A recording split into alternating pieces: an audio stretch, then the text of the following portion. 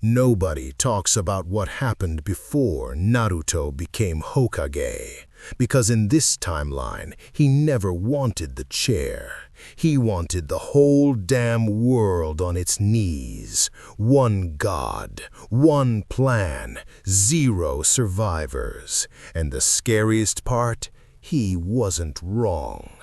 Let's fucking go. There is a moment, just before a god reveals himself to the world, when the air changes. It is not a sound. It is not a smell. It is a weight, an invisible, suffocating gravity that presses down on everything within 100 meters and tells every living creature in range, on a level deeper than instinct, deeper than survival, deeper than the oldest parts of their animal brains, that something fundamentally wrong has just woken up. Birds stop singing. Dogs flatten themselves against the ground.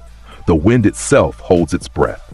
On October 10th, in the hidden leaf village of Konohagakure, on a cold autumn night, 7 years before this story truly begins, a baby was born, screaming into the world, while a 9-tailed demon fox tore through the village walls like tissue paper, and the 4th Hokage gave his life to seal the beast inside his newborn son. The village mourned the 4th. They buried their dead. They rebuilt their homes. And they looked at the baby, the vessel, the container, the living prison for the thing that had murdered their families. And they hated him with every broken piece of their shattered hearts. They called him Naruto Uzumaki. They called him demon. They called him monster, abomination, curse, plague, the fox brat, the thing that should have died instead of the 4th. They had no idea what they were actually looking at. Because the soul inside that boy, the consciousness that opened its gray eyes for the first time in a hospital crib, while nurses refused to hold him and doctors checked his vitals from across the room, was not the soul of an innocent child. It was not the remnant of a fox demon. It was not anything that belonged in this world at all. It was the soul of a god who had once worn the body of a Saiyan warrior, who had wielded divine ki with the grace of a surgeon and the fury of an apocalypse, who had looked upon an entire universe of mortals and found them so fundamentally, irredeemably flawed that the only merciful act remaining was their total annihilation. A god who had been defeated, not by mortals, never truly by mortals, but by the intervention of an even greater divine power that had erased him from the timeline of one universe, and in doing so, had sent his consciousness spiraling through the void between realities until it found a new vessel, a new body, a new world full of the same crawling, self-destructive, endlessly disappointing creatures he had tried to cleanse before. Zamasu, the fallen Supreme Kai apprentice who had stolen the body of Son Goku and become something far more dangerous than either of them had ever been alone, Goku Black, and now Naruto Uzumaki. The memories did not come all at once. For the first few years, the boy simply existed, quiet where other children were loud, still where they fidgeted, watching the world around him with gray eyes that carried an unsettling depth that made adults look away without understanding why. He did not cry when the orphanage staff forgot to feed him. He did not flinch when children threw rocks. He sat in corners of empty rooms and stared at his own hands, as though trying to remember what they were supposed to be capable of. And sometimes a faint, rose-colored light would flicker around his fingertips before fading back into nothing. The 3rd Hokage visited him occasionally. The old man would sit across from the boy with his pipe and his kind eyes and his genuine, heartfelt concern, and he would ask Naruto how he was doing, if he was eating enough, if the other children were treating him well. Naruto would look at the old man, this mortal leader of a mortal village, draped in robes and hat, and the exhausted weight of a job he had taken back because his successor had died. And something behind those gray eyes would flicker with an emotion that looked almost like pity. He never answered the questions honestly. He said he was fine. He said the food was good. He said the other children were kind. The 3rd would leave feeling reassured, and Naruto would return to staring at his hands, and the rose-colored light would flicker a little brighter each time. Everything changed the night of his 7th birthday. The mob found him in an alley behind the market district, 3 blocks from the apartment the 3rd had finally arranged for him after the orphanage kicked him out. There were 9 of them, civilians mostly.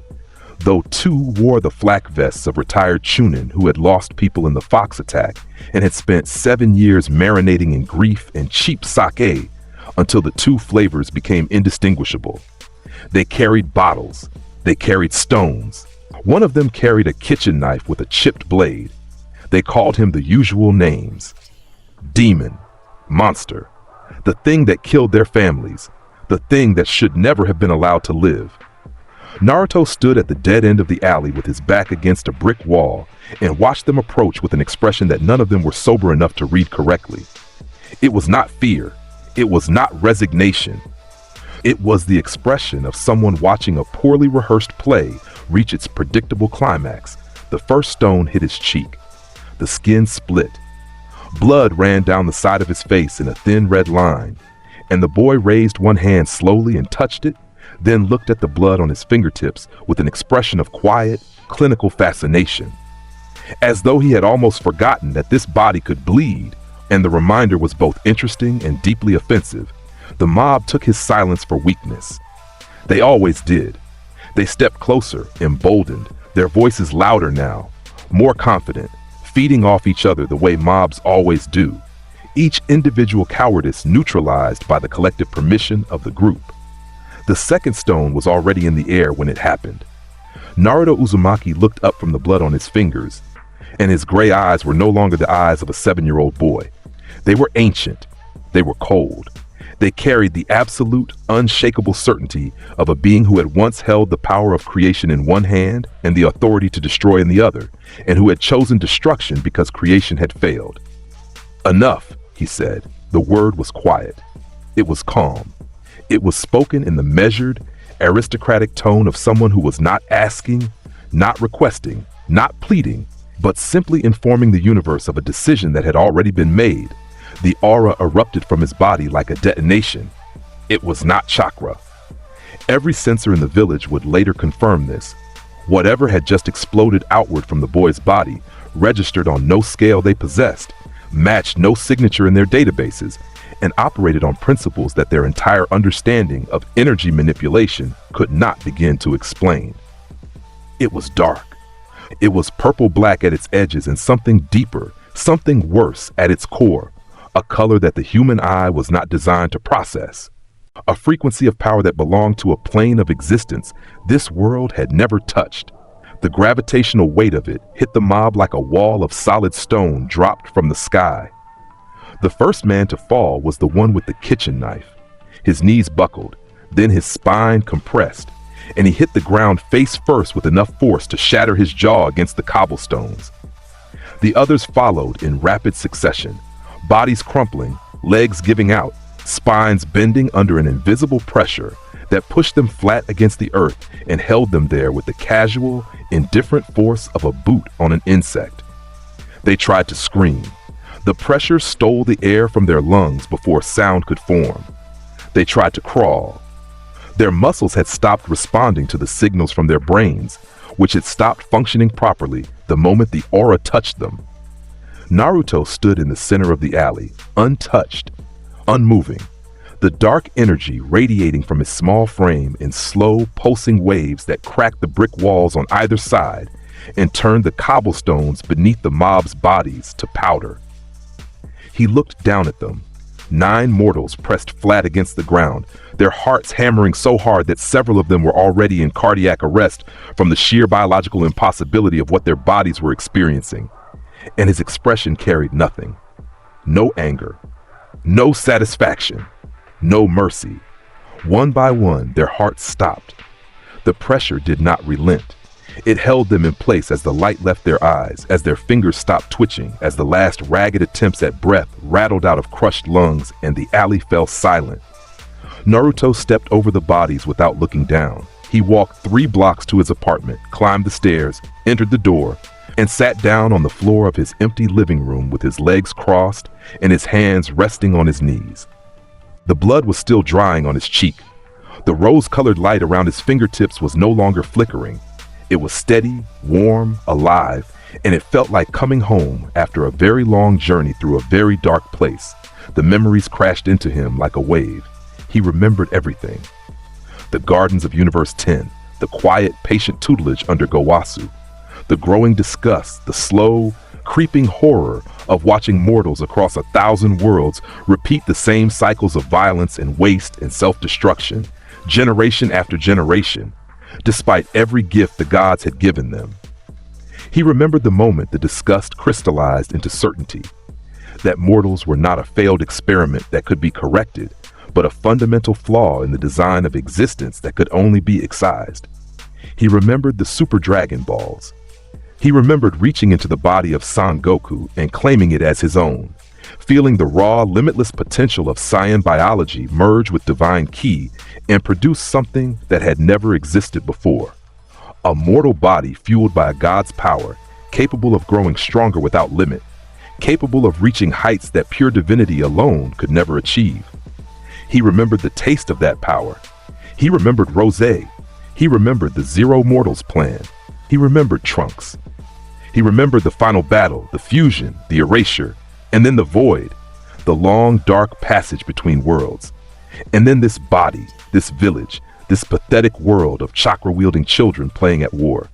Naruto Uzumaki opened his eyes in his apartment, and his gray irises carried the full weight of a god's consciousness, fully awakened, fully aware, and deeply, profoundly disgusted by everything he could sense in every direction. This world was worse than Universe 7. In Universe 7, the mortals at least had the decency to confine most of their violence to petty territorial disputes and the occasional planetary tyrant. Here, in this shinobi world, they had built an entire civilization, economy, culture, governance, identity, around the systematic weaponization of children. They took kids from their families at age 6, taught them to kill by age 12, and sent them into meat grinders they called missions, where the survival rate was a statistic that village councils reviewed quarterly over tea. They called it duty. They called it the will of fire. They dressed it up in philosophy and tradition and the proud legacy of their founders, and underneath all of it was the same thing it always was: mortals destroying themselves and everything around them because destruction was the only language they had ever truly mastered. The shinobi world did not need reform. It did not need a hero. It did not need a Hokage with a bright smile and a dream and the naive, childish belief that if you just punched hard enough and believed hard enough, everyone would eventually come around to being decent. It needed to be cleansed, and this time there would be no Trunks, no Zeno, no divine intervention to save the mortals from the justice they had earned. Naruto smiled in his dark apartment, and it was the smile of Goku Black, calm, beautiful, and absolutely devoid of mercy. Inside the seal, something enormous shifted. Naruto felt the pull immediately, the ancient seal matrix activating, dragging his consciousness inward to the mental space where the nine-tailed fox had been imprisoned since the night of his birth. He did not resist. He closed his eyes and let the transition happen, curious in the detached way of a scientist examining a particularly unimpressive specimen. The mindscape was exactly what he expected: a vast, dark sewer system of dripping pipes and ankle-deep water, designed by the fourth Hokage's seal work to represent the boundary between Naruto's consciousness and the beast's prison. At the far end of the enormous chamber, behind bars the size of redwood trees, two massive red eyes opened in the darkness, and a voice like grinding boulders shook the walls. So the kid finally comes to visit. The nine-tailed fox, Kurama, though the beast had not shared that name with anyone in centuries, pressed his enormous face against the bars of the cage, his lips peeled back over fangs the size of buildings, his 9 tails thrashing behind him with enough force to generate hurricane winds that whipped through the mindscape and sent the ankle-deep water churning. I felt what you did out there, boy. That power, that was not chakra. That was not anything I have ever sensed in 1,000 years of existence. And I have sensed everything worth sensing in this miserable world. Kurama's killing intent flooded the chamber, a tidal wave of malice and concentrated hatred that had broken the sanity of every Jinchuriki the beast had been sealed inside for generations. Men and women who had trained their entire lives to withstand mental assault had crumbled under this pressure. Kage-level shinobi had gone catatonic. The killing intent of the nine-tailed fox was not merely psychological. It was an existential assault, a fundamental challenge to the target's right to exist, delivered with the full weight of a creature that was, by any mortal standard, a living natural disaster. Naruto stood in the ankle-deep water, his hands at his sides, his gray eyes fixed on the enormous red ones behind the bars, and he felt the kin intent wash over him like a warm breeze on a summer afternoon. It was, by every meaningful measure, adorable. "You have been sealed inside a god," Naruto said, and his voice carried through the chamber with perfect clarity, despite the howling wind from the thrashing tails and the oppressive weight of the killing intent that surrounded him like a living thing. "And you bark at me as though you are anything more than a collection of mortal chakra wearing the shape of an animal. The arrogance of beasts in this world is extraordinary." Kurama's eyes widened. Then they narrowed and the killing intent doubled. A focused, directed blast aimed squarely at the small figure standing in the water. "You dare speak to me that way? You insignificant." Naruto raised his right hand. A blade of light ignited from his palm, pink, radiant, humming with an energy that made the entire mindscape shudder. It was beautiful in the way that extinction events are beautiful, overwhelming, absolute, and carrying the unmistakable promise that nothing it touched would survive the experience.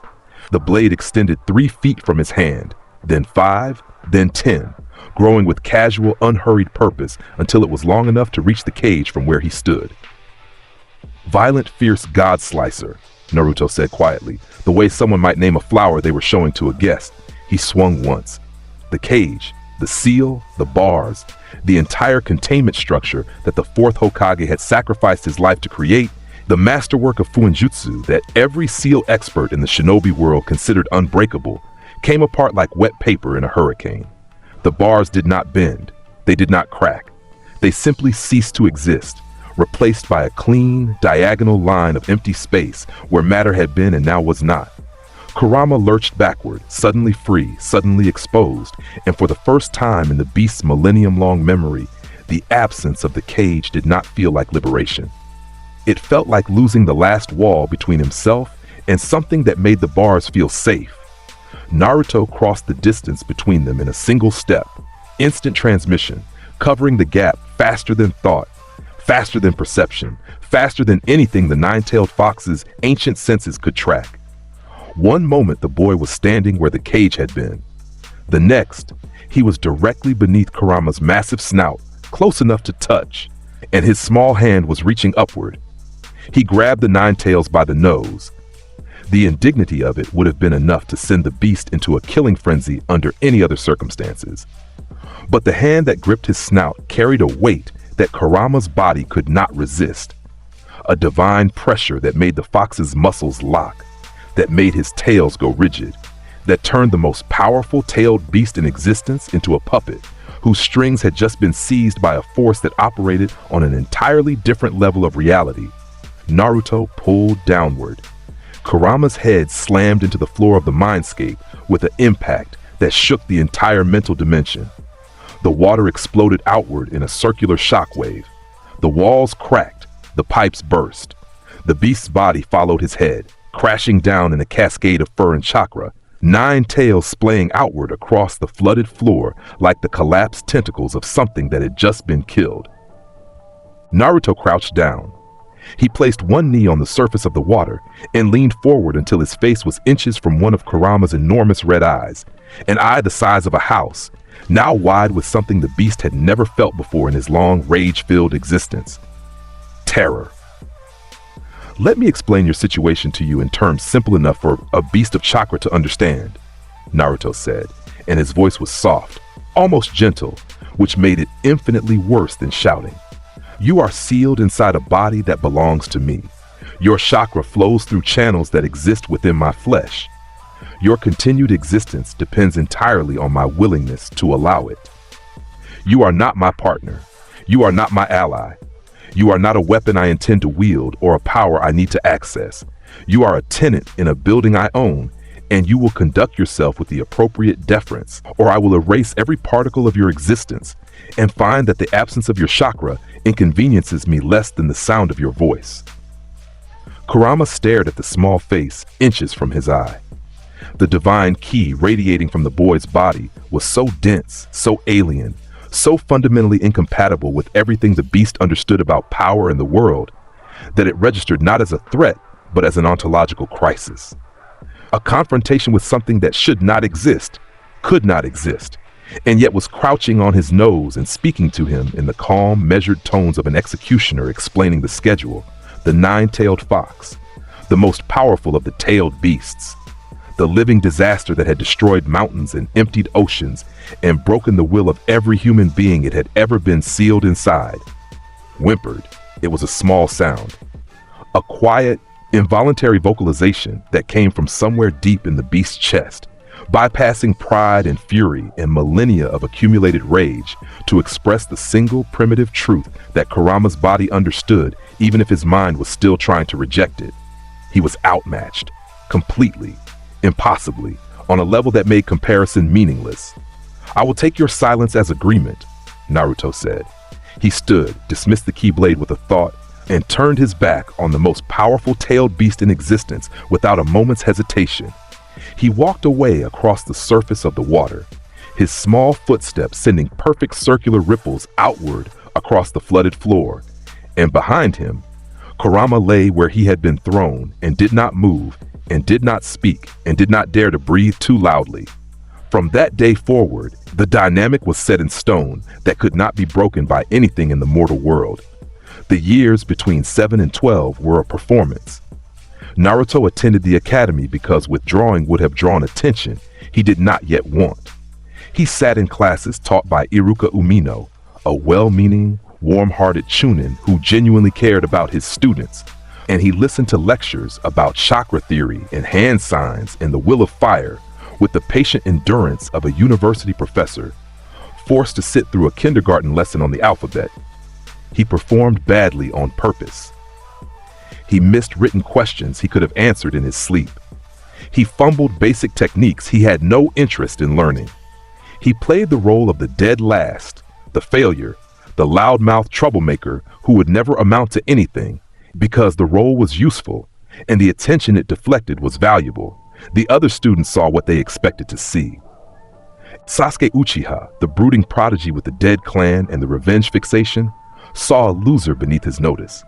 Sakura Haruno, the civilian-born girl with the photographic memory and the debilitating crush, saw an annoyance.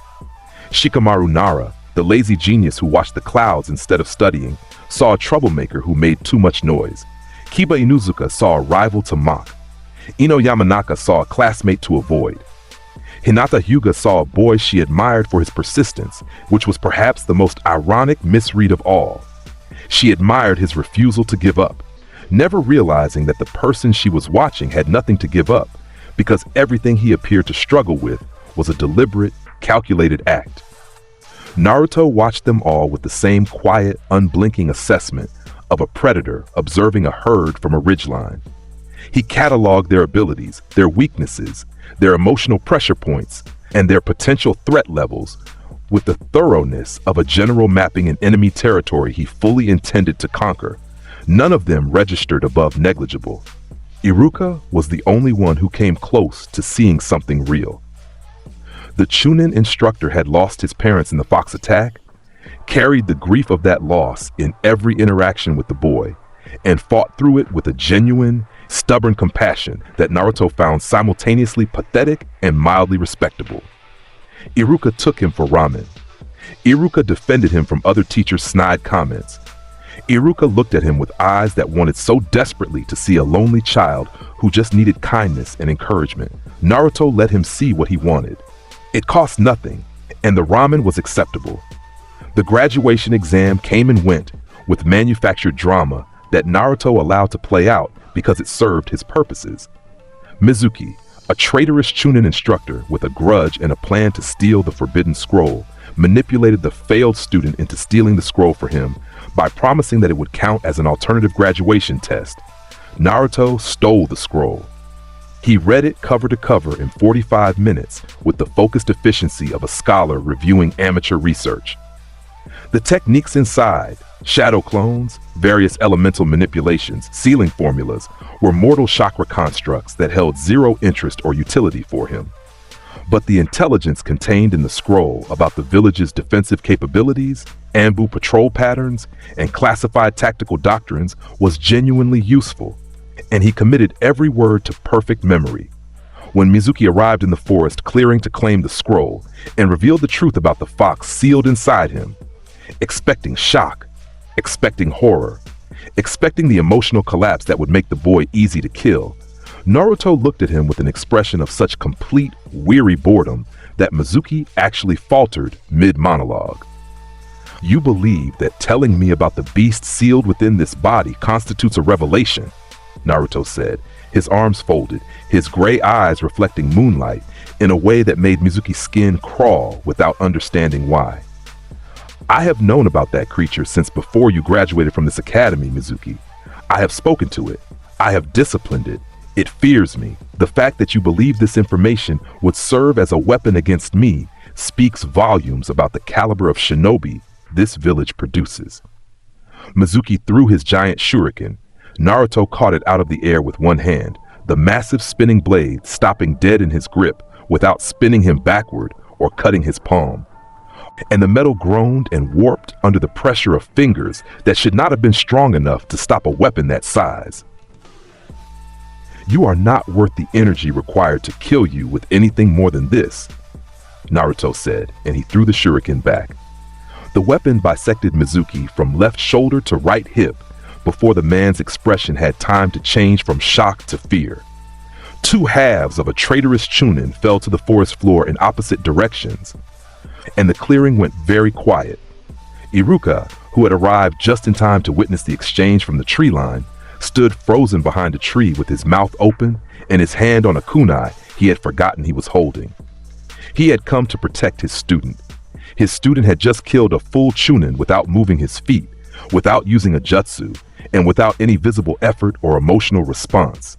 The boy turned to look at Iruka, and for a single, terrible moment, the Chunin instructor saw something behind those gray eyes that had nothing to do with a 12-year-old child, something vast and cold and ancient that looked at him the way a mountain looks at the rain. Then Naruto smiled. "Iruka-sensei, I believe this means I pass." Iruka, operating on autopilot, numbly handed over a headband. His hands were shaking, though he could not have explained why. Team assignments came 1 week later. Naruto was placed on Team 7 with Sasuke Uchiha and Sakura Haruno under the leadership of Kakashi Hatake, the copy ninja, the man who had mastered 1,000 jutsu, the student of the 4th Hokage, the wielder of the Sharingan, a legend in the shinobi world who had earned his reputation through decades of elite-level combat and tactical brilliance. Kakashi arrived 3 hours late to their first meeting, offered a lazy excuse about a black cat, and had them introduce themselves on the academy rooftop. Sakura talked about Sasuke. Sasuke talked about killing his brother. Naruto, when his turn came, looked at Kakashi with an expression that a more perceptive man would have found deeply unsettling. "My name is Naruto Uzumaki," he said, in a tone that made the introduction sound like a formality he was performing for the benefit of lesser beings. "My ambitions exceed anything you are capable of understanding. My abilities exceed anything you are capable of measuring. I have been placed on this team by a system designed by mortals to process mortals, and I will endure the arrangement until it ceases to be useful." Kakashi's visible eye blinked slowly. Sakura stared. Sasuke scoffed, assuming it was bluster from the class dead last. "That's quite the introduction," Kakashi said, with the mild amusement of a man who had heard a lot of tough talk from a lot of fresh genin. "We'll see if you can back it up tomorrow. Training ground 7, 6 a.m., the bell test." He disappeared in a swirl of leaves. Naruto sat on the rooftop railing, looking out over the village of Konoha, and the expression on his face was the expression of a lion that has just been told it must learn to hunt alongside house cats. The next morning was cool and gray. Training ground 7, stretched out in a wide clearing ringed by trees, with 3 wooden posts at its center and a memorial stone at its edge. Kakashi stood in the middle of the field with his hands in his pockets and 2 silver bells hanging from his belt loop, and he delivered the standard speech, the one about teamwork, about the importance of coming at him with killing intent, about the reality that 2/3 of graduating genin would be sent back to the academy if they could not demonstrate the ability to work together. Sakura listened earnestly. Sasuke listened with focused intensity, already planning his approach. Naruto listened with the visible patience of someone enduring a speech at a function they were obligated to attend. "The exercise begins now," Kakashi said. Sakura dove for the tree line. Sasuke flanked right, positioning for a tactical approach. Standard Genin responses. Predictable, cautious, intelligent within the framework of their limited experience. Naruto did not move. Kakashi raised an eyebrow. "Not going to hide?" "Hiding implies that I believe you represent a threat I need to avoid," Naruto said, standing in the open field with his arms at his sides, his gray eyes locked on Kakashi's one visible eye. Teamwork is a pathetic crutch invented by weak mortals to compensate for their individual inadequacy. You preach cooperation because you have never encountered a being that renders cooperation irrelevant. Allow me to correct that gap in your education. Kakashi's eyebrow climbed higher, and behind his mask, a small smile formed. He'd heard arrogance before. Every generation had at least one genin who thought they were special. This was the part where he knocked them down gently and taught them the lesson they actually needed. He moved. Kakashi Hatake at combat speed was a thing of lethal beauty. He closed the distance in a heartbeat, hand reaching for the boy's collar, his movement economical, precise, containing decades of elite muscle memory. He was not going all out. This was a genin test, but even his reduced speed was faster than most chunin could track. Naruto vanished. There was no blur, no afterimage, no body flicker trail. He was standing in the field, and then the space where he had been standing was empty, and Kakashi's hand closed on air, and the copy ninja's brain, the brain that had processed thousands of combat encounters, that had filed and cataloged every movement technique known to the shinobi world, stuttered. Because his Sharingan was open, Kakashi had lifted his headband the moment the boy started talking, because something in that voice, something in those gray eyes, had triggered an instinct that had kept him alive through 2 decades of A-rank and S-rank missions. The Sharingan, the eye that could read muscle tension, predict movement, track objects moving at speeds invisible to the normal human eye, copy any technique it observed, had been active and focused directly on Naruto when the boy disappeared. It saw nothing. No buildup of chakra, no activation of a technique, no movement at all. The boy was there, and then the boy was not there. And the Sharingan, the most sophisticated analytical combat tool in the entire shinobi world, had no data to process, no information to report, and no explanation to offer. Kakashi felt it before he processed it. A presence directly behind him, close enough that warm breath touched the back of his neck. "You moved your hand to the left when you reached for me," Naruto's voice said from directly behind him, calm and conversational. "Your weight shifted to your right foot. Your Sharingan was tracking my position at the time of my departure, and I can see from the way your body just tensed that it failed to register my movement. That must be disorienting for you. A tool you have relied upon for your entire career suddenly rendered completely obsolete." Kakashi spun, combat reflex, instant, violent, his hand already forming into a strike aimed at the boy's temple. Fast enough to tag most jonin, the kind of reflexive counterattack that had ended fights before opponents knew they'd started. He spun into the pink blade. The violent, fierce god slicer ignited in Naruto's right hand at the exact moment Kakashi turned. A blade of condensed divine ki that glowed with a light that had no place in this world, pink and radiant, and humming with a frequency that made the copy ninja's Sharingan ache as it tried and failed to analyze the energy composition. The blade punched through Kakashi's left shoulder just below the collarbone.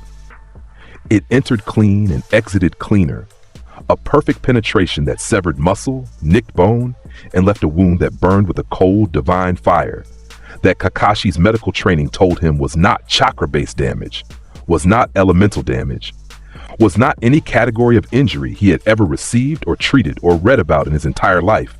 Kakashi dropped to one knee, blood soaked through his flak vest in a spreading circle of dark red. His left arm went dead, not numb, dead, completely unresponsive, hanging at his side like a piece of meat attached to his body by accident. The pain was extraordinary, Not because the wound was large, but because the energy the blade had left behind was still active inside the wound, still burning, still radiating a pressure that his body had absolutely no idea how to heal or expel. He looked up at the boy standing over him. Naruto had dismissed the ki blade. His right hand was at his side, clean, no blood on his fingers. The blade had cauterized on entry and exit. His gray eyes looked down at Kakashi with an expression that might have been mistaken for concern by someone who did not look closely.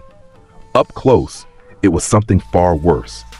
It was the expression of someone who had just proven a point they already knew was true, and who was now waiting for their audience to catch up. "You should be grateful, Kakashi Hatake," Naruto said, and the sound of his own name in the boy's mouth made the copy ninja's blood run cold in a way that the wound in his shoulder had not managed. "You have been touched by divine justice.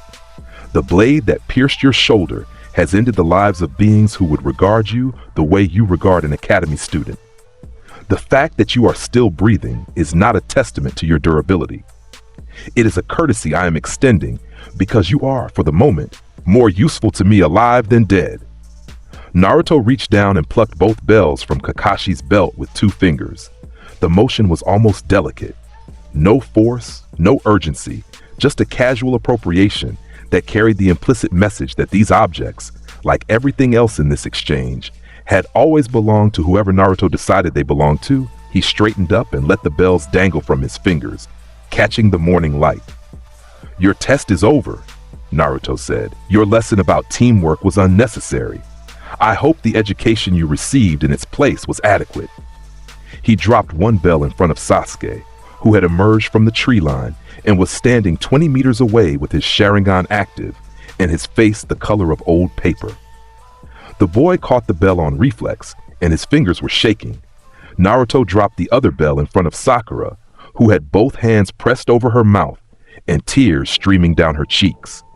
Not from sadness, not from fear in the conventional sense, but from the sheer biological overwhelm of witnessing something her 12-year-old mind had no framework to process.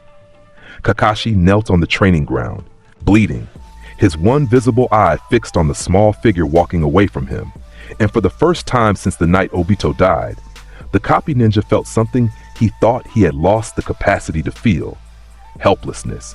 He had trained under the 4th Hokage. He had survived the 3rd Shinobi War.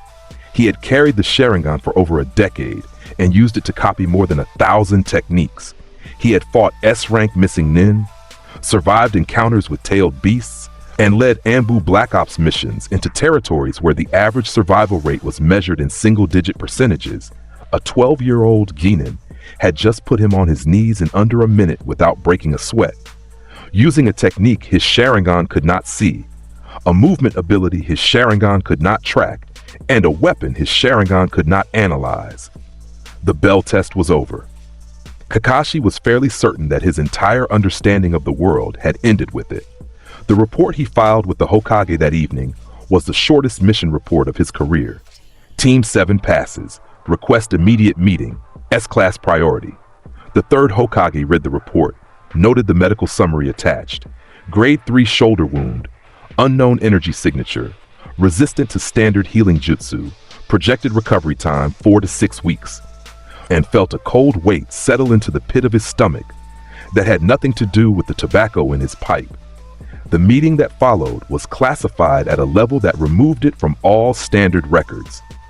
Kakashi stood in the Hokage's office with his arm in a sling and spoke for 45 minutes about what he had witnessed. The 3rd listened without interruption. When Kakashi finished, the old man sat in silence for a long time, the smoke from his pipe curling upward in the lamplight. "Continue as his team leader," the 3rd said finally. "Observe, report, do not confront him, do not restrict him, do not give him any reason to believe we view him as a threat." "Lord 3rd, Kakashi said, his voice carefully controlled. "With respect, he is a threat. He is the most dangerous individual I have ever encountered, including the people in the bingo book. He is 12 years old, and he is already beyond anything I can handle. If he decides to act against the village, then there is nothing you or I or anyone in this village can do to stop him," the 3rd said. and the honesty in his voice was the most frightening thing Kakashi had heard all day. Our only option is to hope that whatever he wants, it aligns with Konoha's survival long enough for us to understand what we are dealing with. It did not. But they would not learn that until it was far too late. The mission to the Land of Waves was, by all standard metrics, a C-rank escort assignment: protect the bridge builder Tazuna, travel to Wave Country, guard him while he finished his bridge, come home. The kind of straightforward, low-risk mission that was perfect for a new genin team finding its rhythm. The Demon Brothers attacked on the road an hour outside Konoha. 2 Chunin-level missing nin from the hidden mist, emerging from a puddle with poisoned chains and coordinated kill strikes aimed at the team leader, Kakashi, whose shoulder was still healing and whose guard was deliberately lowered to test his students' reactions, allowed himself to be captured by the chain attack. Standard protocol for a teacher evaluating his team under live combat conditions. The chains wrapped around him. The Demon Brothers pulled. Kakashi's body came apart in a shower of wood splinters. Substitution jutsu, clean and perfect, executed in the gap between the chain's contact and its contraction. The brothers redirected toward the genin. Sasuke moved to intercept, kunai drawn, Sharingan activated. Sakura moved to shield Tazuna. Standard responses, trained reactions. Exactly what the academy had prepared them for. Naruto raised one hand, palm open, fingers spread. Fierce God Strike. 2 invisible projectiles of compressed divine ki, each one small enough to fit in a fist, each one carrying enough destructive force to punch through a reinforced concrete wall, launched from his palm and struck the Demon Brothers' center mass. The impacts were not explosions, they were erasures. The 2 missing 9 went from living human beings to red vapor in the space between one heartbeat and the next, their chains and gauntlets and headbands clattering to the empty road with nothing left to hold them. Kakashi, emerging from behind the tree where he'd substituted, stared at the red mist settling onto the dirt road and said nothing for a very long time. "The road is clear," Naruto said, lowering his hand and turning to Tazuna with the same pleasant, composed expression he might have worn while discussing the weather. "We should continue. Your bridge will not build itself, and I find traveling with mortals tedious enough without unnecessary delays."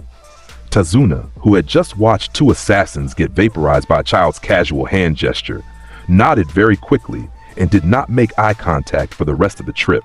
The real test came on the bridge.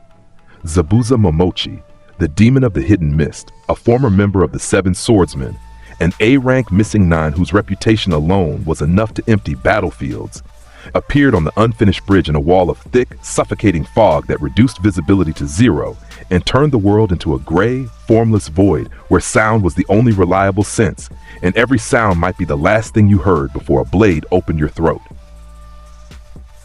Hidden Mist Jutsu. Zabuza's voice echoed from everywhere and nowhere at once.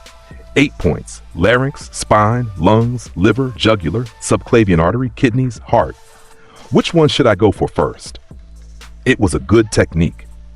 Decades of refinement, perfect control, the signature ability of one of the most dangerous assassins the shinobi world had ever produced. Naruto inhaled slowly through his nose, and the expression on his face shifted from composed indifference to active, visible disgust, the first genuine emotion his teammates had seen him display since the team was formed. "You have polluted this air with your existence," he said, and his voice carried through the mist with the clarity and authority of a church bell ringing across a silent valley. "Allow me to purify it." He flared his ki aura.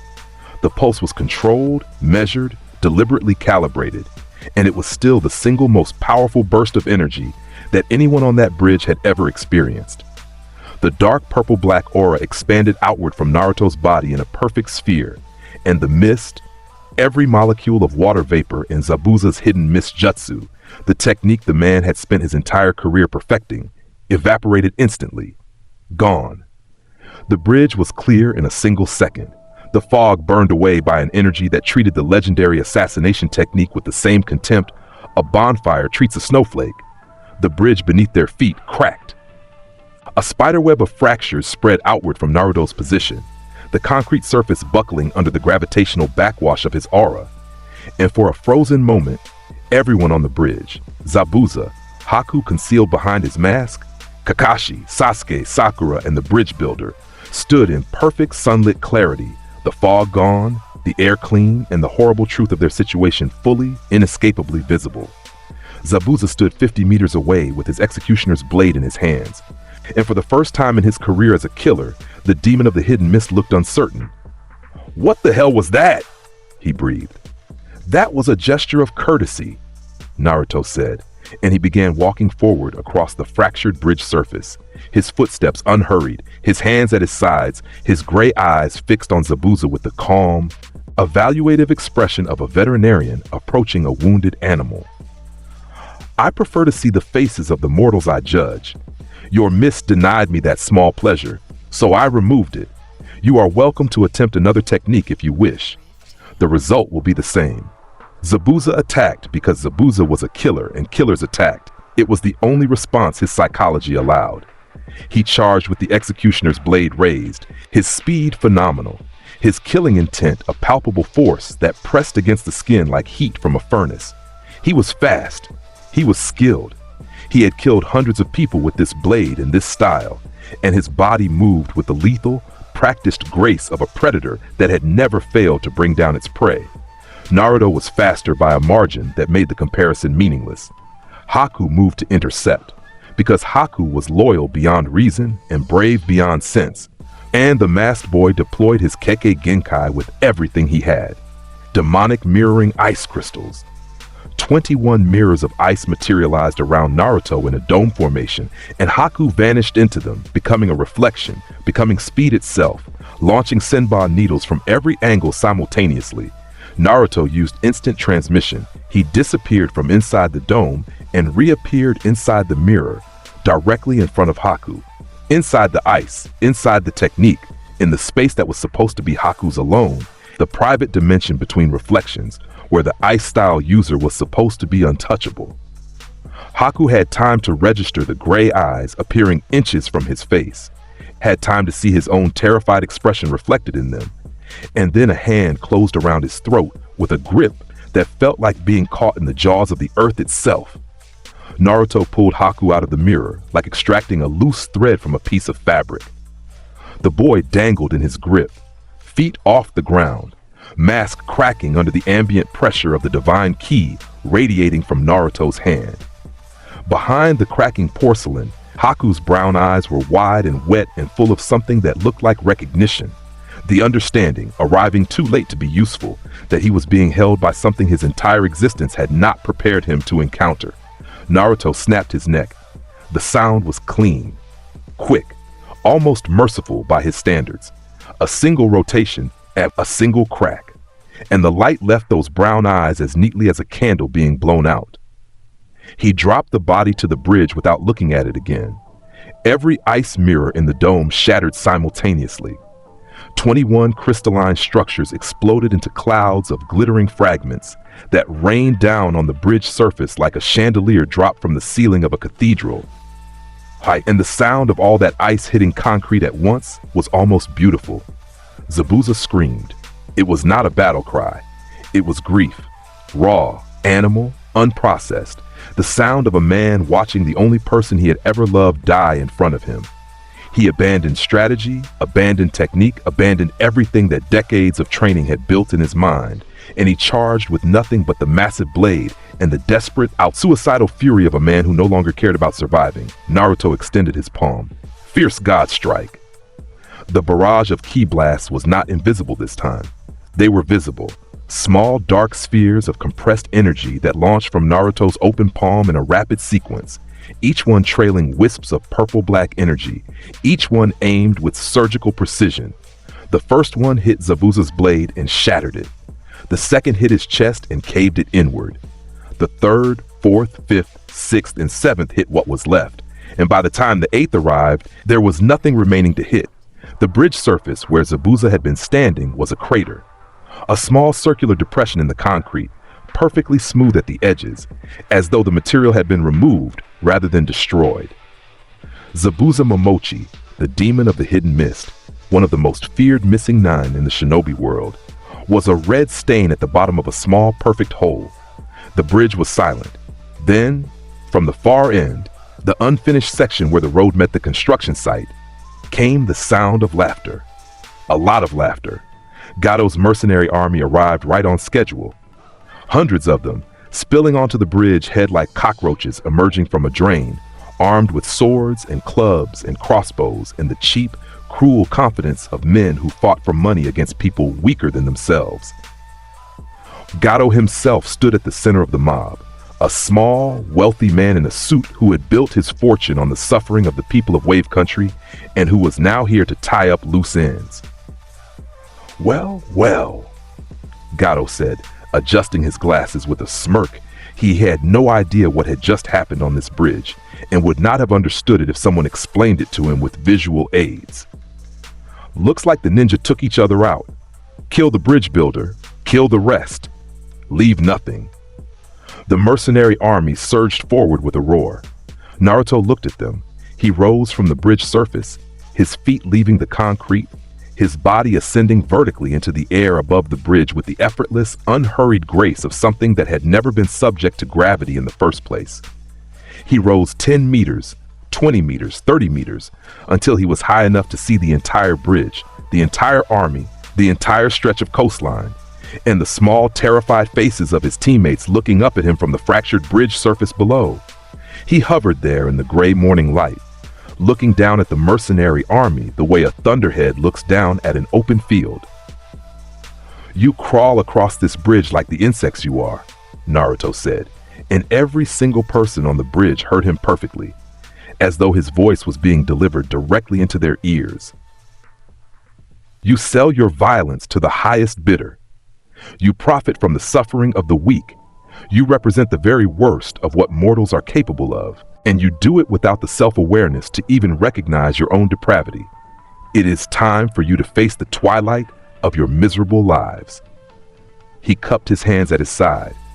Black and purple energy gathered between his palms, a sphere of compressed divine power that grew from the size of a marble to the size of a basketball in the span of a single breath, pulsing with a light that was the opposite of light, an anti-radiance that made the air around it darker rather than brighter, that made the temperature drop, that made every living thing within a half-kilometer radius feel an instinctive, primal urge to run as far and as fast as their legs could carry them.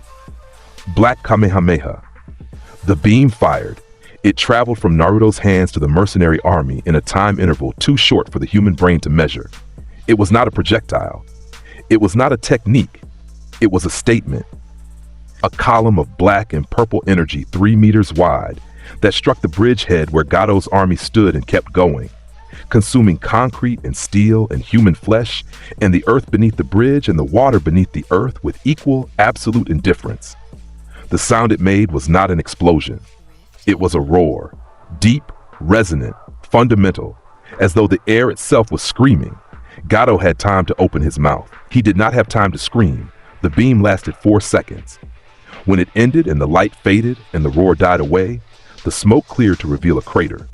A massive, smoking, perfectly circular crater that began where the bridgehead used to be and extended 60 meters inland, carving a half-dome of empty, scorched earth out of the coastline. Gato was gone. His army was gone. The ground they had stood on was gone, replaced by a bowl of glass-smoothed, faintly glowing rock that still radiated heat visible to the naked eye. Hundreds of mercenaries, erased, not defeated, not scattered, not routed, erased as completely and permanently as words wiped from a chalkboard.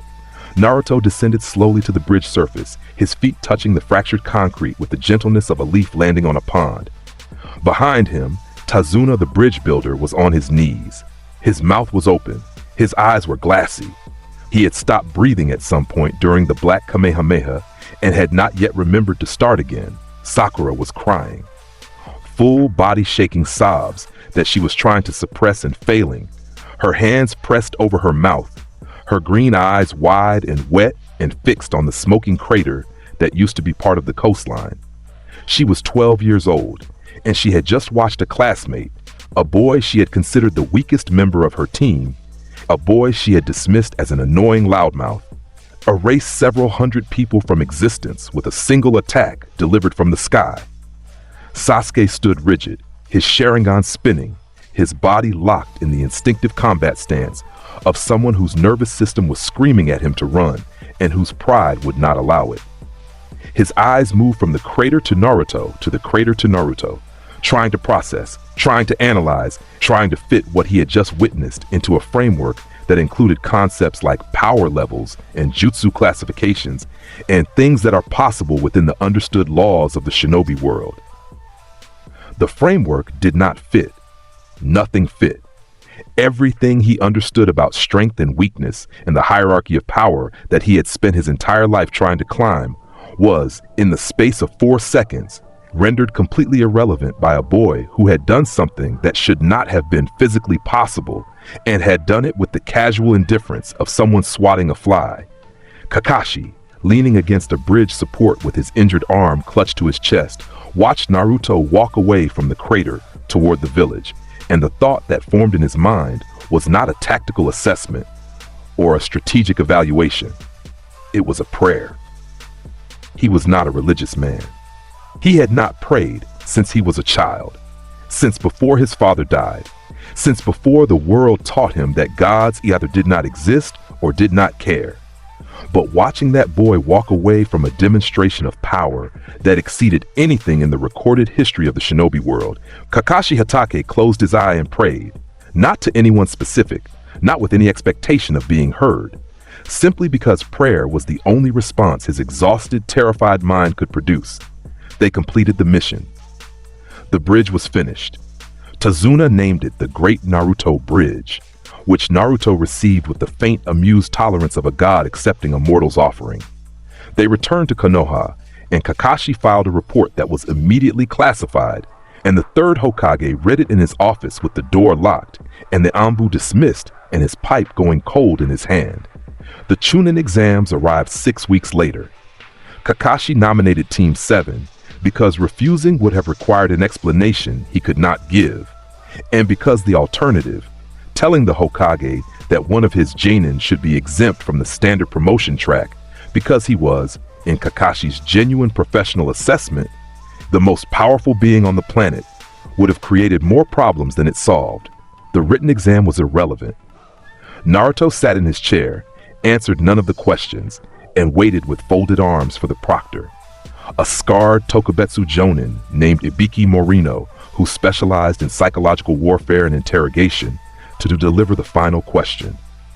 When the intimidation play came and teams started dropping out, Naruto remained seated with the unbothered stillness of someone who had not noticed the attempt. Ibiki looked at the boy who had answered nothing and shown no anxiety and felt something cold touch the base of his spine. The professional instinct of a man who had spent his career reading people telling him that the person sitting in seat 47 was not a frightened genin hiding behind bravado. He was something else entirely. The second exam began in the forest of death under the supervision of Anko Mitarashi, and the true test arrived in the form of a grass ninja with yellow eyes and a smile that was too wide for a human face, Orochimaru of the Sannin. One of the 3 legendary ninja of Konoha, now an S-rank missing nin, a criminal whose experiments had horrified even the wartime leadership of the Hidden Leaf, a man who had abandoned his humanity piece by piece in a centuries-long quest to master every jutsu in existence and achieve the immortality that would allow him to continue his research forever. He revealed himself in the deep forest, shedding his disguise like a snake shedding skin. And his killing intent flooded the area with a tangible, suffocating malice that dropped Sakura to her knees and made Sasuke's hands shake on his kunai. Orochimaru's eyes were fixed on Sasuke, the Uchiha bloodline, the Sharingan, the genetic potential that the snake Sannin wanted to harvest, cultivate, and eventually inhabit. Naruto stepped between them. The motion was unhurried, almost lazy, a single step to the left that placed him directly in Orochimaru's line of approach to Sasuke. He did not adopt a combat stance. He did not flare his aura. He simply stood there, hands at his sides, gray eyes meeting yellow ones, and the killing intent that had immobilized his teammates parted around him like river water around a boulder, present, acknowledged, and completely beneath his concern. Orochimaru of the Sannin, Naruto said, and his tone was the tone of a professor identifying a specimen in a lab. I have read about you in the village records, a mortal so consumed by the fear of death that you have spent decades mutilating yourself, shedding your humanity piece by piece, twisting everything you touch in a desperate, pathetic attempt to cheat the one fate that every mortal deserves. You experiment on children. You wear the bodies of others like clothing. You have reduced yourself to something less than human in pursuit of a goal that a god would have granted or denied in an instant, based solely on whether your existence served a higher purpose. He paused, and the pause carried more weight than most people's speeches. It does not. Orochimaru's yellow eyes studied the boy with the analytical fascination of a scientist encountering a new species. His tongue, grotesquely long, licked his lips. My, the Nine-Tails Jinchuriki. You have an interesting energy about you, boy. Something I have never felt before. Perhaps after I'm done with Sasuke, I will take my time studying you as well. Naruto's expression did not change, but something behind his gray eyes shifted. A glacial movement, like tectonic plates grinding against each other miles beneath the surface, that communicated more menace than any flare of power or killing intent could have achieved. You will not touch the Uchiha, Naruto said. His disposal is my prerogative, and I do not share. Orochimaru laughed, a hissing, wet sound, and decided the conversation was over. He bit his thumb and slammed his palm to the ground. Summoning Jutsu! The earth erupted. Manda, the king of serpents, the boss summon of the snake contract, a creature so massive that its body displaced acres of forest when it emerged, burst from the ground with a roar that shook the trees for a mile in every direction. The serpent towered above the canopy, its purple scales gleaming, its mouth open wide enough to swallow a house, its eyes fixed on the clearing below with predatory intelligence. It was, by mortal standards, one of the most terrifying things a shinobi could face. Naruto looked up at it with the expression of mild inconvenience someone might wear upon discovering that their parking spot had been taken. Violent, fierce God Slicer. The blade ignited in his right hand, pink, radiant, extending from his palm with that impossible hum of divine energy that made the air vibrate and the nearby trees bend away as though recoiling from its presence. In one smooth motion, he swung. The arc of the blade traveled upward and diagonal, covering a distance that should have been physically impossible for a weapon of that size, cutting through the air with a sound like silk being torn by the hand of a giant. The slash crossed the full length of Manda's body, from lower jaw to the tip of the tail, a single, clean, diagonal line drawn through one of the most powerful summoning creatures in the shinobi world. For 1 second, Manda remained whole. The serpent's body held its shape, its momentum still carrying it forward, its brain still sending signals to muscles that no longer existed as a connected system. Then the halves separated, 2 pieces of an enormous snake, each one the size of a building, each one still twitching with residual nerve activity, collapsed into the forest in opposite directions, crushing trees beneath their weight, sending debris and dust and displaced air blasting outward in a shockwave that flattened the underbrush for 100 meters in every direction. Orochimaru's amusement died. The smile left his face the way color leaves a corpse, slowly, then all at once. He stared at the bisected remains of his boss summon, a creature that represented one of the most powerful tools in his arsenal, and something fundamental recalculated behind those yellow eyes. The look that replaced his smile was one that Orochimaru, in his centuries of existence, had very rarely worn: fear. But fear, in a man like Orochimaru, was alloyed with desperation and obsession, and those 2 forces drove him forward where self-preservation should have held him back. He attacked with everything, hidden shadow snake hands launching from his sleeves, a barrage of serpents as thick as a man's torso streaking toward Naruto from multiple angles. Wind style, great breakthrough, a wall of compressed air powerful enough to demolish a stone building. Earth style, mud wall, followed immediately by earth style. Underground shark, the ground itself becoming a weapon as a massive construct of earth surged toward Naruto through the soil, S-rank techniques, multiple elements, decades of accumulated jutsu knowledge deployed in a devastating, layered assault that would have killed most. Naruto moved through them like they were not there. Instant transmission, appearing behind the snake barrage before it reached his previous position. Instant transmission, appearing above the wind wall as it passed beneath him.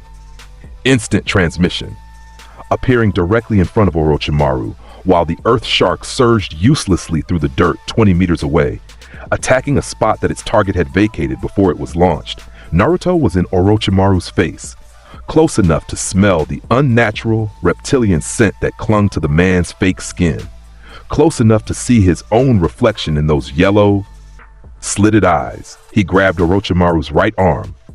The Saiyan tried to pull away, a reflexive animal response, his body understanding what was about to happen before his mind caught up.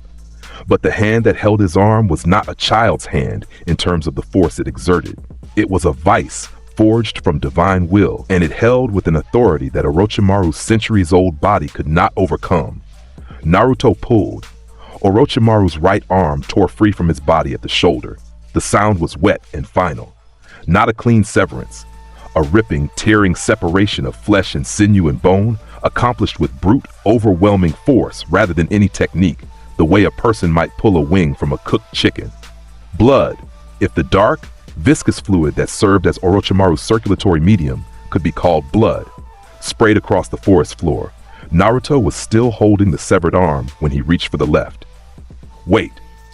Orochimaru began. The left arm tore free with the same wet finality. Orochimaru screamed. It was a sound that Sasuke and Sakura would hear in their nightmares for years, a high, inhuman shriek that contained no dignity, no composure, no trace of the cold, calculating genius who had terrified the shinobi world for decades. It was the sound of a creature in absolute ego-destroying agony, stripped of its most basic physical capabilities by something that should not have existed and could not be bargained with. Naruto dropped both arms to the forest floor and looked at the stumbling, bleeding, armless figure in front of him with an expression of clinical satisfaction. "You wanted immortality," Naruto said, his voice calm, his breathing unchanged, the divine keyblade still humming softly at his side. "I have decided to grant you something more educational. You will live, Orochimaru. You will crawl away from this encounter and spend the rest of your miserable existence knowing that a god held your life in his hands and chose to release it, not out of mercy, but because your suffering serves as a more effective message to this world than your death would." Orochimaru stared at the boy with eyes that had lost their analytical quality and gained something raw and primal and unfamiliar. Then, moving with the desperate, lurching coordination of a snake with its spine half severed, he turned and fled. The greatest scientific mind in the shinobi world, one of the 3 legendary Sannin, an S-rank criminal who had terrorized nations, ran away from a 12-year-old boy who had torn his arms off with his bare hands and delivered a speech while doing it. The sound ninja team that Orochimaru had planted in the exam, Dosu, Kin, and Zaku, arrived 30 minutes later to find Team 7 in a clearing, decorated with the bisected corpse of a giant snake and a large quantity of blood that did not appear to belong to any member of the team. They assessed the situation, made a tactical calculation that factored in their orders from Orochimaru, their confidence in their own abilities, and the haunted expressions on the faces of the 2 teammates flanking the gray-eyed boy in the center. They attacked anyway, because they were loyal to Orochimaru, and loyalty to Orochimaru meant completing the mission regardless of personal risk. Naruto killed all 3 of them in under 6 seconds. 3 fierce god strikes, 3 bodies, 3 lives ended so quickly that the sound of their impacts overlapped into a single, continuous percussion that echoed through the forest like a drum roll played on human flesh. Sasuke watched from behind a tree, his Sharingan active, his body trembling. And the emotion that filled his chest was not gratitude for being protected, and it was not admiration for his teammates' strength. It was something far more dangerous and far more corrosive. It was envy so intense that it tasted like poison. The preliminary rounds of the Chunin exam took place in a tower at the center of the Forest of Death, and Naruto's match was over before the proctor finished saying, "Begin." His opponent, a genin from the Hidden Rain, whose name was irrelevant because he would never be mentioned again, charged with a kunai and a water-style technique and was met with a single, open-palmed fierce god strike to the center of the chest that launched him backward into the arena wall with enough force to crater the stone and render him unconscious on impact. The watching jonin exchanged glances. The genin in the observation deck went very quiet. Might Guy, standing next to Kakashi, turned to his rival with an expression that was attempting to be his usual enthusiastic self and failing badly. "Kakashi, your student, what is he?" Kakashi, who had been asking himself that same question every day since the bell test, said nothing. The finals arrived 4 weeks later, and with them, the invasion. Orochimaru, armless, humiliated, burning with the specific kind of rage that only a narcissist who has been physically dominated can produce, had allied with the Hidden Sand to launch a combined assault on Konoha during the Chunin exam finals. The plan was elegant in its brutality. The Sand's Jinchuriki, Gaara, would transform into the one-tailed Shukaku inside the village walls and provide the catastrophic distraction necessary for Orochimaru's forces to overwhelm the defenses. The invasion began at noon. The stadium erupted into chaos. Genjutsu rained down on the civilian audience, putting them to sleep. Sand and sound ninja poured over the walls.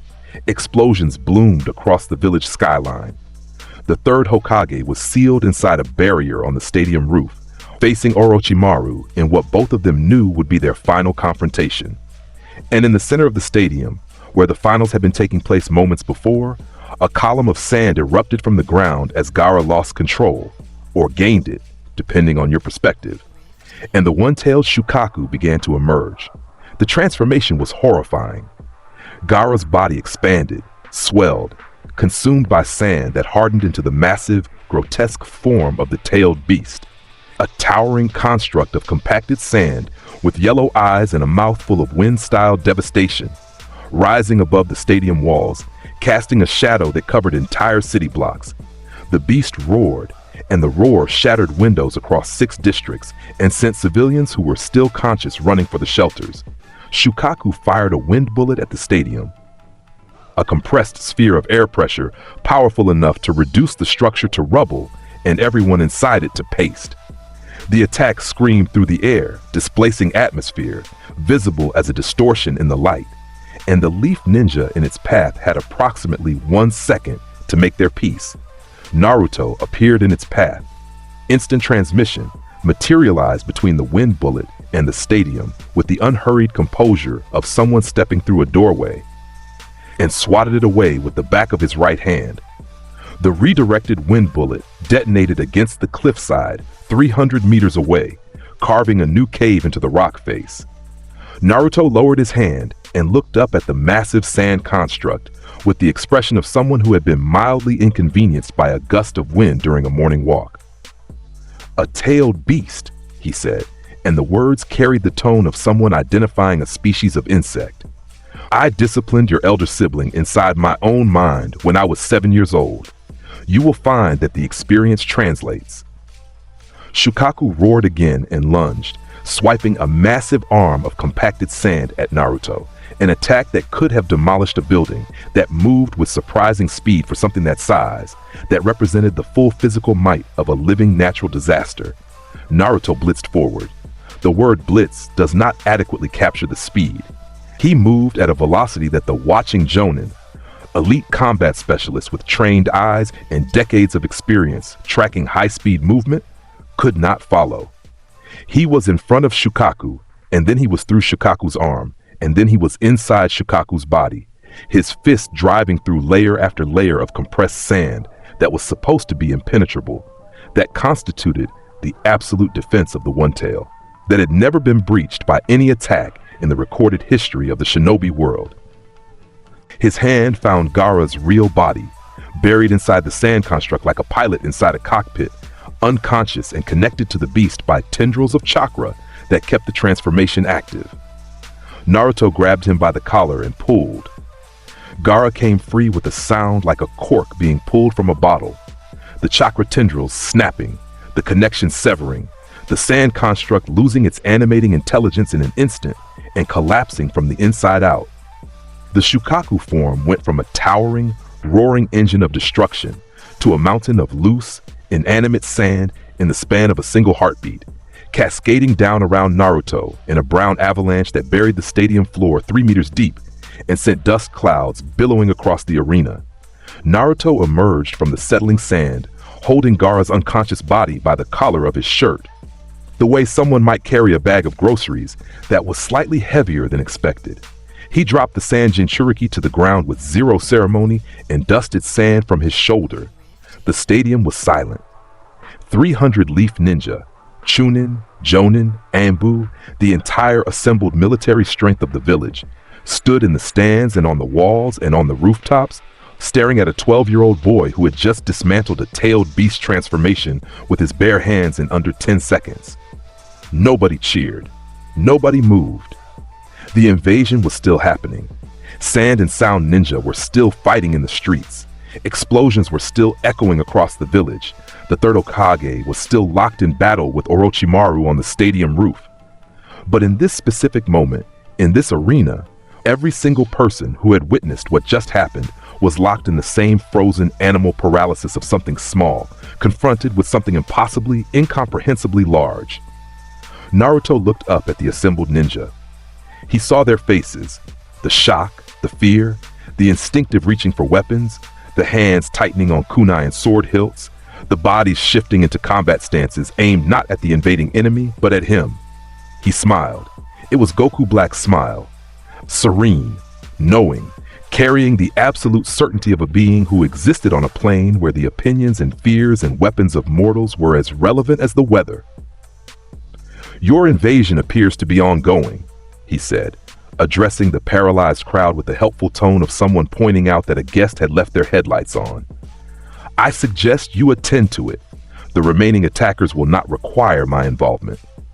He turned and walked away across the sand-buried arena floor, and behind him, the Leaf Ninja came alive again, shaking off the paralysis, remembering the invasion, remembering their training, remembering that there were still enemies to fight. But they remembered the boy first. They would always remember the boy first. The invasion ended. Orochimaru fled, armless, his plan in ruins, his alliance with the Sand dissolved by the catastrophic failure of the Shukaku Gambit. The Sand Village sued for peace, offering reparations and the return of prisoners. Konoha began rebuilding, counting its dead, assessing the damage. The third Hokage survived his encounter with Orochimaru, though barely. The old man's body had sustained injuries that would sideline him for months and necessitate the search for a replacement. A fifth Hokage who could lead the village through the recovery period and the geopolitical upheaval that would follow. But the conversation that mattered most happened in a quiet hospital room, 3 days after the invasion, when the third, bandaged, weakened, propped up on pillows, asked Naruto to visit him. Naruto stood at the foot of the hospital bed and looked at the old man with the same gray, unreadable eyes that the third had been looking into for 12 years without ever truly seeing what was behind them.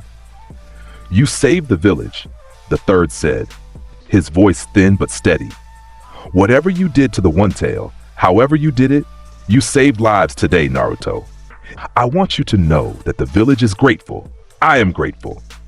Naruto regarded the old man in silence for a long moment. Outside the window, the sound of reconstruction crews filled the afternoon air, hammering, sawing, the calls of workers clearing rubble and raising new beams where buildings had fallen. "You believe I intervened to protect this village," Naruto said. "That is a misunderstanding I will allow to persist because correcting it would serve no productive purpose at this time. Rest, Lord Hokage. You have earned it." He turned to leave. "Naruto," the third called after him, and there was something in his voice, something careful, something probing, the instinct of a leader who had survived decades of political maneuvering and could sense when the ground beneath him was not as solid as it appeared. "What do you want? In all the years I have known you, you have never once told me what you actually want." Naruto paused in the doorway. He did not turn around. "Justice," he said. The word hung in the air long after he was gone, and the third Hokage lay in his hospital bed staring at the ceiling.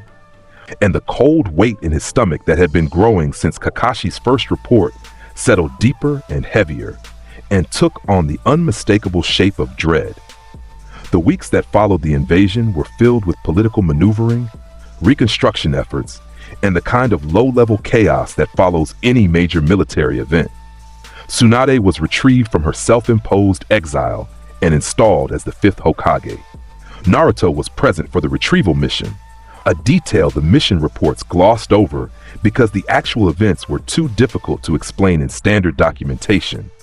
The retrieval of Tsunade involved a confrontation with Orochimaru, again because the Snake Sannin was also seeking the legendary medical ninja, hoping to convince her to heal his arms.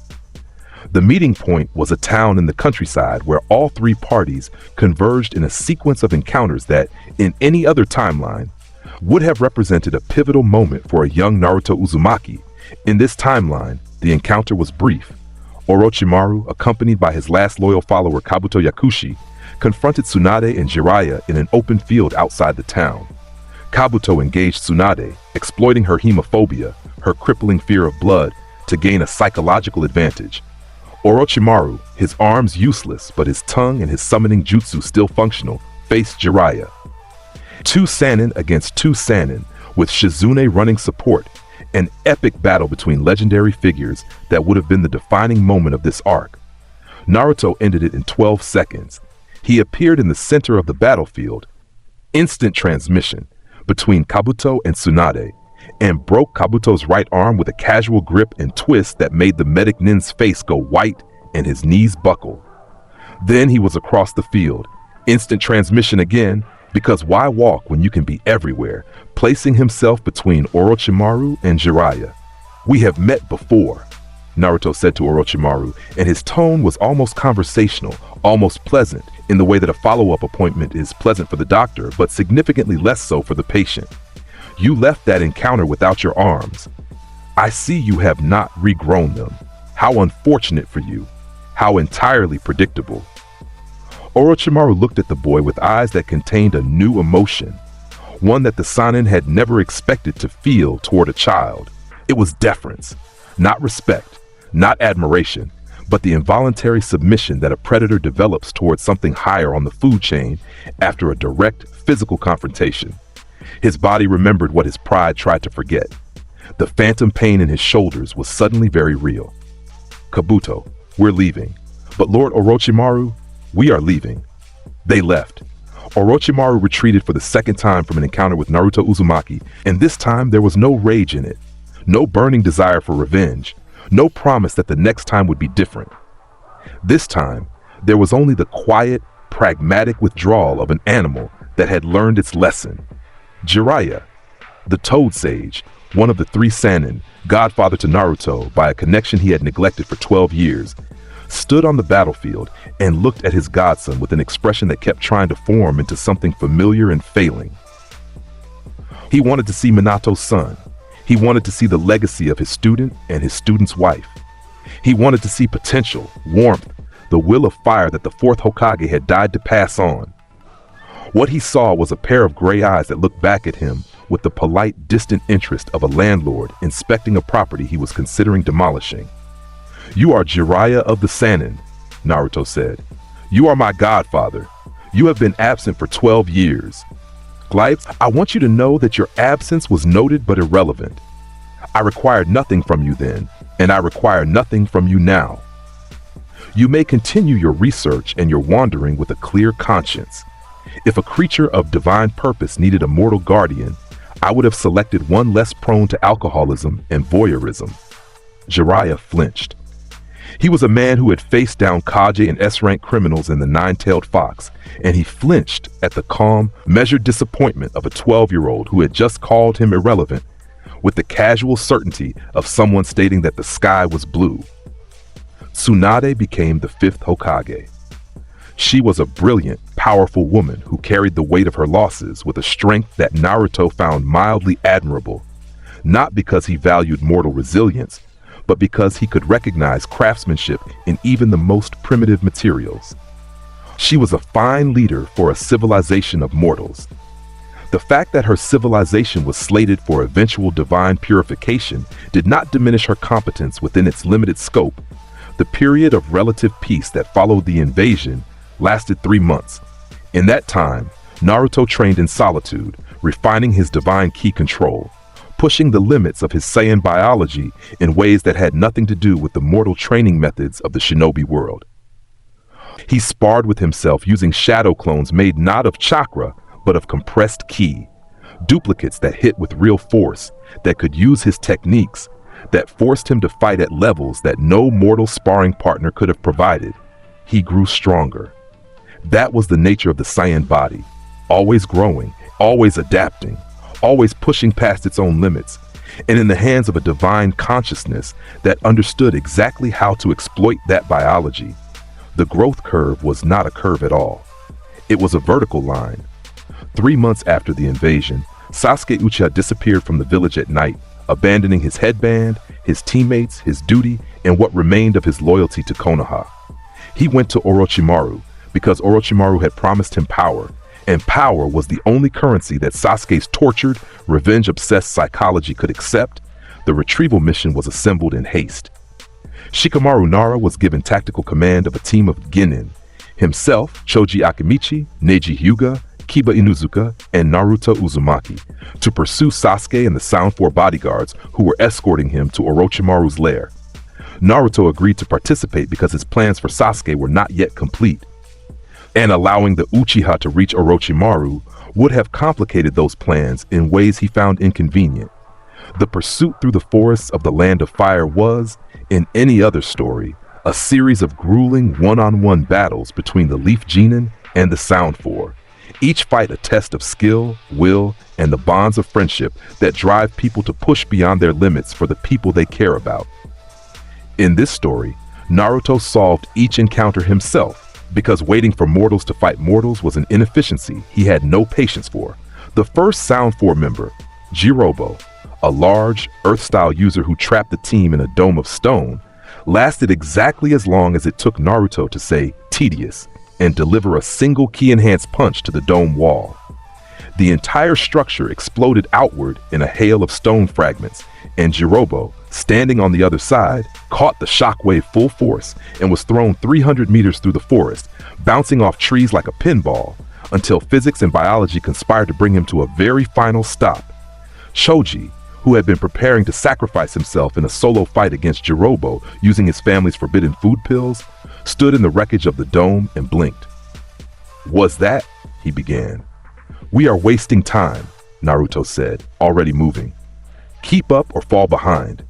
The result will be the same either way." The second member, Kidomaru, a 6-armed spider hybrid who relied on ranged attacks and strategic web spinning from the treetops, managed to launch exactly one arrow before Naruto used instant transmission to appear directly behind him on the branch he was perching on. "Your webs are mortal craftsmanship," Naruto observed, studying the elaborate network of golden threads that Kidomaru had been preparing as a trap. "Fragile, predictable, like everything else your kind creates." He flicked Kidomaru off the branch. The motion was casual, a single finger pressed against the Sound Ninja's forehead and released with just enough Ki-enhanced force to send the man rocketing through the canopy at escape velocity. Trees snapped in his wake. The sound of his passage through the forest was like a string of firecrackers going off in sequence, each one a tree trunk shattering as his body passed through it. Neji, who had activated his Byakugan to track the trajectory, watched Kidomaru's body travel 400 meters before the residual momentum deposited him into the side of a cliff face with a wet, permanent sound. "That is beyond anything the Byakugan can classify," Neji said, his voice carrying the flat, stunned quality of a man whose worldview has just been invalidated. The third member, Sakan and Ukon, the twin parasites who shared a body and could merge with their opponents at a cellular level, attempted to engage in close combat. They were fast, their technique was genuinely terrifying, and their ability to merge with an enemy's body and destroy them from the inside out was the kind of ability that had no conventional counter. Naruto grabbed Sakon by the face. "You merge with other bodies," he said, examining the terrified face between his fingers with clinical interest. "An ability born from mortal desperation, the desire to become something other than what you are. I understand the impulse, though for very different reasons than yours." His hand glowed with pink ki. "But you cannot merge with divine flesh. It would reject you the way a body rejects a poison. He fired a point-blank fierce god strike through his own palm. The blast went through Sakon's head, through Ukon's parasitic body hidden behind it, and through 2 meters of solid rock behind that. What fell from Naruto's hand when he opened it was not worth describing. Kiba, standing 10 meters away with Akamaru whimpering in his jacket, made a sound that was halfway between a gasp and a retch. "Dude," Kiba said. "Move," Naruto said. The 4th member, Tayuya, a foul-mouthed genjutsu specialist who fought with a flute and 3 summoned demons, set up her technique from a ridgeline above the forest path, weaving an illusion designed to trap the entire team in a mental prison of fear and paralysis. Genjutsu operated on chakra. It disrupted the target's chakra flow to create false sensory input that the brain accepted as reality. It was a sophisticated, elegant technique that required precise control and deep understanding of the human mind. Naruto did not use chakra. His mind operated on God Ki. The genjutsu hit him and slid off like water off polished stone, finding nothing to grip, nothing to disrupt, nothing in his system that operated on the frequency it was designed to interfere with. He looked up at the ridgeline where Tayuya sat playing her flute, and he raised one hand. Divine lasso. Spikes of rose-pink energy erupted from his palm, 5 of them, thin and precise and moving faster than the eye could track. They impaled Tayuya's 3 summoned demons through their cores, dissipating them instantly, and the remaining 2 pinned Tayuya herself to the rock face behind her, 1 through each shoulder, her flute falling from paralyzed fingers to the forest floor below. Naruto appeared in front of her. Instant transmission, always instant transmission, because distance was a concept that applied to mortals, and he was not one. And he looked at her with an expression that carried a very faint, very brief flicker of something that might have been respect. "You fight with music," he said. "There is an artistry to that which your companions lacked entirely. It does not save you, but I acknowledge it." He pulled the lasso spikes from her shoulders and let her drop. She hit the ground, bleeding, unconscious, alive.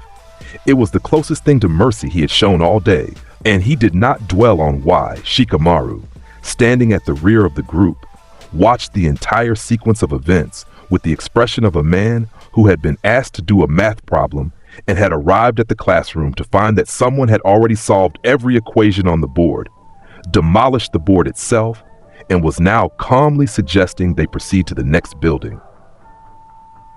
"This is the most troublesome mission I have ever been on," he said to nobody in particular, "and I haven't done a single thing." The 5th member of the escort, Kimimaro Kaguya, the last survivor of the Kaguya clan, a bone-wielding warrior of extraordinary talent who served as Orochimaru's most devoted and powerful follower, confronted them in a field of bones outside the Valley of the End. Kimimaro was dying. His disease had eaten through his body, consuming him from the inside, and every moment he spent fighting was a moment stolen from a clock that was already at 0. He fought because loyalty demanded it. He fought because Orochimaru had given his life purpose, and protecting Sasuke's journey to Orochimaru was the last act of service he could perform. He was, in his own tragic, limited way, magnificent. His bones erupted from his body in a forest of lethal spikes. The dance of the seedling fern, his most powerful technique, turning the entire battlefield into a killing ground of jagged, calcium-dense spears that shot from the earth in every direction. The field became a maze of death that would have impaled any normal person 100 times over. Naruto walked through it. The bones that reached for him shattered on contact with his aura, the divine ki surrounding his body reducing them to powder before they touched his skin. He walked through the forest of bone spikes like a man walking through a field of wheat, the lethal constructs parting and breaking around him, and Kimimaro, standing at the center of his ultimate technique, watching it fail completely for the first time in his life, coughed blood and sank to his knees. Naruto stopped in front of him. "You are dying," Naruto said, and there was no cruelty in his voice, and no kindness either. It was observation, clinical, divine, detached. Your body has consumed itself in service to a man who sees you as a tool. Your loyalty is wasted on someone who would discard you the moment you cease to be useful. This is the tragedy of mortals. You give everything to causes that deserve nothing, and you call it meaning. Kimimaro looked up at Naruto with eyes that were already glazing, already losing their focus, the disease claiming its final payment. Lord Orochimaru gave me purpose. He gave you a leash, Naruto corrected gently, and you were grateful for it. That is exactly why this world requires my intervention. Kimimaro died kneeling in his field of bones, his body finally surrendering to the disease that had been killing him for years. Naruto stepped past him without ceremony, because the dead did not require his attention, and Sasuke was close. The Valley of the End. Two massive statues flanked the waterfall. Hashirama Senju and Madara Uchiha, the founders of Konoha, carved into the cliffside in eternal opposition, their stone hands forming the seal of confrontation across the divide of rushing water. It was a monument to the defining conflict of this world. Two friends who became enemies, two ideologies that could not coexist, two visions of the future that had clashed so violently that the resulting battle had carved the valley itself from solid rock. Naruto found it fitting. Mortals love their monuments. They carved their failures into stone and called it history, never once considering that the stone, like everything else in their world, would eventually be reduced to dust. Sasuke stood on the head of the Madara statue, waiting. He had changed. The journey with the Sound Four, the cursed seal feeding on his anger and his ambition, had stripped away the last thin layer of civilized restraint that the Academy and Team 7 had laid over his natural disposition.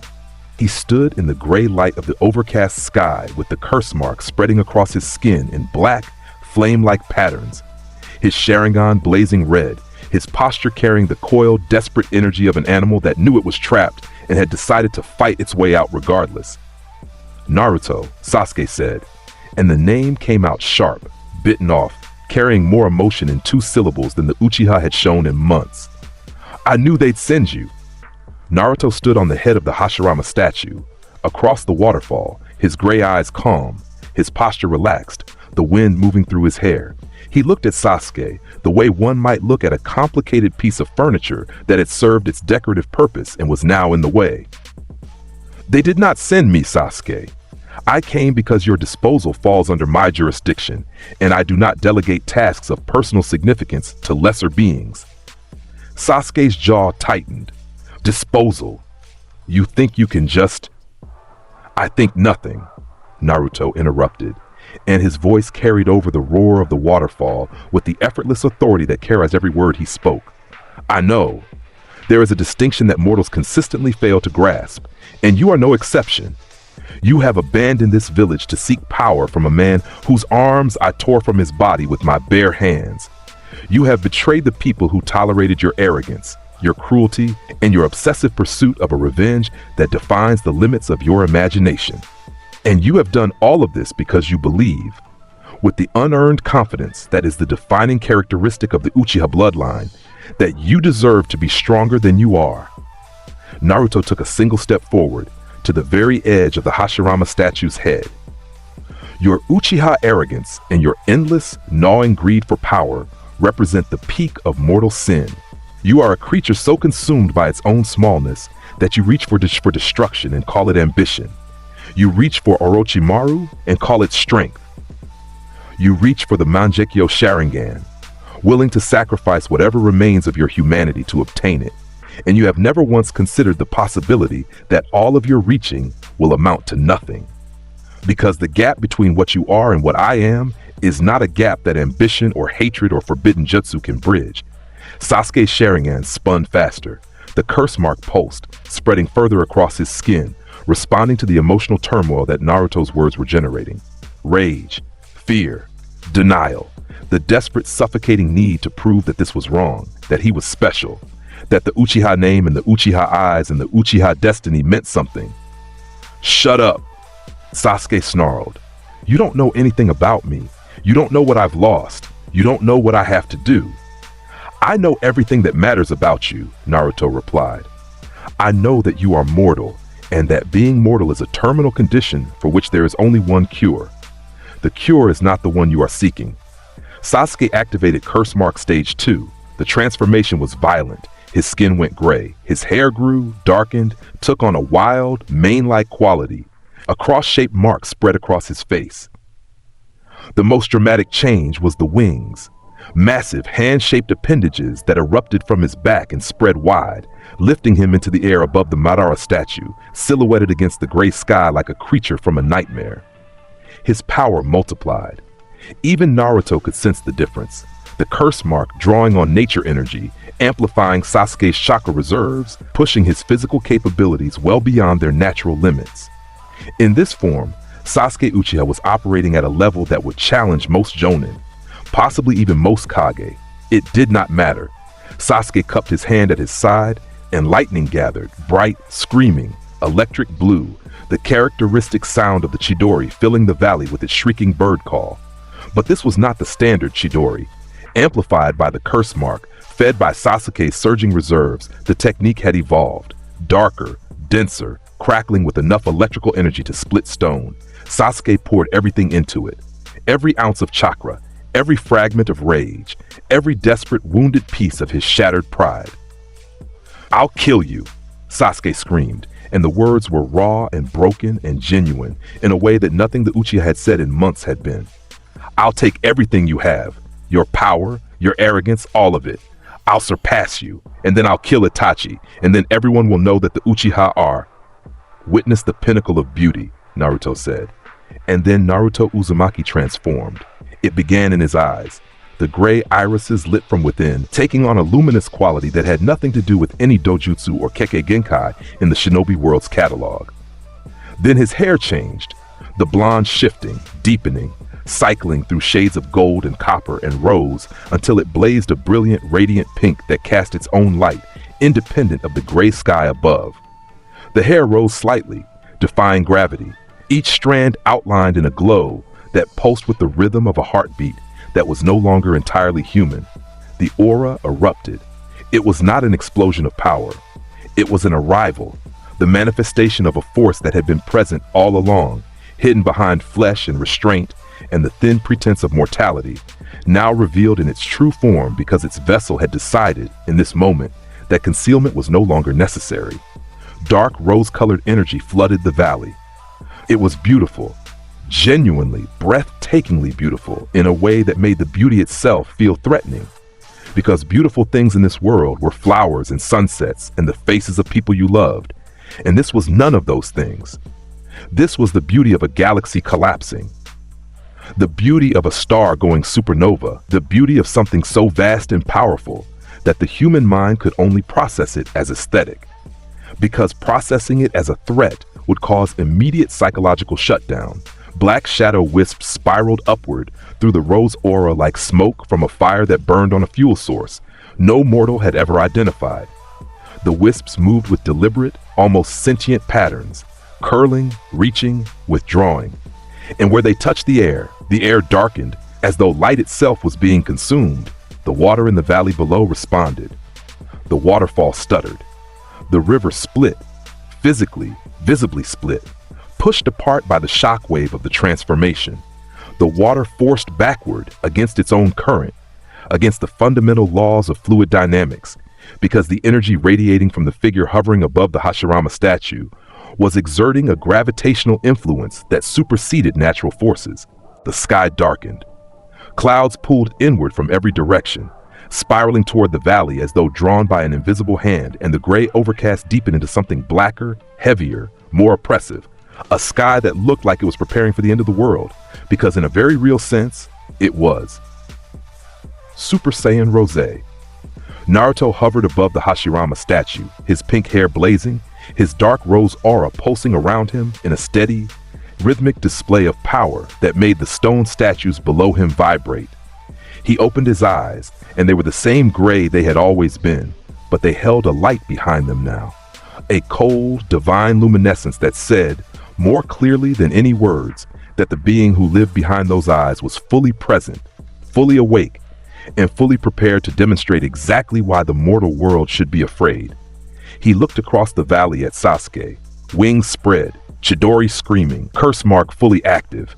Everything the Uchiha had given in one moment, one ultimate bet. And the expression on Naruto's face was not contempt, and it was not amusement. It was something closer to pity, which was infinitely worse, because contempt at least implied that the target was worth the energy of scorn. "You wish to surpass me," Naruto said, and his voice in this form was different, deeper, resonant, carrying harmonics that vibrated in the listener's chest cavity. "Witness the distance you would need to travel, and understand that no mortal lifetime would be sufficient." Sasuke charged. It was everything. Everything the curse mark could give him. Everything the Sharingan could process. Everything his hatred, his loss, his ambition, his desperation could fuel. He rocketed across the valley with the Chidori extended, the lightning screaming, the wings beating, his entire being compressed into this single, absolute all-or-nothing strike. If this did not work, nothing would. He knew it. He felt it in his bones, in the desperate animal part of his brain that was screaming at him to run. And he ignored it because he was an Uchiha, and Uchiha did not run. He crossed the distance in a heartbeat. The Chidori slammed into Naruto's raised palm, lightning wrapped around divine fingers. The sound of the Chidori, the screaming, shrieking bird call that had given the technique its name, climbed in pitch as the electrical energy discharged against Naruto's hand, seeking a path through flesh it could not penetrate, trying to destroy a body that was operating on principles the lightning did not understand. Naruto held the Chidori in his palm the way someone might hold a firefly, with curiosity, with gentleness, with the implicit understanding that he could close his hand at any moment and the light would simply stop. Sasuke pushed. His face contorted with effort, veins standing out on his neck, the curse mark burning across his skin, every muscle in his body straining forward against a resistance that felt like pushing against the face of a mountain. The Chidori produced no result. The lightning died against Naruto's palm, finding nothing to burn, nothing to pierce, nothing to affect. Naruto closed his hand. The bones in Sasuke's hand shattered, not cracked, not fractured, shattered, each one individually reduced to fragments by a grip that exceeded the structural tolerance of human bone by an order of magnitude that medical science could not quantify.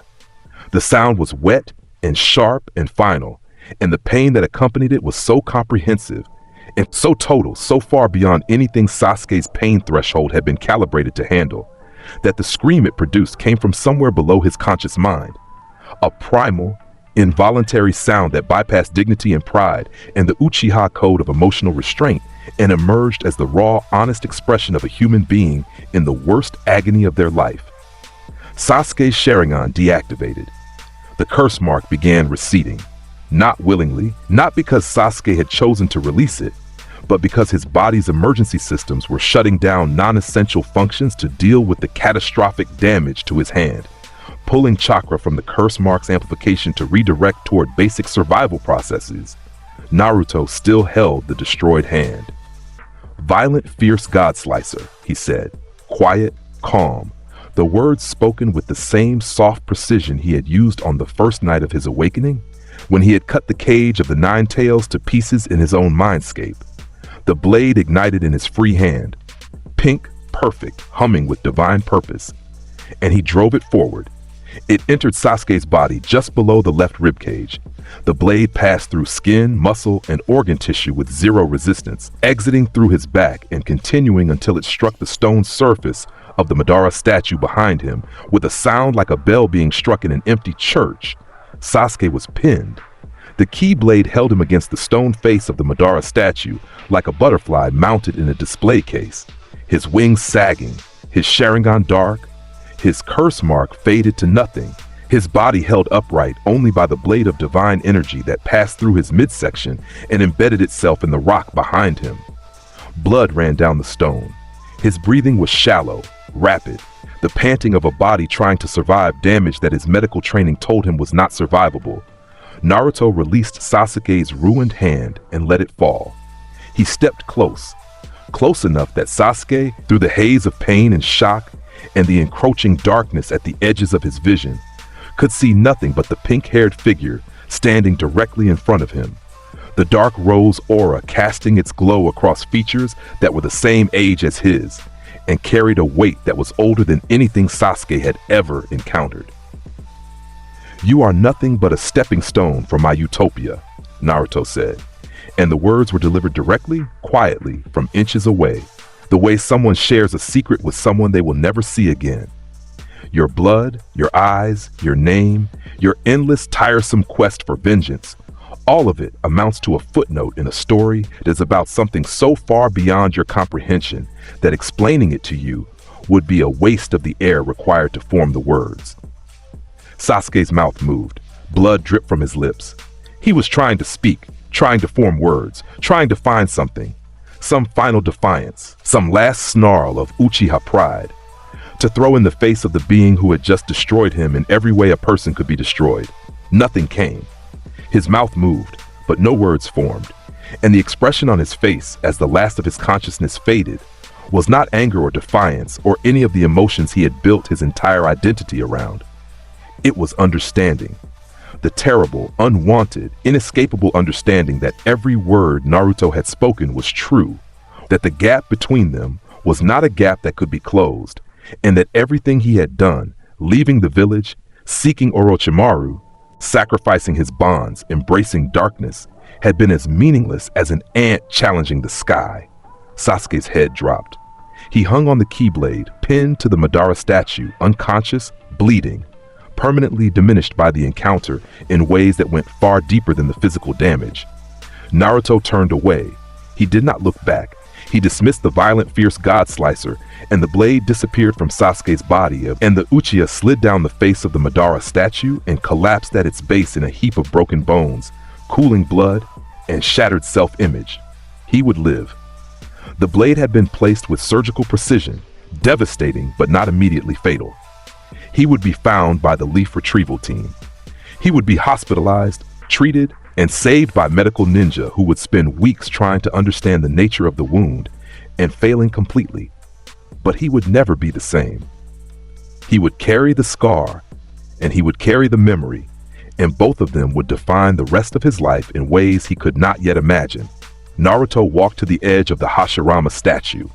The valley of the end stretched out below him, the split river slowly recombining, the dark clouds still swirling overhead, the stone faces of Hashirama and Madara staring at each other across the divide with the same eternal, futile opposition they had maintained for decades.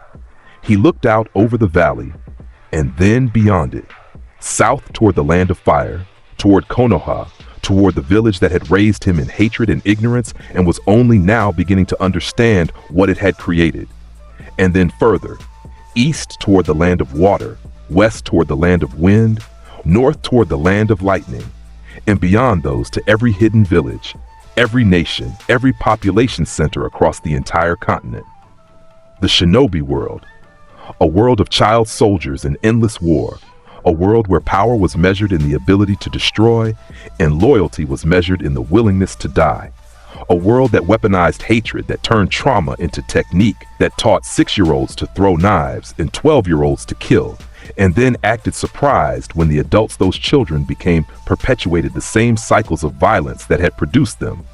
He had endured this world for 12 years. He had observed it, studied it, cataloged its failures and its crimes and its bottomless capacity for self-inflicted suffering.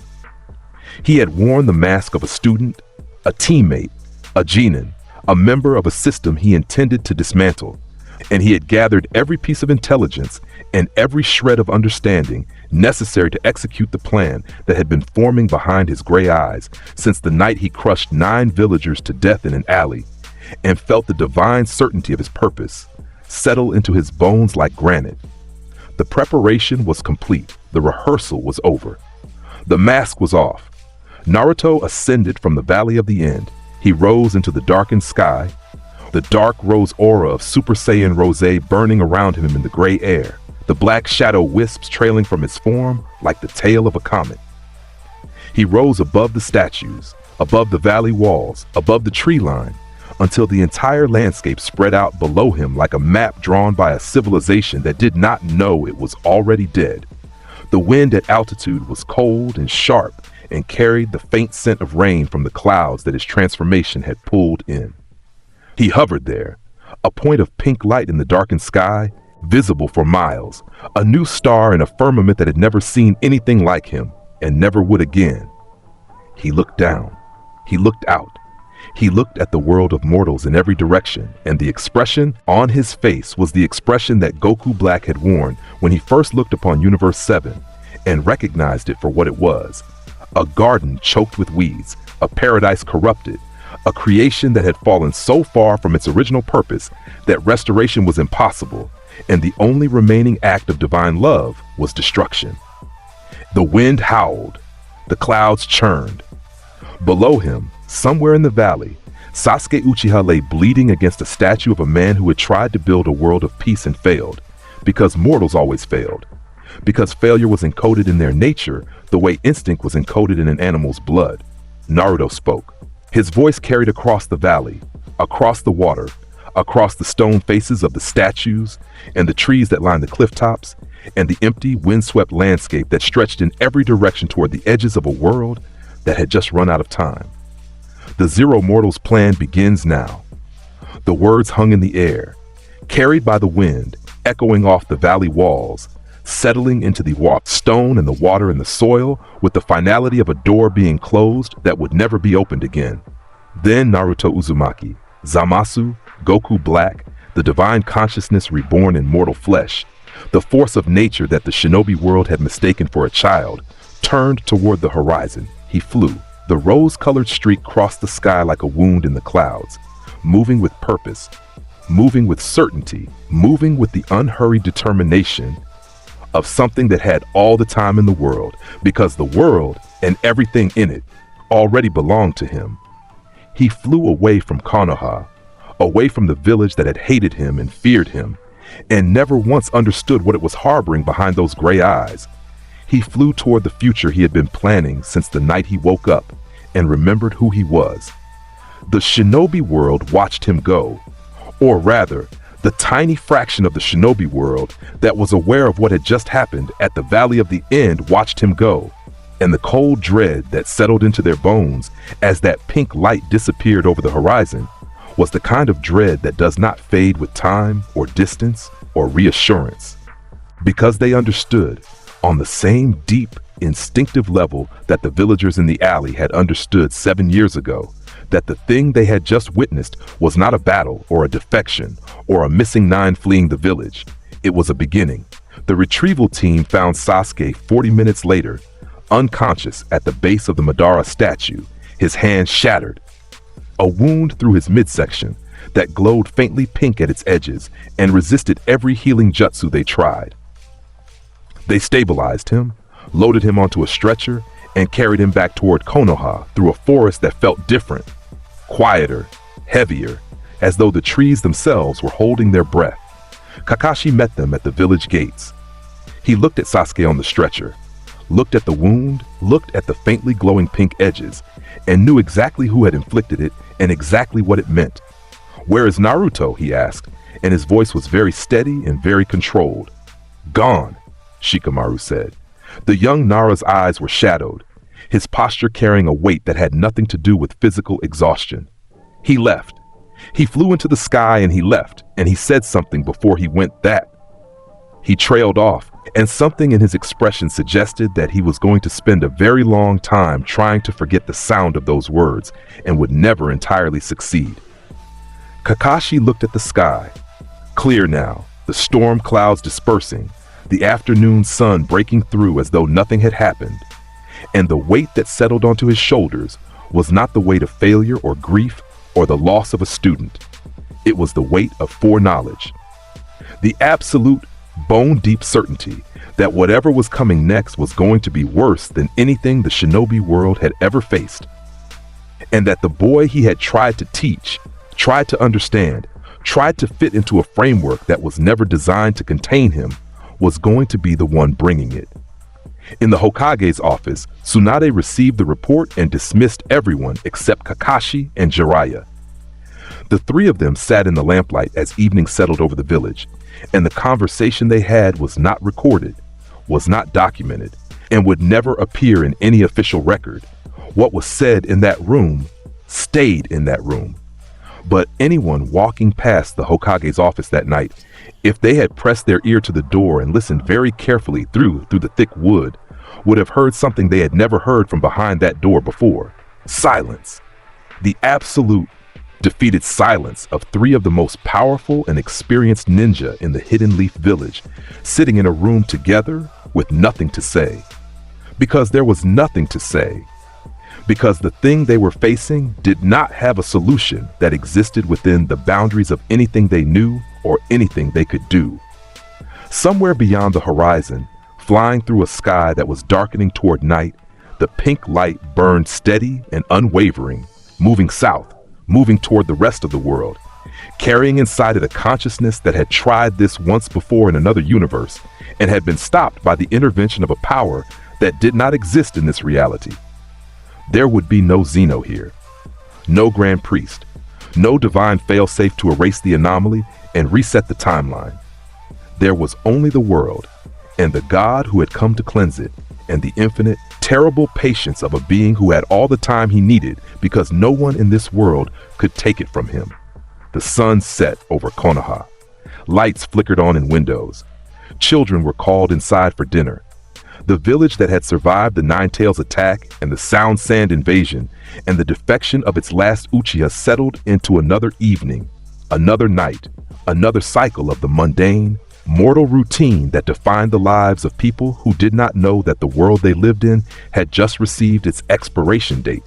In the hospital, Sasuke Uchiha lay unconscious, his body healing slowly around a wound that medical science could not fully explain, his hand encased in bandages and surgical supports, his dreams, if they could be called dreams, full of pink light and gray eyes and the calm, unhurried voice of someone who had called him a stepping stone and meant it with every syllable. In the forest of death, the cleanup crews found the bisected remains of a giant snake and quietly closed the area pending investigation. In a hidden base somewhere underground, Orochimaru of the Sannin sat in darkness with two empty sleeves and a mind that, for the first time in decades, could not formulate a plan. Because every plan required arms, and every alternative required a willingness to re-engage with the entity that had taken them, and both of those requirements were currently outside his operational capacity. In the Nara compound, Shikamaru lay on his roof and looked at the stars and thought about the expression on Naruto's face as he rose into the sky, and the young genius, the boy with an IQ over 200 who could see 12 moves ahead in any game, could not see a single move ahead in this one because the board had been flipped and the pieces were scattered, and the player on the other side was operating with rules that did not exist in any strategy manual Shikamaru had ever read. And somewhere out there, beyond the borders of the Land of Fire, beyond the reach of any censor, any scout, any intelligence network in the 5 great nations, Naruto Uzumaki flew through the night sky with the stars above him and the sleeping world below him, and the Zero Mortal's plan unfolding in his divine mind with the precision and inevitability of a sunrise. The world would burn. He would light the match, and when the flames died down and the smoke cleared and the silence settled over the cleansed earth, he would stand in the ashes and build something worthy of the divine vision that had driven him across 2 universes and 1 human lifetime to reach this moment. He smiled as he flew. Goku Black's smile. Zamasu's smile. The smile of a god who had found his purpose and would let nothing, no mortal, no beast, no army, no alliance of desperate, scrambling, terrified humans clinging to a world they had already ruined beyond repair, stand in the way of the beautiful, terrible, absolute justice he was about to deliver. The Zero Mortal's plan had begun, and the shinobi world, for all its power and its pride and its generations of warriors bred for battle, was not ready. It would never be ready. That was the point.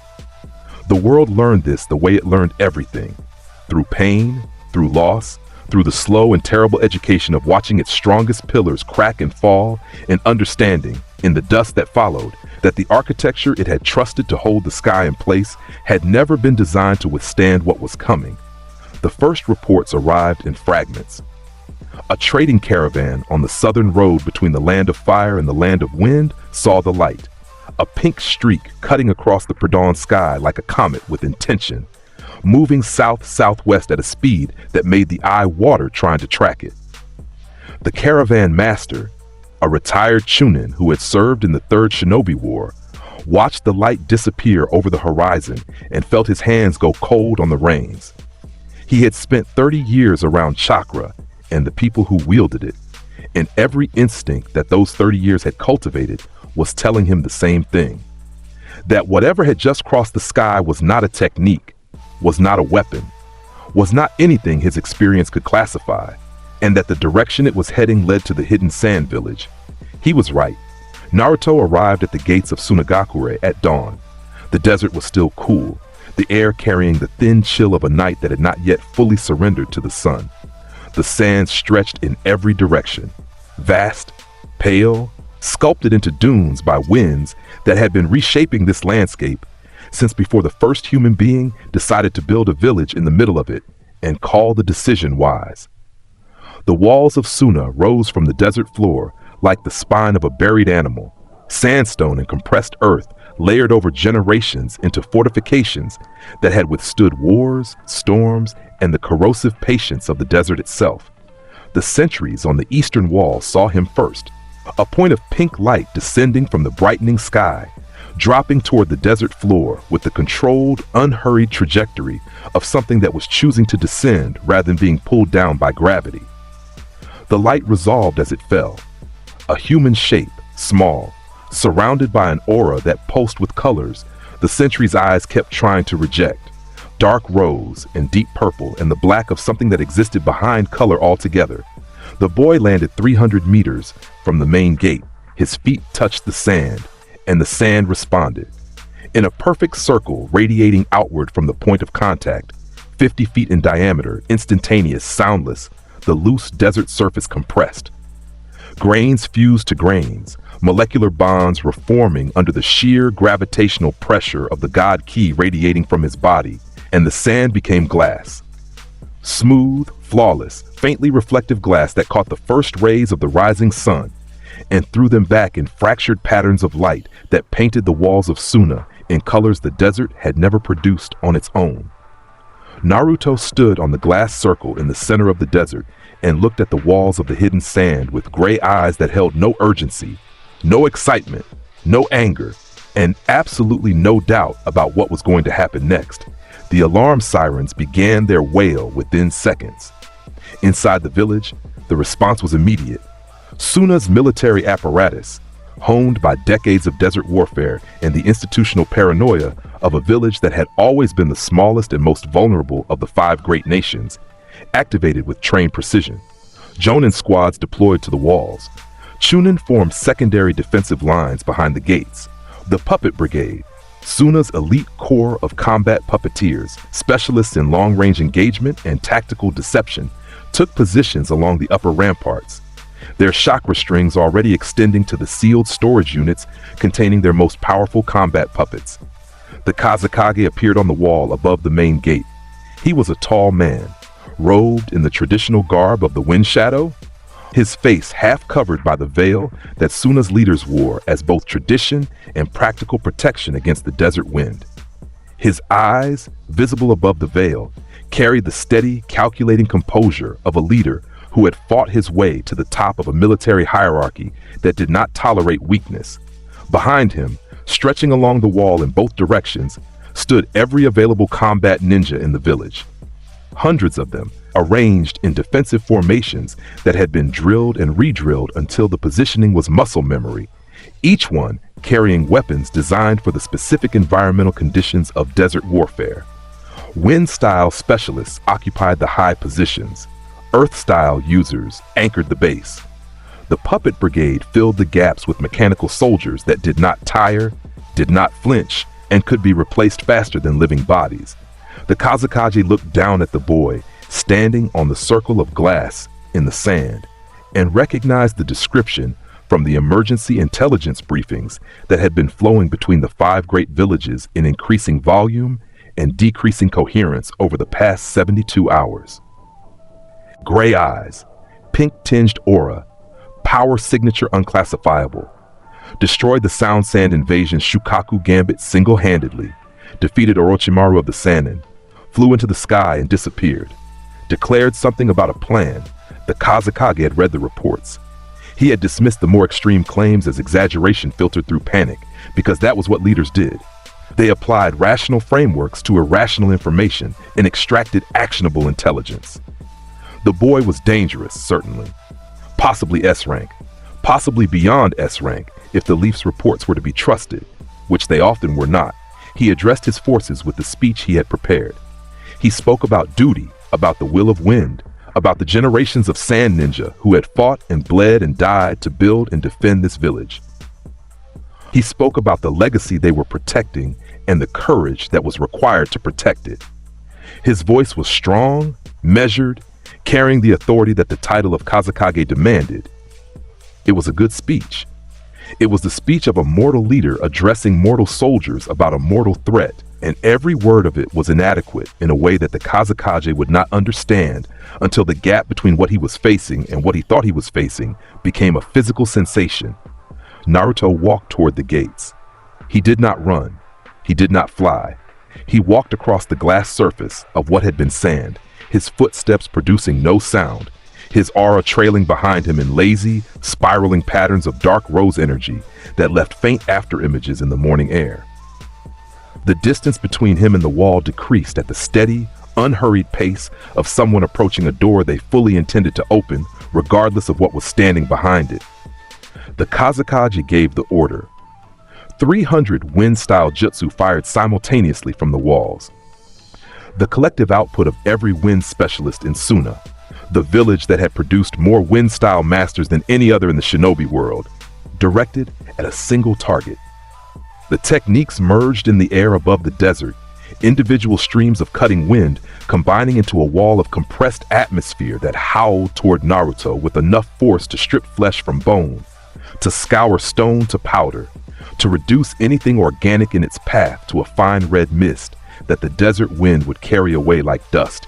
The wall of wind hit Naruto and broke around him, the way ocean waves break around a lighthouse, parting, splitting, flowing past on either side, the compressed air losing its coherence and its destructive potential the instant it contacted the God Ki aura surrounding his body. The aura did not flare, did not brighten, did not react in any visible way. It simply existed at a density and a frequency that the wind could not affect, and the most devastating ranged attack in Suna's arsenal passed around the boy like a strong breeze around a mountain. He continued walking. The glass field ended and his feet touched sand again, and the sand compressed to glass beneath each step, leaving a trail of perfect circular footprints that caught the rising sun. The puppet brigade deployed. 40 combat puppets, the pride of Suna's military innovation, mechanical constructs armed with poisoned blades, hidden projectile launchers, flame jets, and sealing mechanisms, launched from the wall and descended on Naruto from multiple angles. They moved with the coordinated precision that made Suna's puppet corps the envy of the shinobi world. Each puppet controlled by a master puppeteer on the wall above, chakra strings invisible in the morning light, the 40 constructs converging on the walking figure in a tightening spiral of steel and poison. Violent, fierce God Slicer. The blade ignited in Naruto's right hand, pink, radiant, casting its impossible light across the desert sand, and he swung 4 times. The motion was economical, almost elegant, 4 arcs of divine energy that expanded beyond the physical length of the blade and crossed the airspace around him in intersecting patterns that covered every approach angle simultaneously. The 40 puppets came apart in midair. Wooden limbs separated from torsos, mechanical joints disintegrated. Steel blades and poison reservoirs and hidden weapons fell from their housings as the structural integrity of every construct within the blade's expanding radius was negated instantly and completely. The remains rained down on the desert floor around Naruto in a clattering shower of components that bounced off the glass his footsteps had created and scattered across the sand in every direction. On the wall, 40 puppeteers felt their chakra strings go slack at the same instant, and the synchronized flinch that passed through the puppet brigade was visible from the ground. Naruto reached the gate. He placed one hand against the massive sandstone slab, the primary gate of the hidden sand village, 20 meters tall, 3 meters thick, reinforced with iron cores and defensive sealing arrays that had been maintained and upgraded by every generation of seal masters the village had produced. He pushed. The gate did not open. It ceased to exist as a single structure, the stone and iron and ceiling arrays disintegrating under a palm that exerted a force the materials had never been designed to withstand.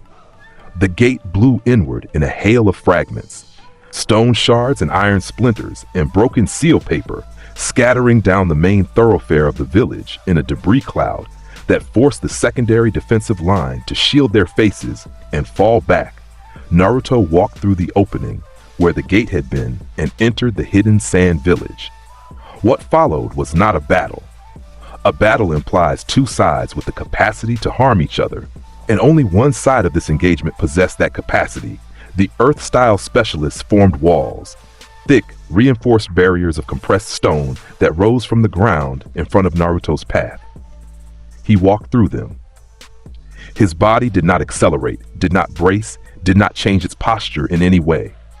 He walked through solid stone walls the way a person walks through hanging curtains, and the walls exploded outward on the other side, reduced to rubble by the ambient force of his passage. The wind-style masters tried again, this time targeted, focused, razor-thin blades of compressed air aimed at joints and arteries with the surgical precision that decades of training could produce. The blades touched his aura and vanished, their energy absorbed, their existence negated, as though the wind had simply decided that cutting this particular target was something it no longer wished to do. Naruto walked through the village of Suna the way a flame moves through dry grass, steady, inevitable, consuming everything in its path without effort or urgency, or any of the visible strain that mortals associated with the application of force. He did not attack first. Every technique he used was a response. The violent, fierce God Slicer answering a coordinated Jonin assault, the divine lasso pinning a squad of Anbu operatives to the walls of their own buildings with spikes of rose-pink energy before they could complete their flanking maneuver, a single, backhanded, fierce God strike demolishing a hardened command bunker that an Earth-style specialist had raised directly in his path. The Kazekage met him in the central plaza. It was the largest open space in the village. A wide, circular area surrounded by the administrative buildings and the Kazekage Tower, paved with flat sandstone, designed for ceremonies and public addresses, and the kind of symbolic confrontations that defined the leadership culture of the hidden villages. The Kazekage stood alone in the center of the plaza. His guard had been dismissed, not because he thought he could win alone, but because he knew that no number of additional bodies would change the outcome, and a leader's duty, when the math was done and the answer was inescapable, was to face the end with the dignity that the people behind him deserved to see. He formed hand signs. His chakra surged. The sand around the plaza rose, not just the loose surface sand, but the deep sand, the compressed layers beneath the streets and buildings, tons of it responding to a control technique that represented the pinnacle of Suna's sand manipulation tradition. The sand formed into shapes, constructs, barriers, weapons, and the Kazekage wielded them with every ounce of skill and power that his title demanded. Naruto stopped walking. He stood in the plaza, 10 meters from the Kazekage, and he watched the sand constructs form and orbit around the village leader with an expression that contained, for the first time since his arrival, something that was not indifference. It was acknowledgement. "You face me alone," Naruto said. "You sent your subordinates away. You chose to stand in my path knowing what I am and what I intend. There is a dignity in that which I have rarely observed in mortal leadership." The Kazekage did not reply with words. The sand constructs surged forward, a coordinated assault from 6 directions, each construct carrying enough mass and velocity to pulverize stone. Divine lasso. 6 spikes of rose-pink energy erupted from Naruto's extended hand and impaled the sand constructs through their centers. The constructs froze, held in place by the divine energy that had pierced them, and then collapsed. The binding chakra that held them together disrupted, the sand cascading to the ground in 6 simultaneous avalanches that spread across the plaza floor and lapped against the walls of the surrounding buildings. The Kazekage stood in the settling dust with empty hands, and an expression that had moved past defiance into something quieter and more honest. He looked at the boy in front of him, and the calculation that had been running behind his eyes since the first report arrived completed its final iteration, and returned a result that his pride did not want to accept and his intelligence could not deny. "What are you?" the Kazekage asked. "I am the answer to a question this world has been asking since it first produced a creature capable of killing another creature and choosing to do so," Naruto said. "The question was whether mortals could be trusted with the gift of existence. The answer is standing in front of you." He raised one hand, palm open, and the god key that gathered in his palm was not a technique and not an attack. It was a pressure, a localized, focused increase in the divine gravitational field that radiated from his body. And when he released it, the wave that expanded outward from his palm struck the Kazekage and every remaining structure in the plaza with a force that was not violent in the conventional sense. Nothing exploded, nothing shattered. The Kazekage's body simply stopped, his heart ceasing, his neurons going dark, every biological process that sustained his life terminating simultaneously under a pressure that did not damage tissue, but simply informed it, at the cellular level, that continued function was no longer permitted. The Kazekage fell. He hit the sandstone of the plaza with a sound that was too small for the significance of what it represented. And then the plaza was quiet, and then the village was quiet, and then the desert was quiet. And the silence that settled over Sunagakure was the silence of a place that had accepted its fate, the way the desert accepts the end of a sandstorm, with patience, with stillness, with the ancient understanding that some forces simply had to be endured until they passed. Naruto stood in the plaza of the hidden sand as the dust settled, and the morning sun climbed higher, and the shadows shortened across a village that would never cast shadows on behalf of its inhabitants again. The sand that Suna had built upon, the sand that its warriors had wielded as a weapon, the sand that had defined its culture and its identity for generations, settled back into stillness, loose, directionless, no longer shaped by human hands or human will. He left. He rose from the plaza into the morning sky, the dark rose aura trailing behind him, and the trail of glass footprints he had left on the desert floor caught the sunlight and glittered like a path of jewels leading from the horizon to the broken gate of a dead village.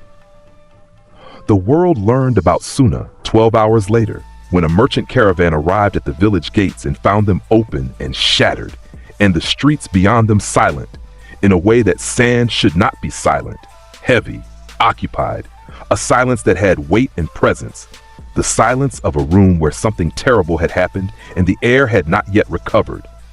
The merchant caravan turned around and ran. The intelligence reached the remaining 4 great villages by nightfall, transmitted through a network of coded hawk messages and emergency frequency mirror signals that the villages maintained for exactly this kind of situation. The kind of situation that their contingency planners had labeled apocalyptic scenario, in documents that nobody had ever expected to actually reference. The Hidden Mist village received the report and began preparations immediately. Kirigakure occupied a position of unique geographical advantage among the 5 great nations. Built on an island surrounded by deep water, perpetually shrouded in the natural mist that rose from the warm currents that passed beneath its shores, Kiri was a fortress by geography before a single defensive technique was deployed. The approaches were limited, 2 main sea routes and 1 bridge connection, each one traversing miles of open water that the village's naval forces controlled completely. The mist itself was weaponized, layered with sensor jutsu and proximity triggers that could detect an approaching force from miles away and alert the village's defense grid before a single enemy foot touched Kiri's shores. The Mizukage, a woman of precise intelligence and considerable personal power, mobilized every asset the village possessed. The 7 swordsmen of the mist, reconstituted with the current generation's best, were deployed to the harbor in full combat configuration. Each one carried a legendary blade forged by the master weaponsmiths of Kiri's founding era: Samehada, Kubikiri Bocho, Nuibari, Kabutawari, Shibuki, Hiramekare, and Kiba. 7 weapons, 7 masters, each one representing the peak of a specific combat discipline, standing shoulder to shoulder on the harbor wall with the mist at their backs and the open water stretching before them. Behind them, 3 concentric rings of defensive formations. The outer ring consisted of water-style specialists who had spent their careers learning to fight on and under the ocean's surface. The middle ring held the sensor core, ninja whose sole function was to detect, track, and relay information about incoming threats in real time. The inner ring was the Mizukage herself, flanked by her personal guard and the village's sealing specialists, who had spent the past 12 hours inscribing barrier arrays onto every surface that would accept them. The trap was set. The defenses were layered.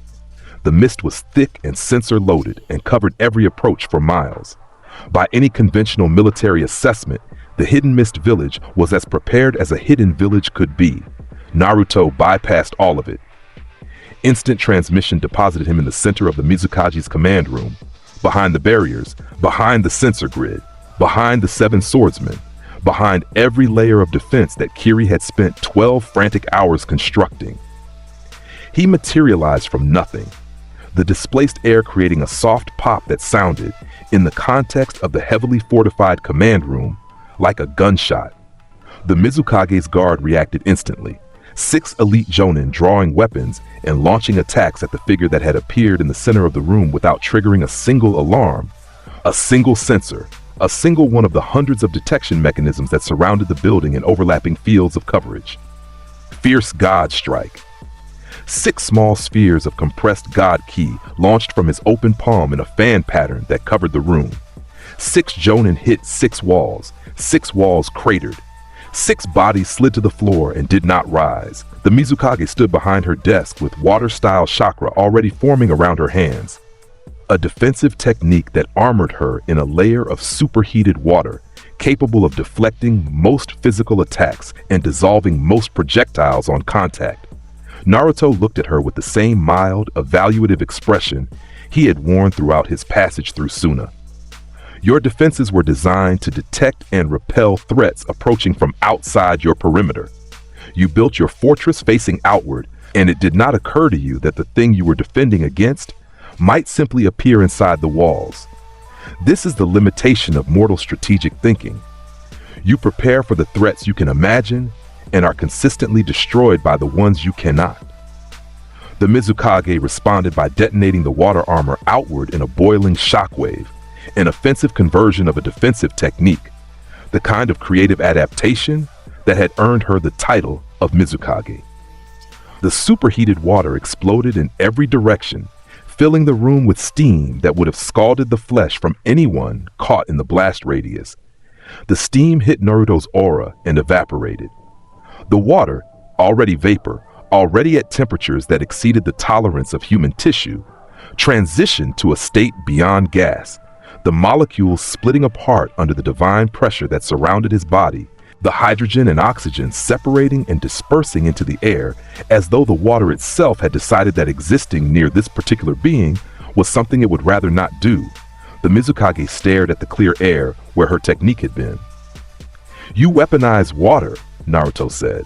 "Your predecessors weaponized mist.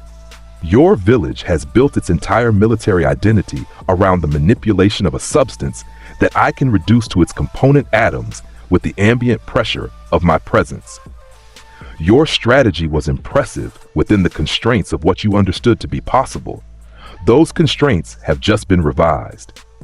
He extended his hand toward the wall of the command room, the wall that faced the harbor, where the 7 swordsmen waited on the seawall, where the defensive formations held their positions, where the mist hung thick and sensor-laden over the water.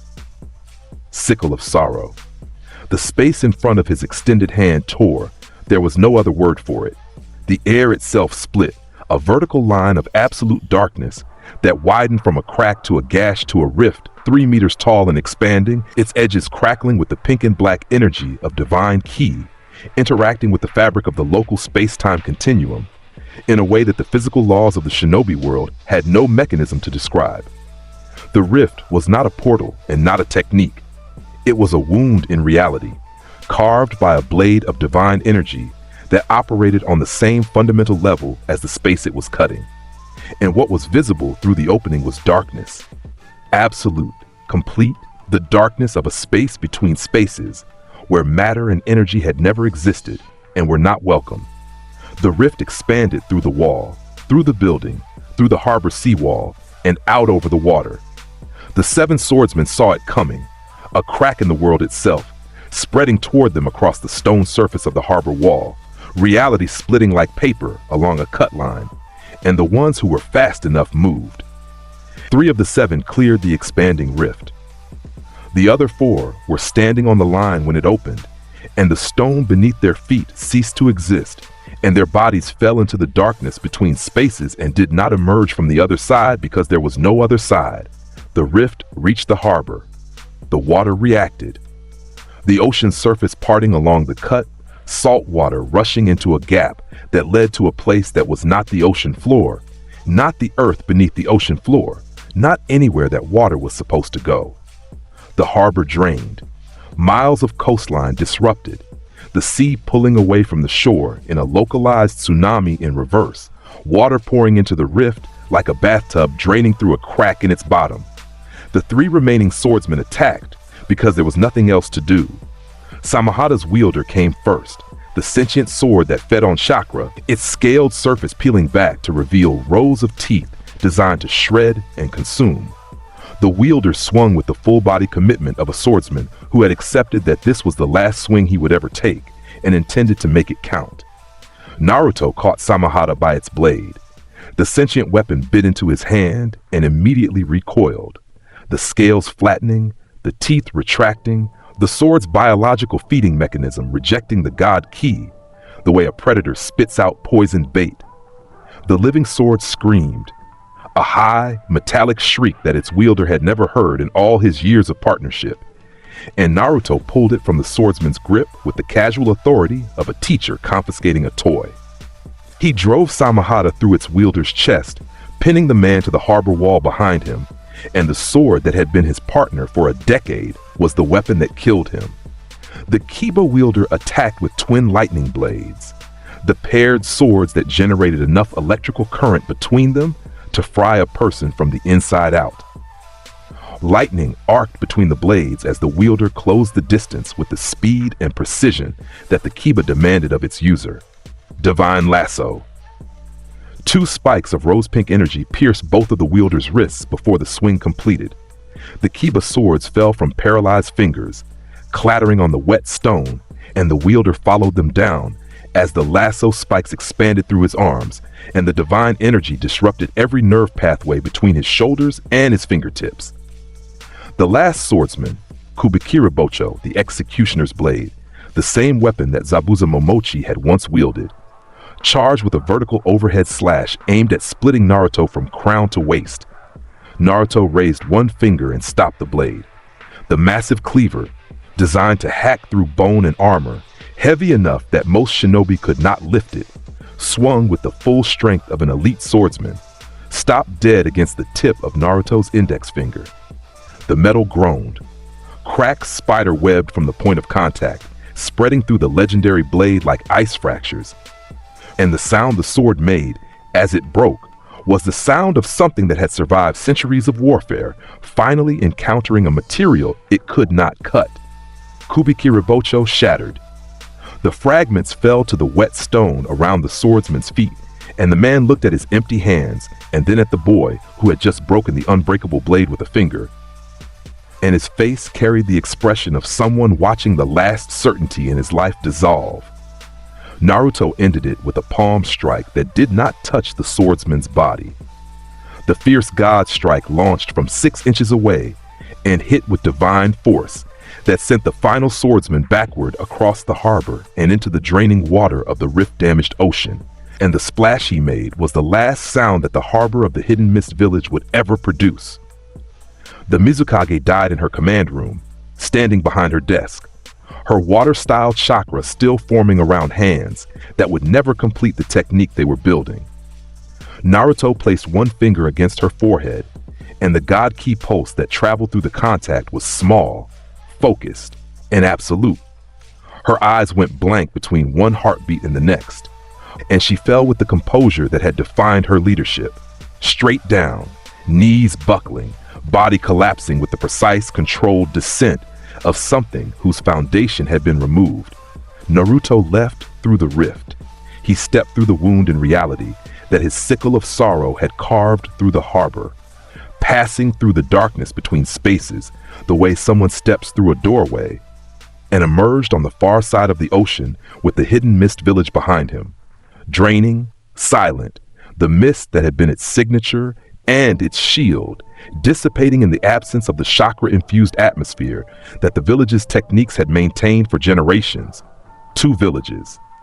Less than 36 hours since he had left the Valley of the End. The shinobi world was beginning to understand the pace at which its extinction was proceeding, and the understanding brought with it a terror that no amount of military training or psychological conditioning could address. The specific paralyzing terror of an organism, realizing that the threat it faces is not merely stronger than it is, but operates on a level that makes the concept of strength irrelevant. The hidden cloud village did not wait. Kumogakure had always been the most aggressive of the 5 great nations, the village that valued military strength above diplomacy, that had attempted to kidnap bloodline users from rival villages, that had built its leadership tradition around the principle that the strongest fist should dictate terms. When the reports from Suna and Kiri arrived, the Raikage's response was immediate, unequivocal, and completely in character. He attacked first. The 4th Raikage, A, son of the 3rd Raikage, a man whose body was wrapped in lightning release armor that accelerated his movements to speeds that only the yellow flash of Konoha had ever exceeded, left the village at the head of a strike force that included his brother Killer B, the Jinchuriki of the 8 Tails, and every available jonin that Kumo's military infrastructure could mobilize on short notice. They intercepted Naruto over the ocean between the land of water and the land of lightning, on a chain of rocky islands that jutted from the waves like the exposed spine of a submerged giant. The Raikage had chosen the location because it provided open ground, multiple elevation points for his ranged specialists, and enough space for Killer B to transform fully if necessary. The strategy was sound. The execution was immediate. The Raikage dropped from the sky like a bolt of lightning. Literally, his body encased in the crackling blue-white aura of his lightning release armor at full output. His right arm cocked for the lariat, the clothesline-style attack that had decapitated opponents in the 3rd Shinobi War and had never once been blocked by a living target. He crossed the distance between the command island and Naruto's position in the time it took for a human heart to beat once. His speed was phenomenal, the product of a lifetime of training, a genetic predisposition toward lightning release that bordered on the supernatural, and an armor technique that converted his body's bioelectric field into a propulsion system that made him, by any mortal standard, the fastest being alive, his fist closed on empty air. Naruto was standing on the island. Then the Raikage's fist arrived, and Naruto was standing behind the Raikage, 3 meters back. His position shifted through instant transmission in a transition that the lightning armor's accelerated perception, a nervous system running at speeds that could process individual lightning bolts, could not detect. The Raikage spun. His combat instincts were extraordinary, honed across decades of frontline warfare, and his recovery from a missed strike was faster than most ninjas' initial attacks. He launched a second lariat, a horizontal sweep aimed at Naruto's midsection, the lightning-coated arm moving at speeds that blurred even to the elite jonin watching from the surrounding islands. Naruto caught the arm. The lightning crackled against his palm and died. The Raikage's momentum, hundreds of kilograms of muscle and bone and compressed electrical energy moving at velocities that most instruments could not measure, stopped dead, absorbed by a hand that did not move, that did not brace, that showed no indication that it had just halted a force capable of demolishing a mountain face. The Raikage looked at the hand holding his arm. Then he looked at the boy attached to the hand. Then the expression on his face underwent a transformation that everyone watching would remember for the rest of their lives, however long that turned out to be. The 4th Raikage was a man who had never backed down. He had never retreated, never yielded, never encountered a physical confrontation that his body and his will could not overcome. His identity, personal, professional, cultural, was built on the absolute foundation of physical supremacy, on the certainty that his strength and his speed, were the ultimate answers to any question the battlefield could pose. The answer standing in front of him, holding his lightning armor-coated arm with the casual grip of someone holding a garden hose, invalidated every component of that foundation simultaneously. The Raikage's strength could not free his arm. His speed could not escape the grip. His lightning armor, the technique that defined his combat identity, was discharging harmlessly against fingers that did not conduct, did not burn, did not acknowledge the electricity's existence. 3 seconds. That was how long the exchange lasted.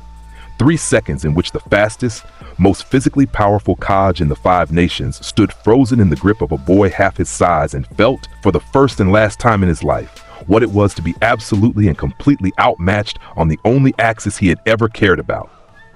"Your speed is the fastest this world has produced," Naruto said, and the observation was delivered without mockery, without condescension.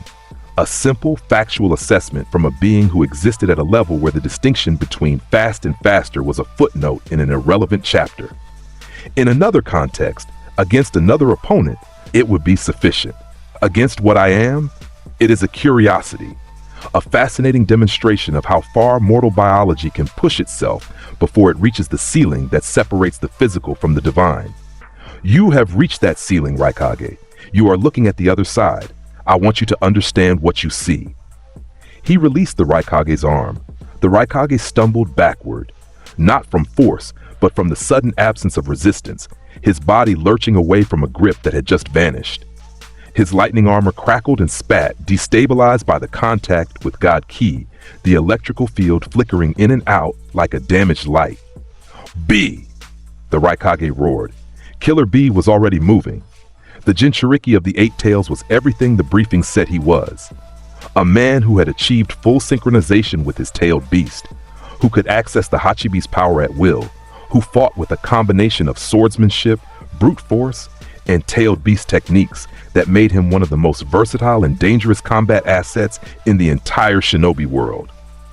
He arrived at the battlefield in full version 2 cloak, the red, bubbling shroud of tailed beast chakra that multiplied his physical capabilities by orders of magnitude, and he was already forming the tailed beast bomb before his feet touched the rock.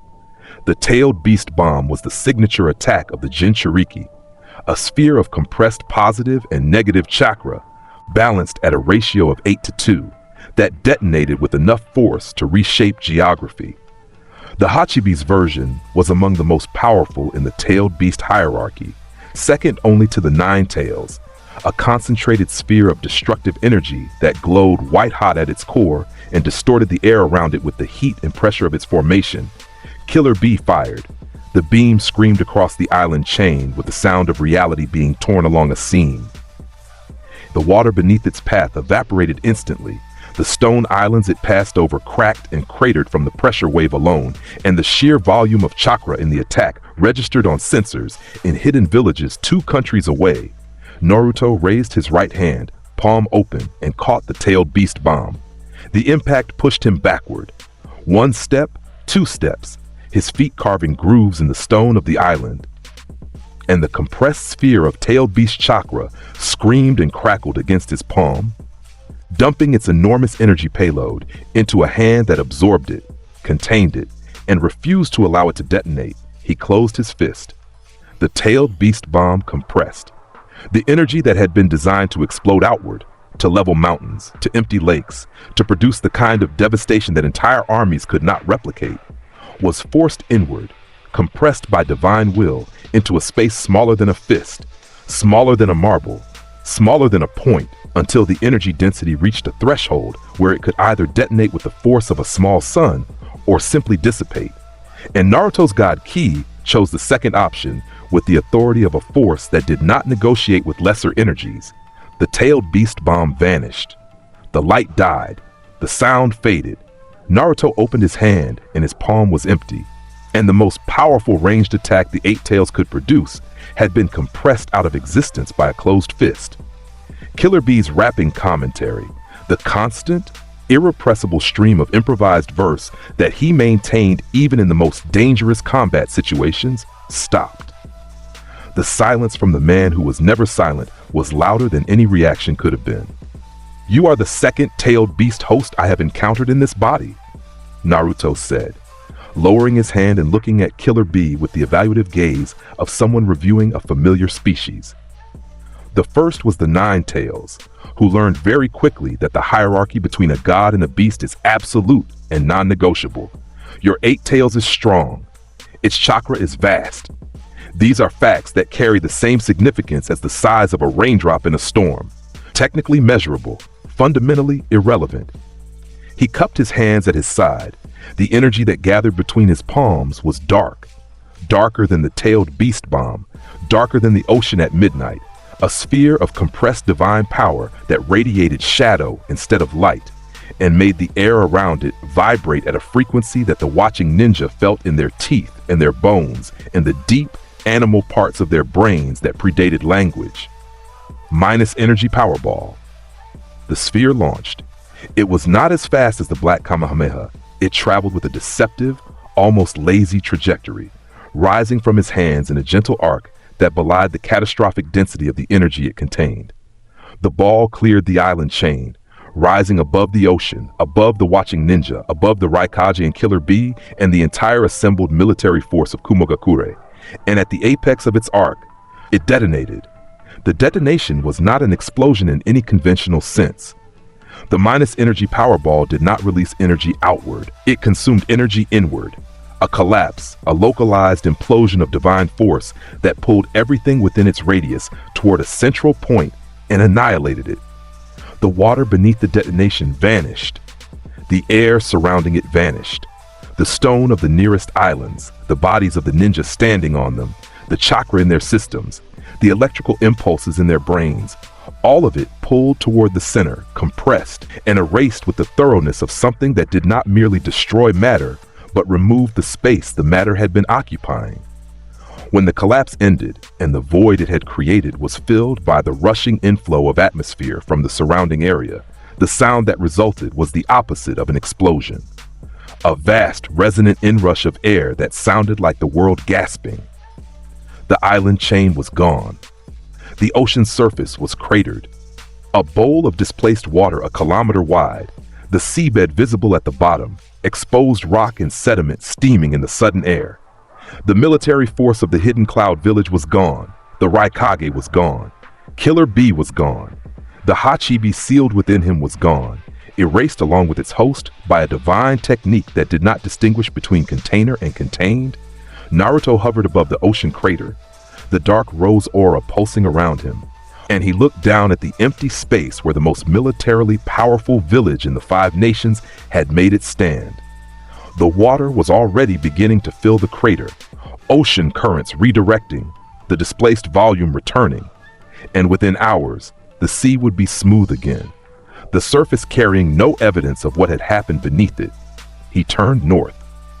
The hidden rock village was 300 miles inland, built into the mountain ranges that define the northern territories, protected by geography and numbers and the stubborn, granite-hard military culture of a village that had never been successfully invaded. He flew. The pink light crossed the sky, and below it, the ocean surface rippled in his wake, and behind him the crater in the sea continued to fill with water that was, for the first time in millennia, not being watched by the ninja of the hidden cloud. Iwagakure received him with the full weight of its military tradition. The hidden rock village was built into the mountains themselves, carved from stone, reinforced with earth-style techniques that had been layered and maintained across generations. A fortress that was literally part of the geological structure it occupied. The approaches were narrow, winding, dominated by high ground, and the rock ninja who defended them were specialists in exactly this kind of terrain. Ambush experts, earth-style masters, warriors who had learned to fight in canyons and mountain passes and the specific, claustrophobic killing grounds that vertical geography produced. The Tsuchikage, Onoki, the fence-sitter, a man who had been alive since the founding era and had fought alongside and against legends that the current generation knew only from textbooks, stood on the highest peak above the village with his hands behind his back and his old eyes fixed on the southern horizon. He had received the reports from Suna, from Kiri, from Kumo. He had processed them with the cold, pragmatic intelligence that had kept him alive for longer than most ninja family lines had existed. He knew what was coming. He had spent 24 hours preparing the most devastating defensive response in Iwa's history. Every ninja, every weapon, every technique, and the dust release. Particle style. Detachment of the primitive world. The ability to deconstruct matter at the molecular level to reduce any substance to its component atoms and disperse them into the atmosphere. The technique that had no counter, no defense, no surviving record of anyone or anything withstanding its effect. It was the Tsuchikage's personal masterwork, the pinnacle of three-nature Keke Tota, that only he in the entire shinobi world could perform, and he had spent the past 24 hours preparing the largest scale version he had ever attempted. A massive geometric construct of translucent energy that hovered in the air above the mountain pass like a three-dimensional window into erasure. Naruto appeared in the pass below. Instant transmission, materializing on the stone floor of the primary approach route, surrounded on all sides by canyon walls lined with the concealed positions of hundreds of rock ninja who had been waiting, weapons ready, chakra charged, for the signal that would initiate the largest coordinated ambush in Iwa's military history. The signal came. The canyon walls erupted, Earth-style techniques from every direction, stone spears, mud walls, rock bullets, gravitational collapses designed to bury the target under hundreds of tons of compacted earth. The mountain itself became a weapon, the rock ninja turning their home terrain against the invader with a thoroughness and coordination that reflected decades of drills and generations of tactical doctrine. Naruto walked through it. The stone that reached for him shattered against his aura. The earth that tried to bury him was pushed aside by the ambient force of his god ki, the gravity around his body running in the wrong direction for the techniques to function. He walked through the killing ground of the most terrain-specialized military in the 5 nations, the way a person walks through a light rain, aware of the drops, unbothered by them, continuing forward with the same steady pace that had carried him through the gates of Suna and the command room of Kiri and the island chain of Kumo. The Tsuchikage fired, particle style. Detachment of the primitive world descended from the peak above in a cone of translucent energy that widened as it fell, expanding to encompass the entire canyon floor. Every surface within its boundaries targeted for molecular deconstruction. Inside the cone, matter simply stopped being matter. Rock dissolved, air thinned. The very ground underfoot began to separate into its constituent elements. And the effect was as close to absolute destruction as mortal chakra had ever produced. Naruto raised one hand and caught the edge of the construct. His fingers pressed against the translucent surface of the dust release technique. The energy that erased matter, that deconstructed everything it touched, that had never been resisted by any material or technique in the history of the shinobi world. And the surface of the construct dimpled inward around his fingertips like a soap bubble being pressed by a child's hand. He closed his fist. The dust release shattered. The translucent energy that represented the Tsuchikage's ultimate technique fractured outward from the point of Naruto's grip in a spiderweb of cracks that propagated across the entire construct in an instant. And then the technique came apart, dissolved, disrupted, its energy scattering into the mountain air in a shower of fading translucent fragments that glittered briefly and were gone. On the peak above, the Tsuchikage's eyes widened. Onoki was old. He was the oldest living Kage, a man who had survived more wars and more assassinations and more political upheavals than anyone else in the shinobi world. He had seen legends fight and legends die. He had watched empires rise and crumble and rise again. His experience was a library, and in that library, nowhere, in no volume, on no page, in no footnote of any record he had ever encountered, was there a precedent for what he had just witnessed. His technique did not fail. His technique deconstructed matter. The boy had caught it, and the boy's hand had not been deconstructed, and the boy had closed his fist, and the technique that erased everything had been erased by something that did not accept its authority. Naruto looked up at the old man on the peak. The distance between them was hundreds of meters, but his voice carried with the clarity it always carried. present, direct, delivered into the listener's awareness without regard for the intervening air. Your ability to deconstruct matter is the closest any mortal has come to replicating an aspect of true divine power. Naruto said, "It is a crude approximation, a child's drawing of a thunderstorm, but the impulse behind it is recognizable. You reached for the authority to unmake things, and the universe gave you a fraction of what that authority actually looks like. Allow me to show you the original." He cupped his hands at his side. The Black Kamehameha charged at partial power, a fraction of its full capacity, calibrated with the precise, deliberate control of a being who understood exactly how much force was required and refused to waste more than necessary. The sphere of black and purple energy between its palms grew to the size of a beach ball and stopped, its surface roiling with the contained force of divine ki, compressed beyond the tolerance of the local space-time, the air around it darkening, the temperature dropping, the stone walls of the canyon developing fractures from the ambient pressure alone. He fired. The beam punched through the canyon like a needle through cloth. It struck the mountain above. The entire mountain, the geological formation that Iwa had been built into and built upon for generations. And the mountain was not destroyed. Destruction was too gentle a word. The mountain was negated.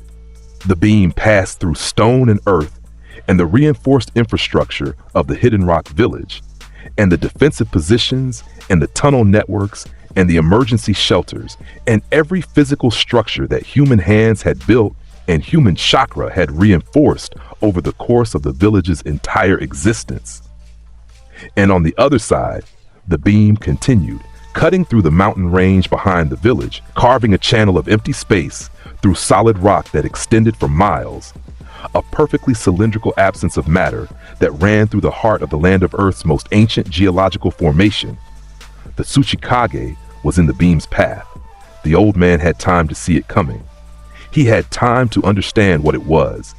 He had time for a single expression, and the expression that Onoki of both scales wore in the final moment of his centuries-long life was composed of neither fear nor defiance.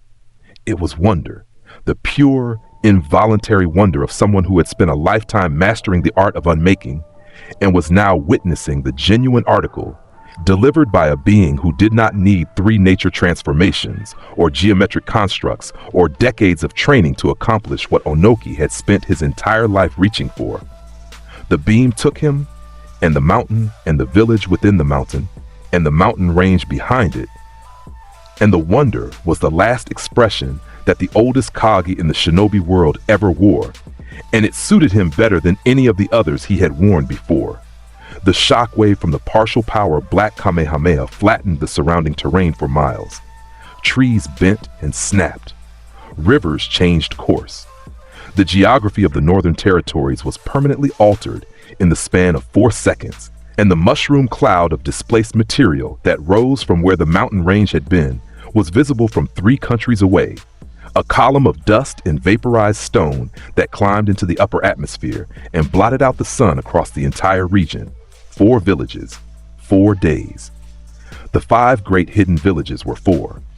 Naruto hovered above the dust cloud, the dark rose aura burning steady around him, and he felt the Saiyan biology doing what Saiyan biology did, processing the stress of combat, absorbing the feedback from each exchange, converting every impact and every resistance into incremental gains that compounded on each other with the exponential mathematics that made the Saiyan warrior bloodline the most dangerous biological template in any universe it appeared in. Each village had been easier than the last, and the ease itself was the evidence of the Zenkai function operating exactly as his divine understanding of the body predicted. He had grown stronger in Suna, stronger again in Kiri. The Raikage's lightning armor and Killer Bee's tailed beast bomb had provided resistance that the Saiyan cells interpreted as stimuli, and the growth that resulted had made the confrontation with Iwa feel like an afterthought. The curve was steepening. Each battle fed the next. Each next demanded less of him than the last, and the surplus between his capacity and the world's resistance grew wider with every engagement. He turned south. The final great village, Konoha, would wait. It would be the last, because it had been the first, and there was a symmetry to that arrangement that appealed to his sense of divine order. There were other matters to address first. The Akatsuki found him before he found them. Pain, the 6 paths, the 6 bodies animated by Nagato's will, through the black receivers that pierced their flesh, descended from the sky above a scorched plain in the land of rain, with the choreographed precision of a formation that had been designed to project absolute authority. The 6 bodies landed in a semicircle around the point where Naruto stood, and each one adopted the stance that its particular path demanded. The Deva path at the center, the Ashura path with its mechanical augmentations, the animal path, the human path, the Preta path, the Naraka path. 6 functions of a single will, arranged around a god, and the irony of the arrangement was lost on none of the intelligence that controlled them. "You have done remarkable things," Pain said, speaking through the Deva path, the body of Yiko, dead for years but preserved and animated by the black receivers, a corpse repurposed as a mouthpiece for the philosophy of pain. "You have brought suffering to the great nations on a scale that exceeds anything in recorded history. You have demonstrated a power that this world has never seen, and you claim to do this in the name of justice." The rain fell. It always fell in the land of rain, a perpetual gray, exhausting precipitation that soaked everything and everyone and served as the physical manifestation of Nagato's sensory technique. Each raindrop a receptor, each puddle an extension of the Rinnegan's awareness. Naruto stood in the rain and let it touch him. The drops that landed on his skin evaporated on contact with the God Ki aura, producing faint wisps of steam that rose from his shoulders and disappeared into the gray air. "I have heard your philosophy," Naruto said. "I have read your manifestos, distributed to the villages you have attacked. You believe that by inflicting catastrophic pain on the world, you will teach it the value of peace. You believe that suffering, applied with sufficient force and sufficient scale, will convince mortals to abandon the cycles of violence that define their existence. You call yourself a god of pain, and you believe that the path to peace runs through the valley of suffering." He paused, and the rain filled the silence. "Your philosophy is the most pathetic distortion of divine purpose I have encountered in this world, and I have encountered many. You have taken the concept of divine judgment and reduced it to a protection racket. Suffer enough and I will let you rest, hurt enough and I will call it wisdom. You do not understand peace because you have confused it with exhaustion, and you do not understand divinity because you have confused it with power. The suffering you have inflicted has taught this world nothing except that one more powerful lunatic exists among the many it has already produced, and the fact that you cannot see the difference between what you are and what I am is precisely the kind of mortal blindness that makes the Zero Mortals plan necessary." Pain's eyes, the Rinnegan, the legendary eyes of the Sage of 6 Paths, narrowed. The 6 bodies shifted, the formation tightening, and the combined killing intent of 6 paths directed at a single point created a pressure that would have immobilized most Kage. "You know nothing of pain?"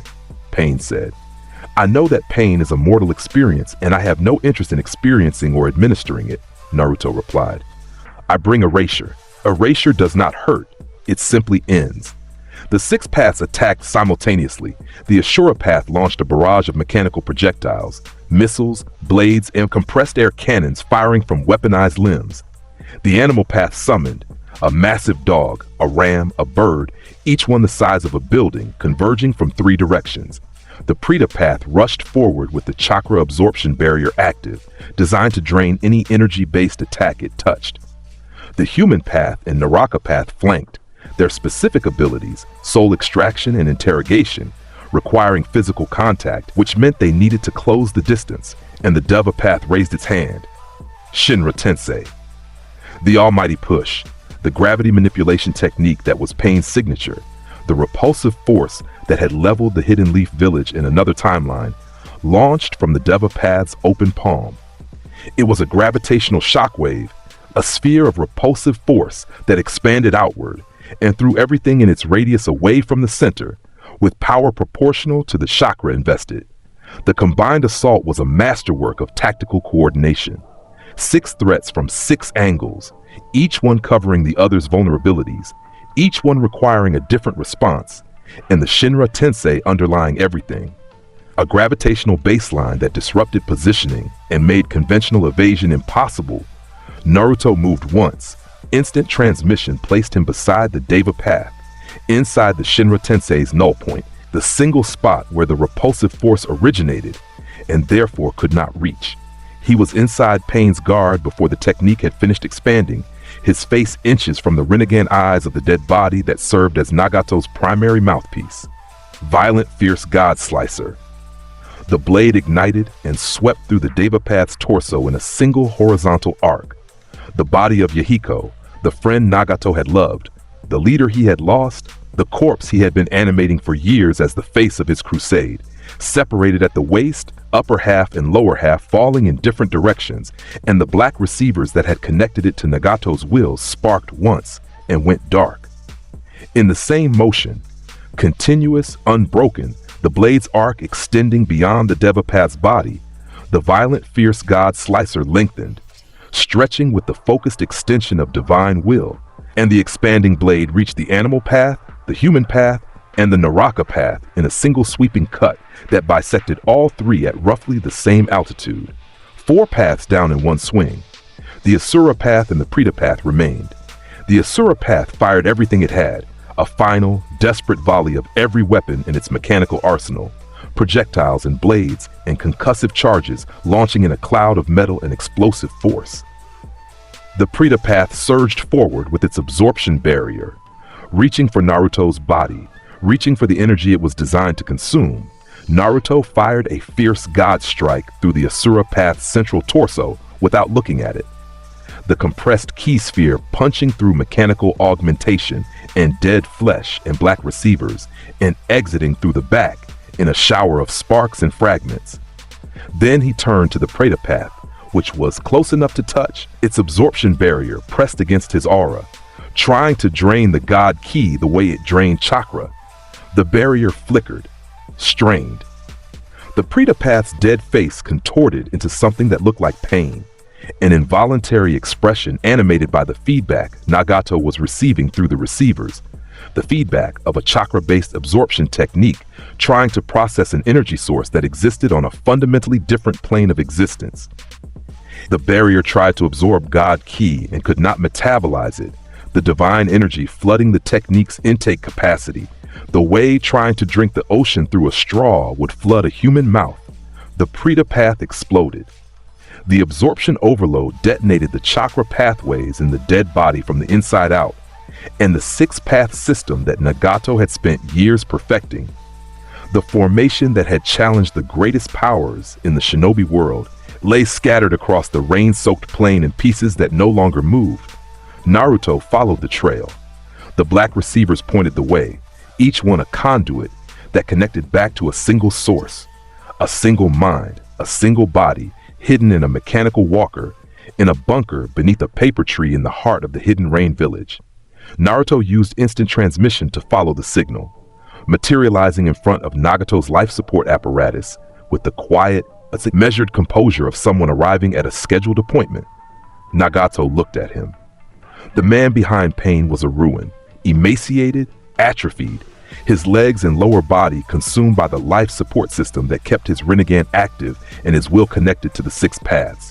His red hair hung lank around a face that was more skull than flesh, and the Rinnegan eyes that looked out from that face were the only parts of him that still carried the intensity they had possessed when he was young and whole and burning with the conviction that he could change the world. He looked at Naruto.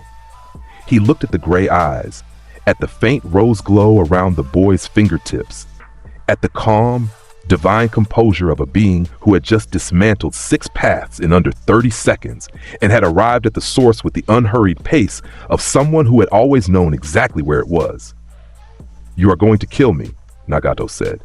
His voice was thin, reedy, a fraction of the commanding resonance that the Deva path had projected. "The thought has limited appeal," Naruto said. "You are already dying. Your body has been consuming itself for years in service to a philosophy built on a misunderstanding of what divinity means and what justice requires. Killing you would be redundant. The universe is already performing that task with more patience than I possess. Nagato's hands moved toward the position for the outer path technique, the ability to revive the dead, to pull souls from the afterlife and return them to their bodies, the ultimate trump card that represented the Renegade's authority over the cycle of life and death. Naruto was beside him before the first hand seal completed. He did not touch Nagato. He did not attack. He simply stood at the man's side and looked down at him with gray eyes that contained the full weight of a divine consciousness that had spent 2 lifetimes observing the failures of mortal ambition. Nagato met those eyes. And in that meeting, in the space between the Renegade's legendary perception and the God-Ki consciousness that looked out from behind Naruto's gray irises, Nagato understood something that stripped away every layer of philosophy and conviction and righteous fury that he had built around his wounded heart. The God he had tried to become and the God standing beside him were different in a way that had nothing to do with power. Nagato had played at divinity. He had borrowed its language, adopted its posture, claimed its authority. He had inflicted pain and called it justice because he lacked the perspective to recognize that pain and justice were not the same thing, had never been the same thing, and that conflating the two was not wisdom but the specific, self-serving delusion of a mortal who wanted his suffering to mean something, and had chosen to believe it meant he was special. The God beside him was not playing. The God beside him carried a conviction that was not born from suffering, not sustained by anger, not dependent on the validation of others. It was simply present, total, absolute, self-contained, the way gravity was present, the way time was present, the way the fundamental forces of the universe were present without requiring anyone's permission or agreement. Nagato lowered his hands. "You are right," he said, and the words were quiet and honest and carried the specific weight of a man surrendering something he had been holding for a very long time. "I was never a god. I was just a man in pain who wanted the pain to mean something." "It did not," Naruto said. "Rest now. The world you tried to change through suffering will be changed through something more thorough." Nagato closed his eyes, his Rinnegan deactivated, the legendary eyes dulling, the concentric rings fading, the power that had sustained the 6 paths and the outer path, and the entire apparatus of pain's influence, withdrawing as the man behind it all made the conscious, voluntary decision to stop. His body, already sustained by nothing more than will and machinery, began its final shutdown. His breathing slowed, his pulse weakened. The paper tree above him rustled once in a breeze that came from nowhere, and then the Hidden Rain's most powerful citizen died the way he had lived for the past decade, quietly in pain, surrounded by the mechanisms he had built to project a power that had never truly been his. Naruto left the bunker. He left the Hidden Rain. He rose into the gray sky above the eternal precipitation and flew west, and behind him, the rain continued to fall because the rain had been falling in the land of rain since before Nagato was born, and would continue to fall long after every trace of his influence had been washed from the earth. The Akatsuki's remaining forces scattered. Kasame Hoshigaki, Deidara, Sasori's memory, Hidan, Kakuzu, Zetsu, the collection of S-rank criminals that Nagato and Obito had assembled, received the news of Pain's death through their ring communication network and responded in the only way that self-interested killers could respond when the organization that had united them ceased to exist. They ran. Most of them did not run fast enough. Naruto hunted them the way a gardener removes weeds, systematically, without passion, giving each one exactly the attention its removal required and no more. Kasame died in a river. Deidara detonated himself rather than face what was coming, and Naruto watched the explosion from a distance and found the grand gesture both dramatic and futile in equal measure. The immortal Hidan was sealed in a key construct that would hold until the sun burned out. Kakuzu's 5 hearts were extinguished in 5 consecutive, fierce god strikes delivered so quickly that the impacts produced a single, continuous sound. Zetsu dissolved into the earth and fled in a direction that Naruto chose not to pursue, because the plant creature's purpose in the larger scheme was about to become relevant. Madara Uchiha arrived on the 7th day. Zetsu had done what Zetsu had always been designed to do: manipulate, deceive, accelerate the plans of beings who believed they were using him while he was, in fact, using them. The details of Madara's resurrection were complex and irrelevant to anyone except the architects who had designed them. What mattered was the result, a man standing on a ridge above a valley in the land of Earth, fully alive, fully restored, the Rinnegan burning in his eye sockets, the eternal Mangekyo Sharingan available behind them, Hashirama's cells woven through his body, granting wood release and regenerative capabilities that blurred the line between human and force of nature.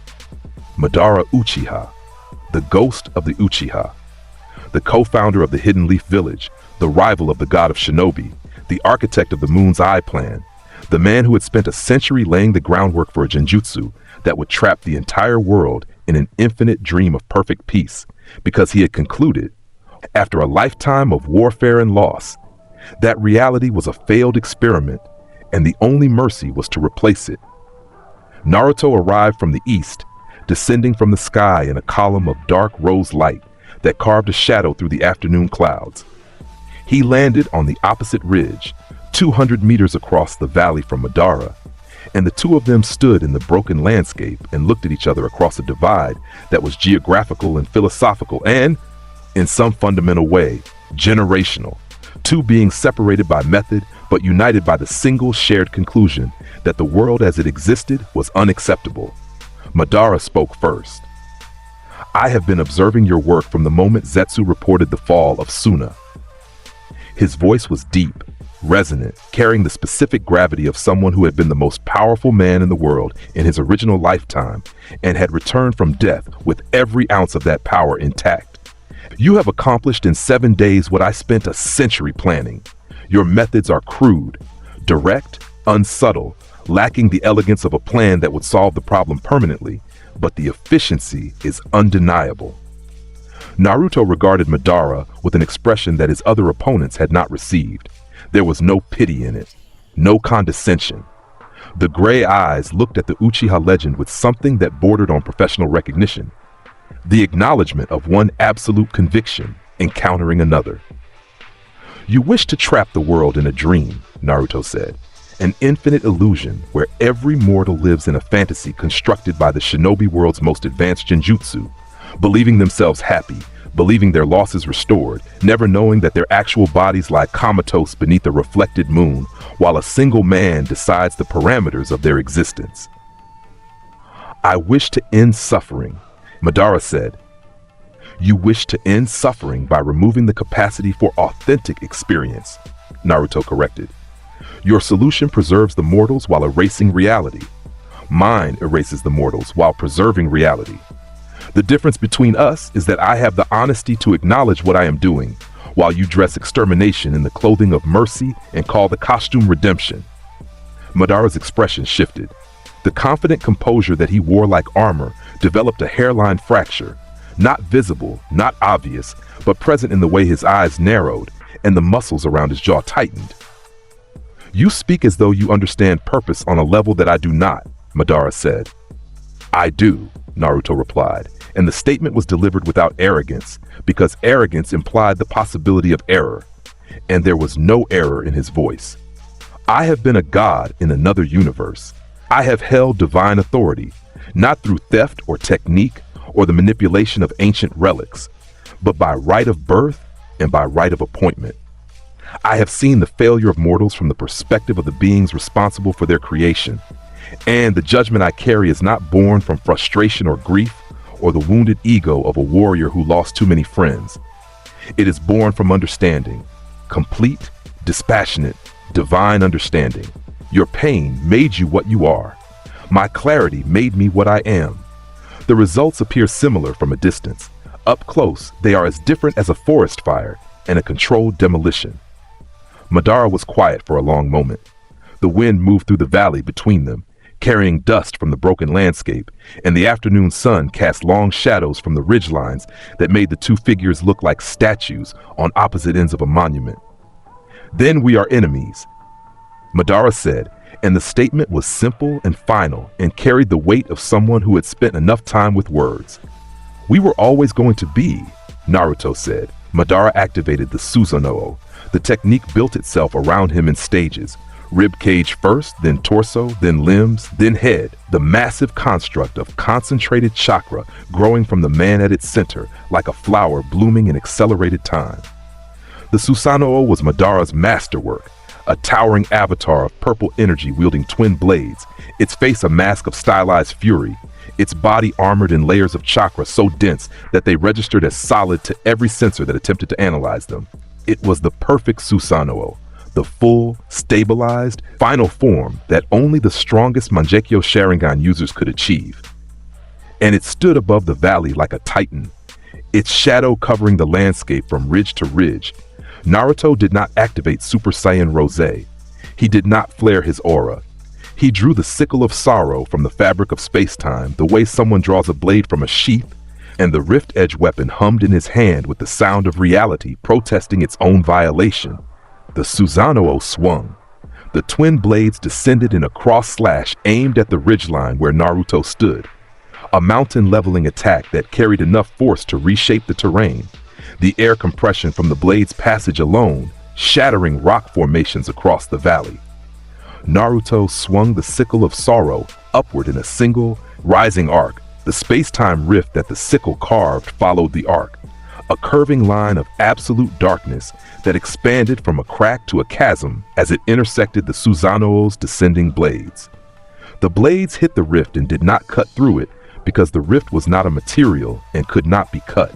Instead, the portions of the Susanoo's blades that entered the rift ceased to exist, the chakra that composed them falling into the gap between spaces and not returning. The twin blades shortened.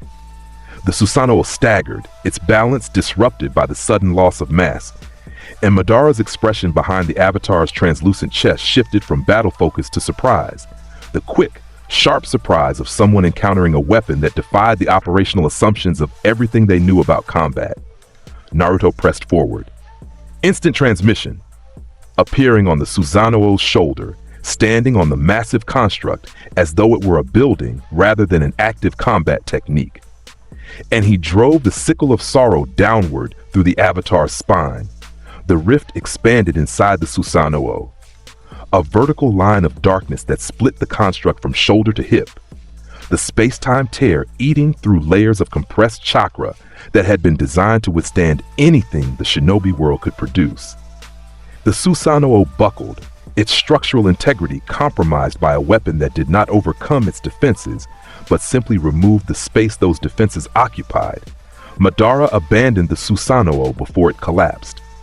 He dropped from the disintegrating avatar with the battlefield awareness of someone who had spent a lifetime fighting opponents of extraordinary caliber, and he landed on the valley floor in a crater of his own making, his Rinnegan active, his hands already moving through the signs for his contingency.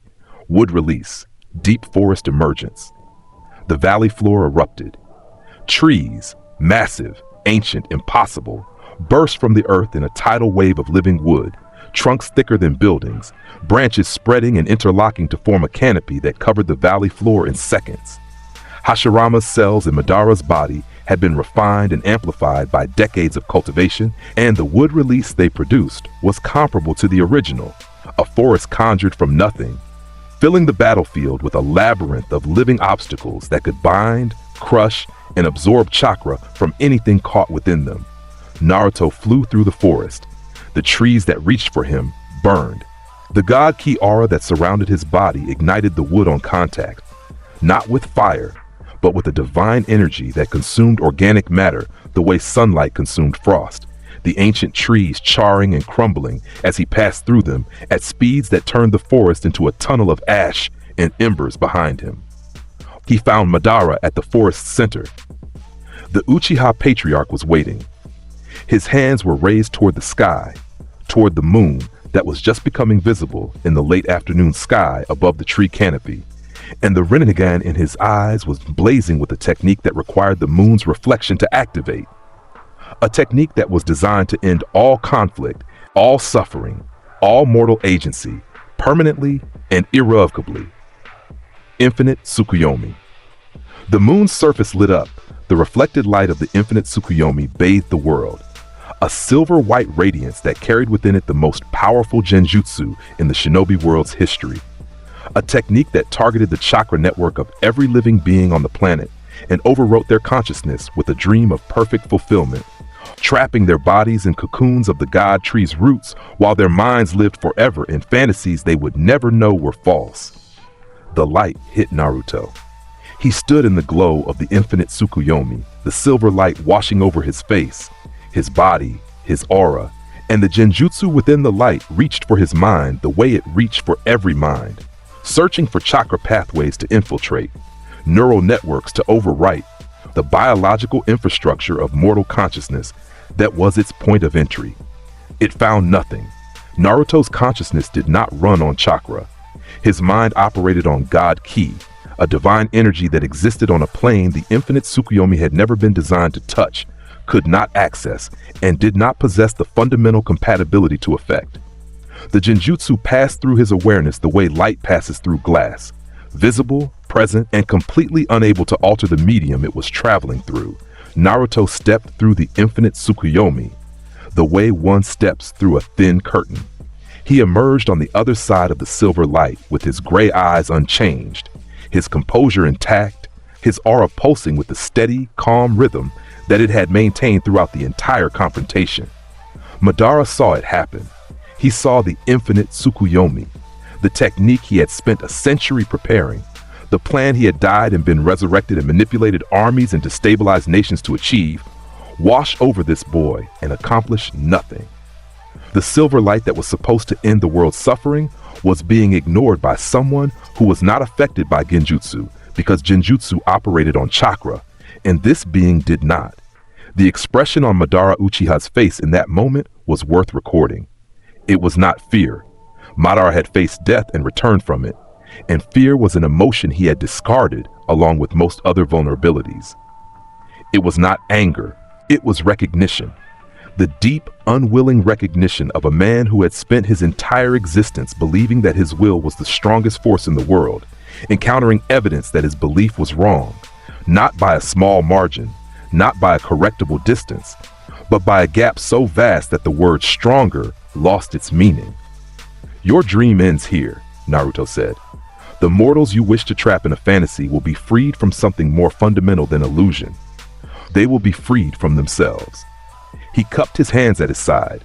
The minus energy power ball charged. The dark sphere formed between his palms with the slow, deliberate accumulation of divine energy that characterized every full charge technique. The darkness deepening, the air cooling, the ground beneath his feet dissolving under the gravitational backwash. He fired. The sphere struck Madara Uchiha directly, and the man, the legend, the ghost, the architect of the Moon's Eye plan, the being who had survived death and returned with the power of the Rinnegan and the dream of ending suffering through a lie, was consumed.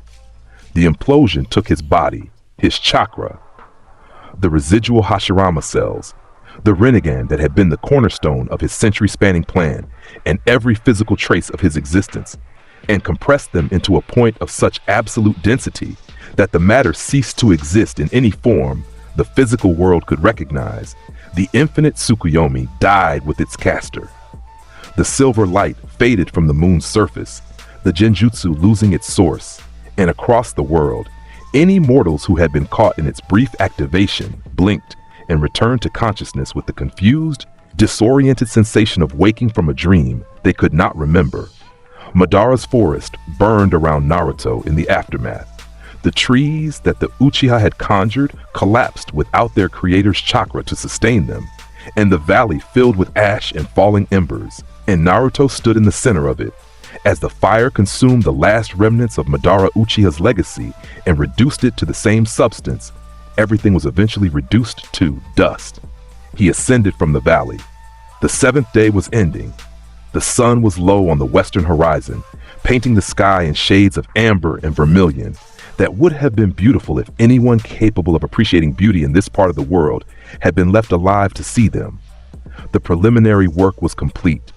The word traveled through every communication channel the shinobi world possessed. Hawk messages, coded scrolls, mirror relays, Word of mouth carried by terrified refugees who had fled the fallen villages and arrived at the borders of the surviving nations with eyes that had seen things their vocabularies could not describe. The 5 great hidden villages were gone, 4 destroyed. 1, Konoha, still standing, its population evacuated to emergency shelters, its military deployed in defensive formations around the village walls, its leadership aware that the evacuation was a formality and the defensive formations were a gesture, and that everything they were doing was the organizational equivalent of straightening the furniture before the building collapsed. The remaining powers of the shinobi world did what mortals always did when individual strength failed. They combined. The coalition assembled on a plain in the Central Territories, a vast, flat expanse of grassland that had been chosen for its openness, its distance from civilian populations, and the simple, pragmatic reality that it provided enough space for every surviving combat asset in the shinobi world to deploy simultaneously. They came from everywhere. Konoha sent its full remaining force, Tsunade at the head, Kakashi beside her, every jonin, every chunin, every combat-capable ninja the village could field. Jiraiya stood with them, and beside him stood the survivors of the other villages who had been outside their home territory when the attacks came. Sand ninja who had been on foreign missions, mist operatives who had been undercover in other countries, cloud jonin who had been on leave, rock specialists who had been stationed at border posts, the Jinchuriki who remained contributed their tailed beast power. Gaara recovered from his earlier defeat, carrying the One-Tail's power with the grim determination of a man who knew he was outmatched and had come anyway, because the alternative was to do nothing and watch the world end from a distance.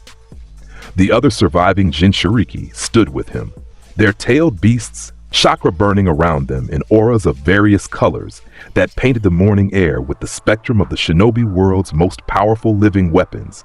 The sealing masters from every village erected barriers, massive interlocking arrays of containment seals inscribed on the plane itself, designed to trap, slow, redirect, or contain the target within a bounded space where the coalition's combined firepower could be brought to bear. The arrays had been designed by committee, incorporating the best sealing knowledge from 5 traditions, and they represented the most sophisticated containment architecture the shinobi world had ever produced. The weapons specialists prepared their tools.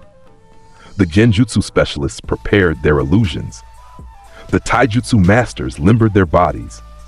The medical ninja set up triage stations behind the front lines with the quiet, professional efficiency of people who expected a lot of casualties and were determined to save every life they could. Thousands of ninja, every surviving combat asset in the shinobi world, gathered on a single plane, organized into the most comprehensive battle formation the 5 nations had ever assembled, carrying every weapon and technique and desperate stratagem that their collective civilization could produce. Tsunade stood at the front. The 5th Hokage, her forehead seal active, her fists glowing with chakra-enhanced striking power, her medical knowledge giving her the precise understanding of exactly how outmatched they were, and her leadership responsibility demanding that she stand here anyway. Beside her, the surviving Kage and their equivalents formed a line. Behind them, the Jonin.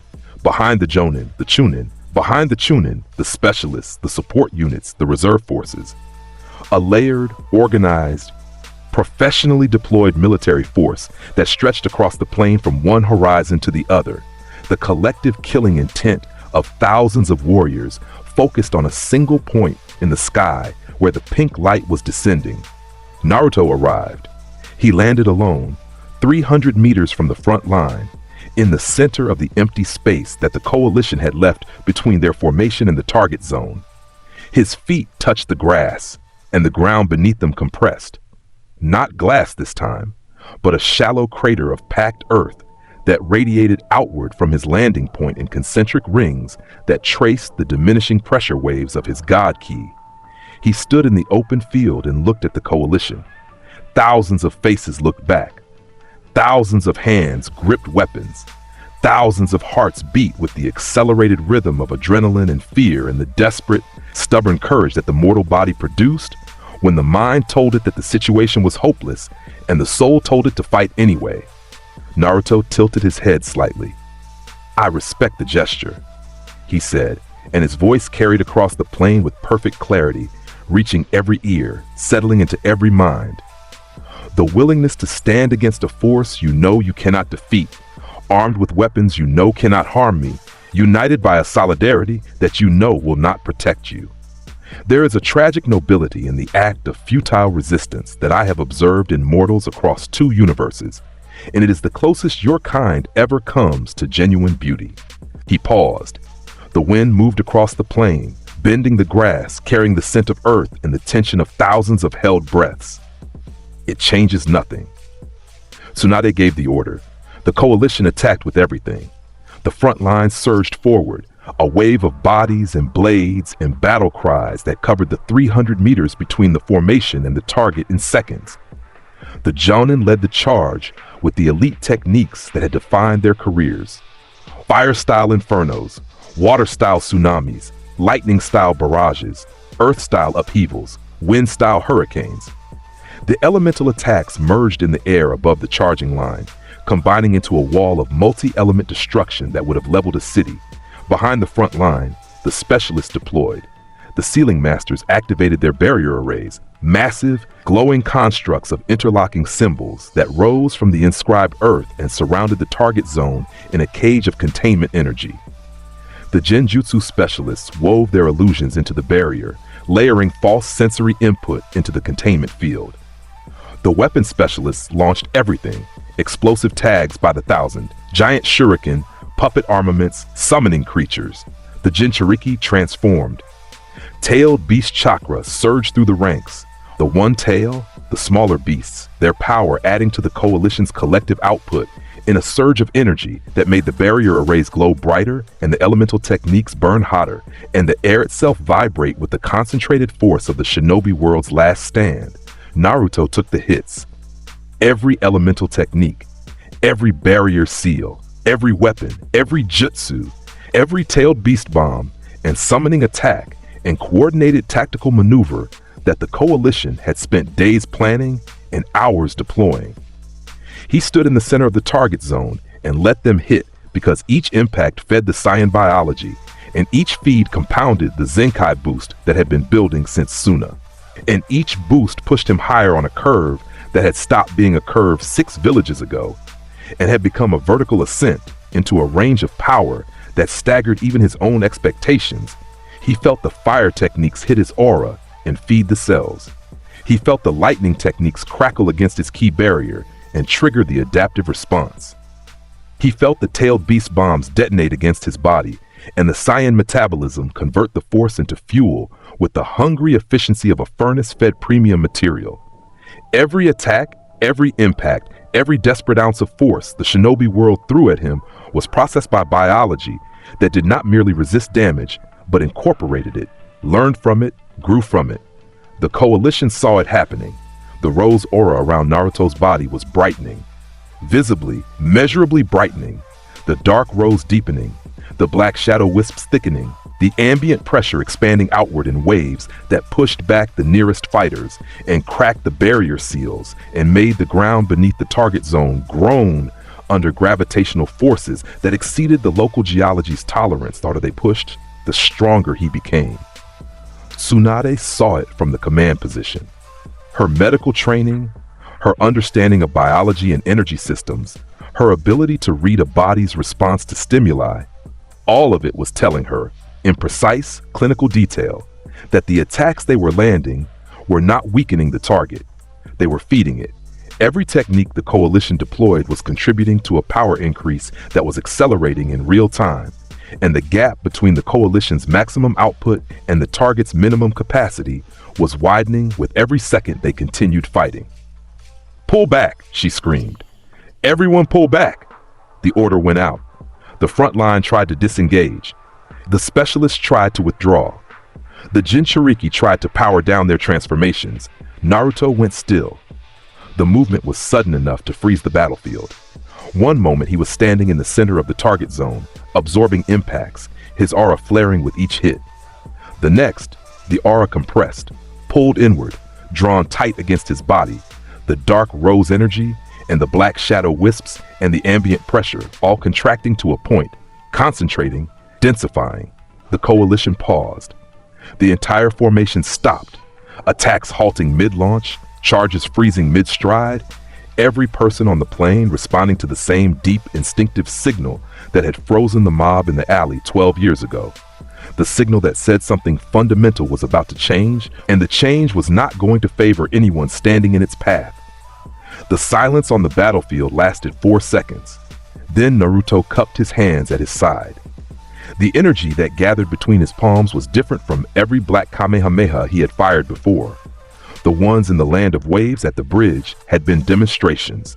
The ones against the villages had been applications. This was the technique at full, unrestrained divine power. Every Zenkai boost from every battle compounded into a single charge. Every fragment of resistance the shinobi world had offered him converted into the fuel for its own annihilation. The sphere between his palms was black. Absolute black. The black of deep space. The black of a closed eye. The black of something that existed at a density where light itself was captured and consumed. It grew from the size of a fist to the size of a basketball to something larger, something that strained the space it occupied, something that made the air around it scream, a high, thin, continuous shriek that was not wind and not vibration, but the sound of local space-time being distorted by an energy density that exceeded its design parameters. The ground beneath Naruto's feet dissolved. The grass, the soil, the stone beneath the soil, all of it reduced to nothing under the gravitational pressure radiating from the gathering technique. He stood in empty air above a shallow crater that was deepening in real time, the matter at its edges converting to energy and being drawn into the sphere between his palms. The sky darkened. The clouds above the plane pulled inward, spiraling toward the gathering technique in a vortex pattern that extended to the horizon. The atmospheric system of the entire region reorganizing itself around the gravitational center of what Naruto was building. Lightning sparked inside the clouds, natural lightning, triggered by the atmospheric disruption, crackling in the darkness above the battlefield like a countdown that no one had started. The Kaji at the front of the coalition stared into the growing darkness between Naruto's palms. They saw their reflections in it. Tiny, insignificant, the distorted images of people standing at the edge of something they could not survive, and knowing it with the absolute certainty that comes when denial runs out of material to work with. Tsunade felt a hand on her arm. She looked down. Kakashi stood beside her, his one visible eye fixed on the gathering technique, his face carrying the expression he had worn in the Hokage's office the night Naruto left. The expression of someone who had seen this coming from the moment a 12-year-old boy put him on his knees in a training ground and had spent every day since then hoping he was wrong. He was not wrong. Black Kamehameha. Naruto fired. The beam was not a technique.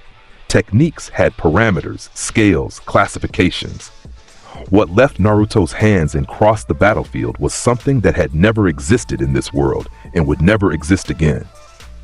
A column of absolute divine power 300 meters wide that moved from its point of origin to the horizon with the speed and inevitability of a fact being stated. It was not dark. It was the absence of everything. Light, sound, matter, the electromagnetic spectrum, the fundamental interactions that held atoms together and kept the universe coherent. Inside the beam, physics stopped. Inside the beam, reality simply was not. The beam crossed the coalition's position. The ceiling barriers were the first to go, the most sophisticated containment architecture the shinobi world had ever produced, erased before the energy within them had time to register the contact. The barrier arrays did not fail. They did not overload. They transitioned from existing to not existing in a time interval too short for the concept of failure to apply. The front line followed. Thousands of ninja, jonin, chunin, specialists, veterans of every war the shinobi world had produced, standing in the beam's path with weapons drawn and techniques charged, and the desperate, magnificent courage of people who had known they were going to die and had chosen to stand here anyway. The beam reached them, and they were gone. The weapons they held were gone. The techniques they had charged were gone. The ground they stood on was gone. The Kage were in the beam's path. Tsunade, her forehead seal active, her chakra reserves at maximum, her fists clenched and her jaw set and her eyes open, because if this was the end, then she would watch it come. The beam reached her and continued, and she was gone. And the fifth Hokage of the Hidden Leaf Village passed from the world in the same instant as the ninja she had been leading, and the equality of that ending was the only kind of justice the shinobi world had left to offer. The Jinchuriki were in the beam's path. The tailed beasts within them felt it coming, felt the approach of an energy that made their own seem small and distant and irrelevant. And in the final microsecond before contact, the ancient chakra constructs that had existed since the Sage of Six Paths divided. The Ten Tails experienced something they had not felt since the moment of their creation. They experienced ending. The beam crossed the plane and kept going. It crossed the horizon and kept going. It crossed the landscape behind the plane, forests and rivers and mountains and the geography of an entire region, and kept going. The earth beneath the beam's path was scooped clean, a trench of empty space carved across the continent's surface that was visible from orbit, a line drawn through the world by a hand that was done writing and was now erasing. The beam lasted 12 seconds. When it ended, the silence that followed was the silence. Sound existed. Air existed. The physical medium through which sound traveled was still present at the beam's edges in the territory that had not been within the attack's diameter, but within the path of the Black Kamehameha, a corridor of empty space that stretched from the plane to the edge of the continent and beyond. There was nothing to carry sound. There was nothing to produce sound. There was nothing. From the edges of the battlefield, the distant margins, the positions too far from the center to have been within the beam's path, the survivors stared. There were not many. The coalition had been centrally deployed, concentrated, positioned for maximum combined firepower, and the beam had been aimed at the center of that concentration. The survivors were the ones who had been at the extreme flanks, the ones who had been stationed at logistics positions miles from the front, the ones who had been running messages or staffing triage stations or occupying observation posts on hills that by the random mercy of geometry had been outside the radius. They stared at the trench. It was miles wide. The edges were smooth, not rough, not melted, not displaying any of the characteristics of conventional damage. The beam had not destroyed the material at its edges. It had removed it with a precision that left the remaining earth looking as though it had always been this way, as though the trench had always existed and the land had simply grown around it, the way a forest grows around a stone. At the bottom of the trench, miles below the surface where the beam had carved through the earth's crust and into the layers beneath, something glowed faintly. The deep, residual luminescence of rock that had been exposed to divine energy and had not yet finished processing the experience. The smoke cleared slowly. The dust settled. The atmospheric vortex that the charging technique had created dissipated, the clouds unspiraling, the sky returning to its natural state, clear, blue, carrying the afternoon sun that illuminated the trench and the empty plain and the absolute, comprehensive absence of the army that had stood there. Naruto hovered above the trench. The Super Saiyan Rosé form burned around him in a steady, pulsing rhythm that had not changed throughout the entire engagement. His pink hair blazed against the blue sky. His gray eyes surveyed the result with the calm, thorough attention of someone checking their work for imperfections. He found none. The war was over. The weeks that followed moved at the speed of settling dust. Naruto did not return to the battlefield. He left it, rising from the trench's edge into the sky, flying east, then south, then west, describing a slow, methodical circuit of the continent that served as both inspection and completion, where pockets of organized resistance remained. Scattered units, remote garrisons, isolated strongholds that had not been part of the coalition. He addressed them with the minimum force necessary. A key pulse here, a fierce god strike there. The efficiency of the process reflected not cruelty, but the specific, measured pragmatism of someone completing a task that was almost finished and wanted it done properly. The Hidden Leaf Village was the last. He arrived at Konoha on a morning that was clear and warm and smelled of the autumn leaves that were just beginning to turn. The village walls were intact. The gates were open, left open deliberately, by an order that the remaining council had issued after receiving the reports from the coalition's destruction. The order had been simple, practical, and devastating in its honesty. Do not resist. Resistance is meaningless. Open the gates. Let whoever remains decide whether running or staying is the better option. Most had run. The evacuation shelters were empty, the civilian population scattered across the countryside in a diaspora that carried with it the end of the hidden leaf as a functional entity.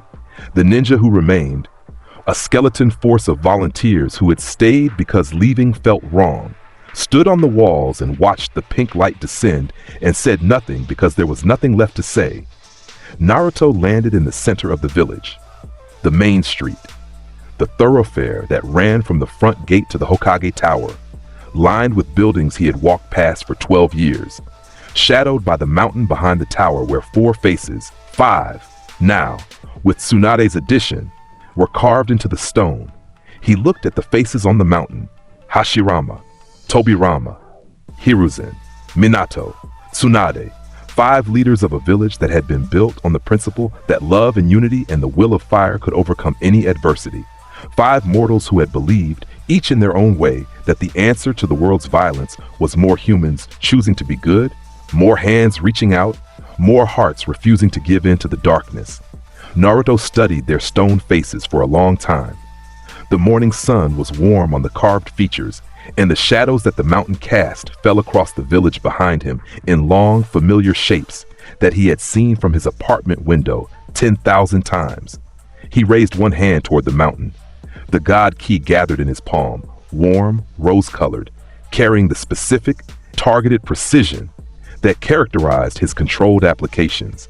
He erased the faces, a single, focused pulse of divine energy that removed the carvings from the mountainside without disturbing the rock beneath them.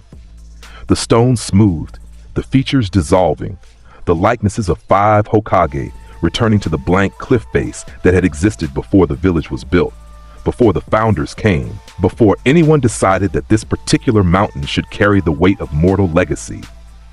The mountain was clean. The village was quiet. The wind moved through empty streets and carried no sound except its own passage through doorways that would never be opened again. Naruto walked through Konoha.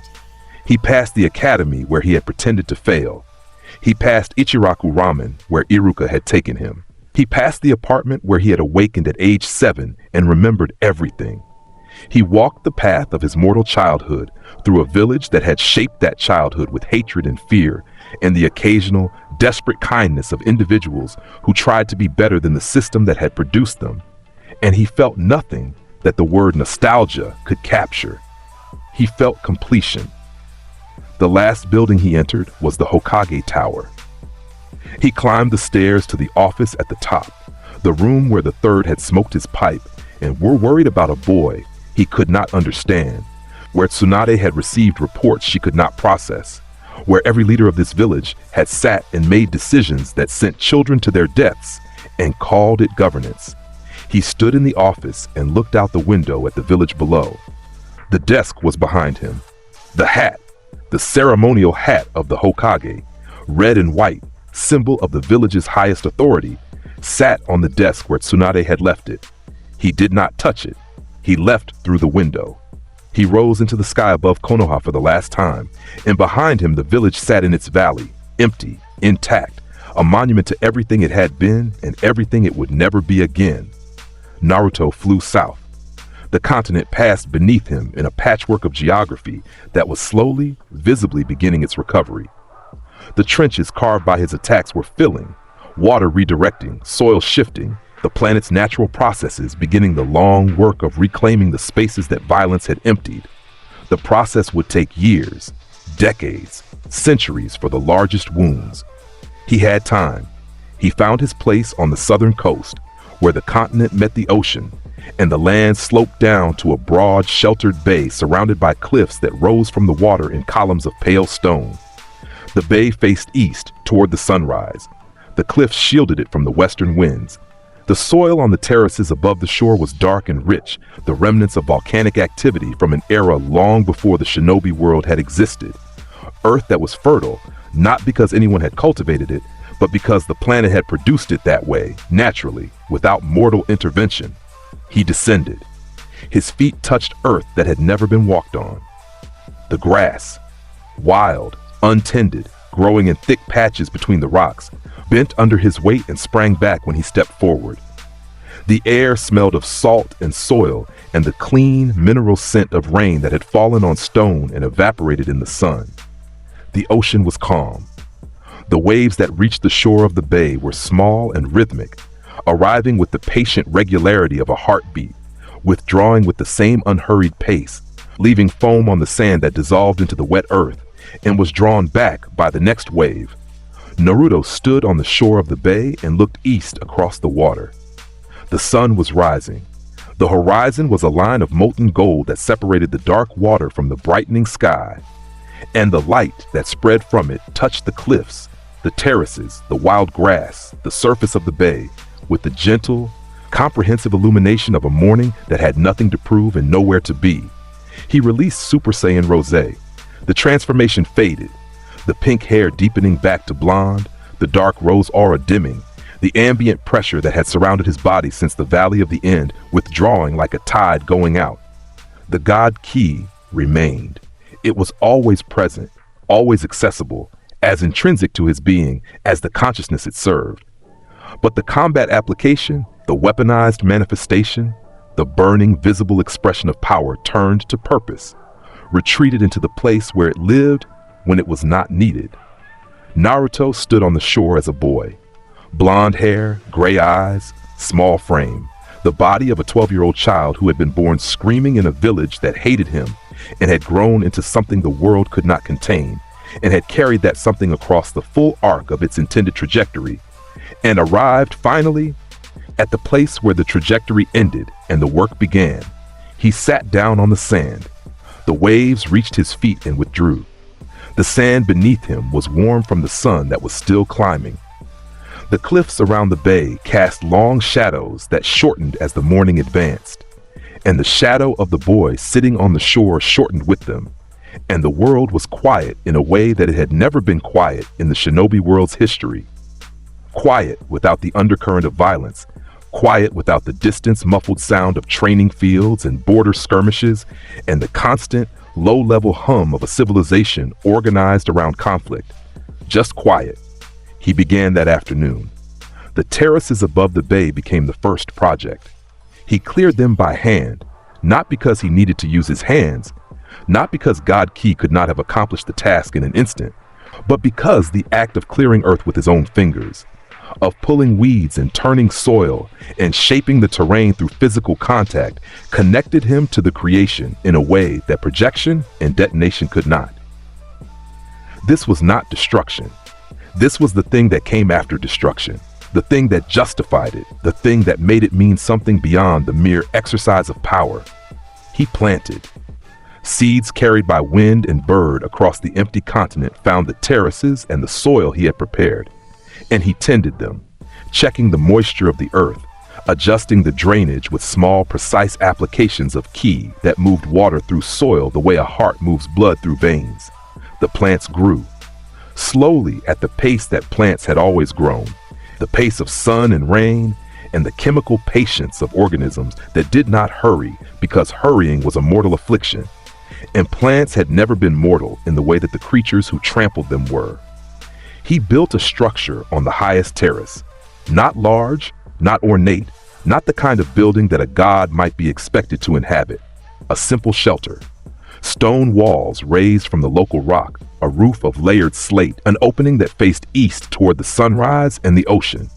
It was the kind of dwelling that existed to provide shade and shelter and a place to sit when the work of the day was done, and it served those purposes without excess or pretension. The days assumed a rhythm.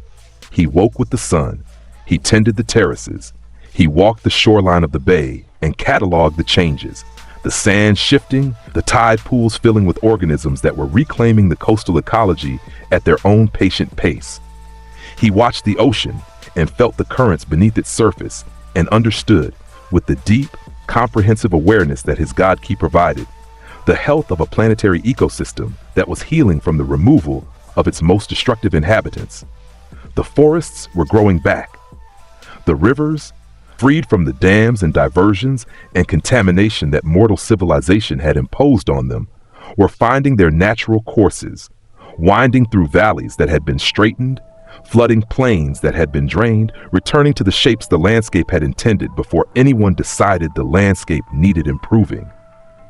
The animals returned, slowly, cautiously, with the patient wariness of species that had spent generations being hunted and trapped and displaced. They came back to the territories that mortals had taken from them. He watched them from the cliffs above the bay, hawks circling in thermal currents, deer moving through the grasslands beyond the coast, fish in schools so dense that the ocean surface rippled with their passage. The ecosystem was rebuilding itself with the quiet efficiency of a system that knew what it was supposed to look like and had been waiting for the opportunity to resume. Naruto watched. He tended. He maintained. The months passed. The terraces bloomed. The structure on the highest terrace aged into its surroundings, the stone darkening with weather, the slate roof settling, the whole building achieving the specific, comfortable permanence of something that belonged where it had been placed. He spoke to no one because there was no one to speak to, and the silence was neither lonely nor oppressive. It was earned. It was the silence of a completed work, the quiet that exists in a gallery after the last visitor leaves, in a theater after the final performance, in a garden after the gardener has finished and stands back to look at what the season has produced. One morning, months after the end, or perhaps longer, because time had assumed a quality that made counting it feel unnecessary, Naruto sat on the stone wall of his terrace and looked out over the bay. The sun was rising. The ocean was painted in shades of copper and gold. The terraces below him were green with growth, and the growth was healthy, and the health was natural, and the naturalness was the entire point of everything he had done. Inside the seal, the remnant of the fourth Hokage's work, still present though dormant, an architectural artifact of the body he inhabited. Kurama was silent. The Nine Tails had been silent since the day at the Valley of the End, the beast's consciousness retreating to the deepest recess of the mental space and remaining there in a state that was either meditation or the tailed beast equivalent of holding very, very still and hoping that the predator above him forgot he was there.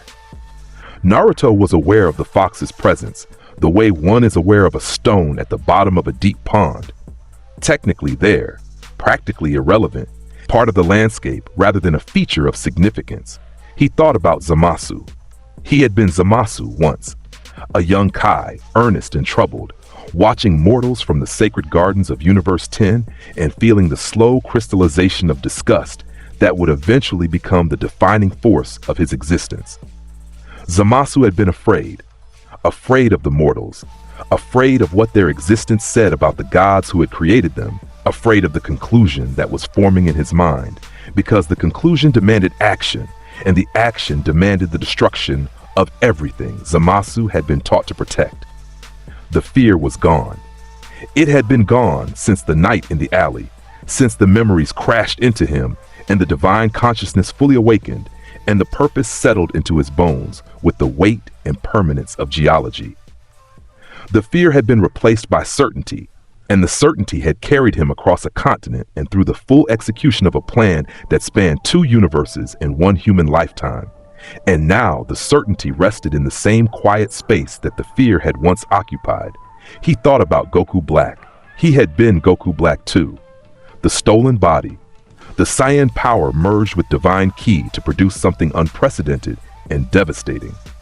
The Rosé transformation that had given visible form to the beauty of divine violence. Black had been magnificent and terrible and completely, permanently committed to a vision that allowed no compromise and no survivors, and the body he had stolen, the body of a mortal warrior too innocent to suspect the theft, had been the instrument through which that vision was expressed. This body was different. This body was his own, born to him, grown with him, shaped by the specific conditions of a world that had given him hatred and isolation and the cold, clarifying solitude that gods sometimes need in order to remember why they are gods. Naruto Uzumaki's body, the body of a vessel, a container, a child that a village had cursed and feared, and never, in 12 years, bothered to look at closely enough to see what was actually looking back. He did not miss the village. He did not miss the people in it. He did not miss the ramen or the academy or the Hokage monument or the apartment where he had sat on the floor at age 7 and remembered the gardens of Universe 10. These things had been the set pieces of a performance that was over, and the performer had no attachment to the props once the curtain fell. What he felt, sitting on his stone wall in the morning light, watching the sunrise paint his terraces in copper and gold, was something quieter than satisfaction and deeper than peace. It was the specific, bone-level stillness of a being who had looked at the distance between what the world was and what the world should be, and had crossed that distance, and was now standing on the other side looking back at the crossing and finding it both terrible and correct. The garden on the second terrace was blooming. Small flowers, blue, wild, growing from seeds that had arrived on the coastal wind, were opening their petals to the morning sun, and the motion was slow enough that watching it required the kind of patience that only someone with infinite time could afford. Naruto had infinite time. He sat on the wall. He watched the flowers open. He felt the sun climb and the shadows shorten and the morning warm into the early edge of noon. And the bay below him glittered with a light that was clean and clear and entirely, beautifully empty of everything that had been wrong with the world that used to fill it. The ocean waves arrived and withdrew, arrived and withdrew. The rhythm was planetary, tidal, driven by forces that had been operating since before the first living thing crawled from the first warm pool and decided that existence was worth the trouble. The rhythm would continue. The waves would arrive and withdraw for as long as the moon pulled and the ocean responded, and neither the moon nor the ocean had ever required mortal permission to conduct their business. A hawk circled above the bay. Its shadow moved across the water in a slow, patient spiral, and the bird's cry, high, clear, carrying across the morning air with the unself-conscious authority of a creature that owned the sky because no one had ever told it otherwise, was the only sound in the world. Naruto closed his eyes. Behind the lids, the gray irises rested. The divine consciousness that had driven 2 lifetimes of absolute purpose, that had sustained itself across the void between universes, and the childhood of a hated boy, and the conquest of an entire world, settled into a stillness that was neither sleep nor meditation, but something closer to the state that gods occupied when the work was done, and the creation was good, and the morning was long, and there was nothing in the world that required their attention, because the world, finally, was exactly what they had always known it could be. The wind touched his face, the sun warmed his skin, the garden grew in the silence that he had made, and the silence held, and the silence was enough. The Zero Mortals plan was complete. The utopia existed, and the god who built it sat on a stone wall above a bay at the edge of a healing continent, watching the flowers he had planted open toward a sun that rose over an ocean that stretched clean and vast and unbroken, all the way to the curve of a world that was, for the first time in its long and troubled history, at peace. Genuine peace. The peace of a garden tended by the only hand patient enough and ruthless enough and certain enough to pull every weed and accept every cost and carry every silence all the way to the end, where the silence became something beautiful and the beauty was enough and the morning went on forever. You just watched a god dismantle an entire civilization and call it mercy. Genuinely unhinged. If you survived this video, you already know what to do. Like, subscribe, and God help you when the next one drops.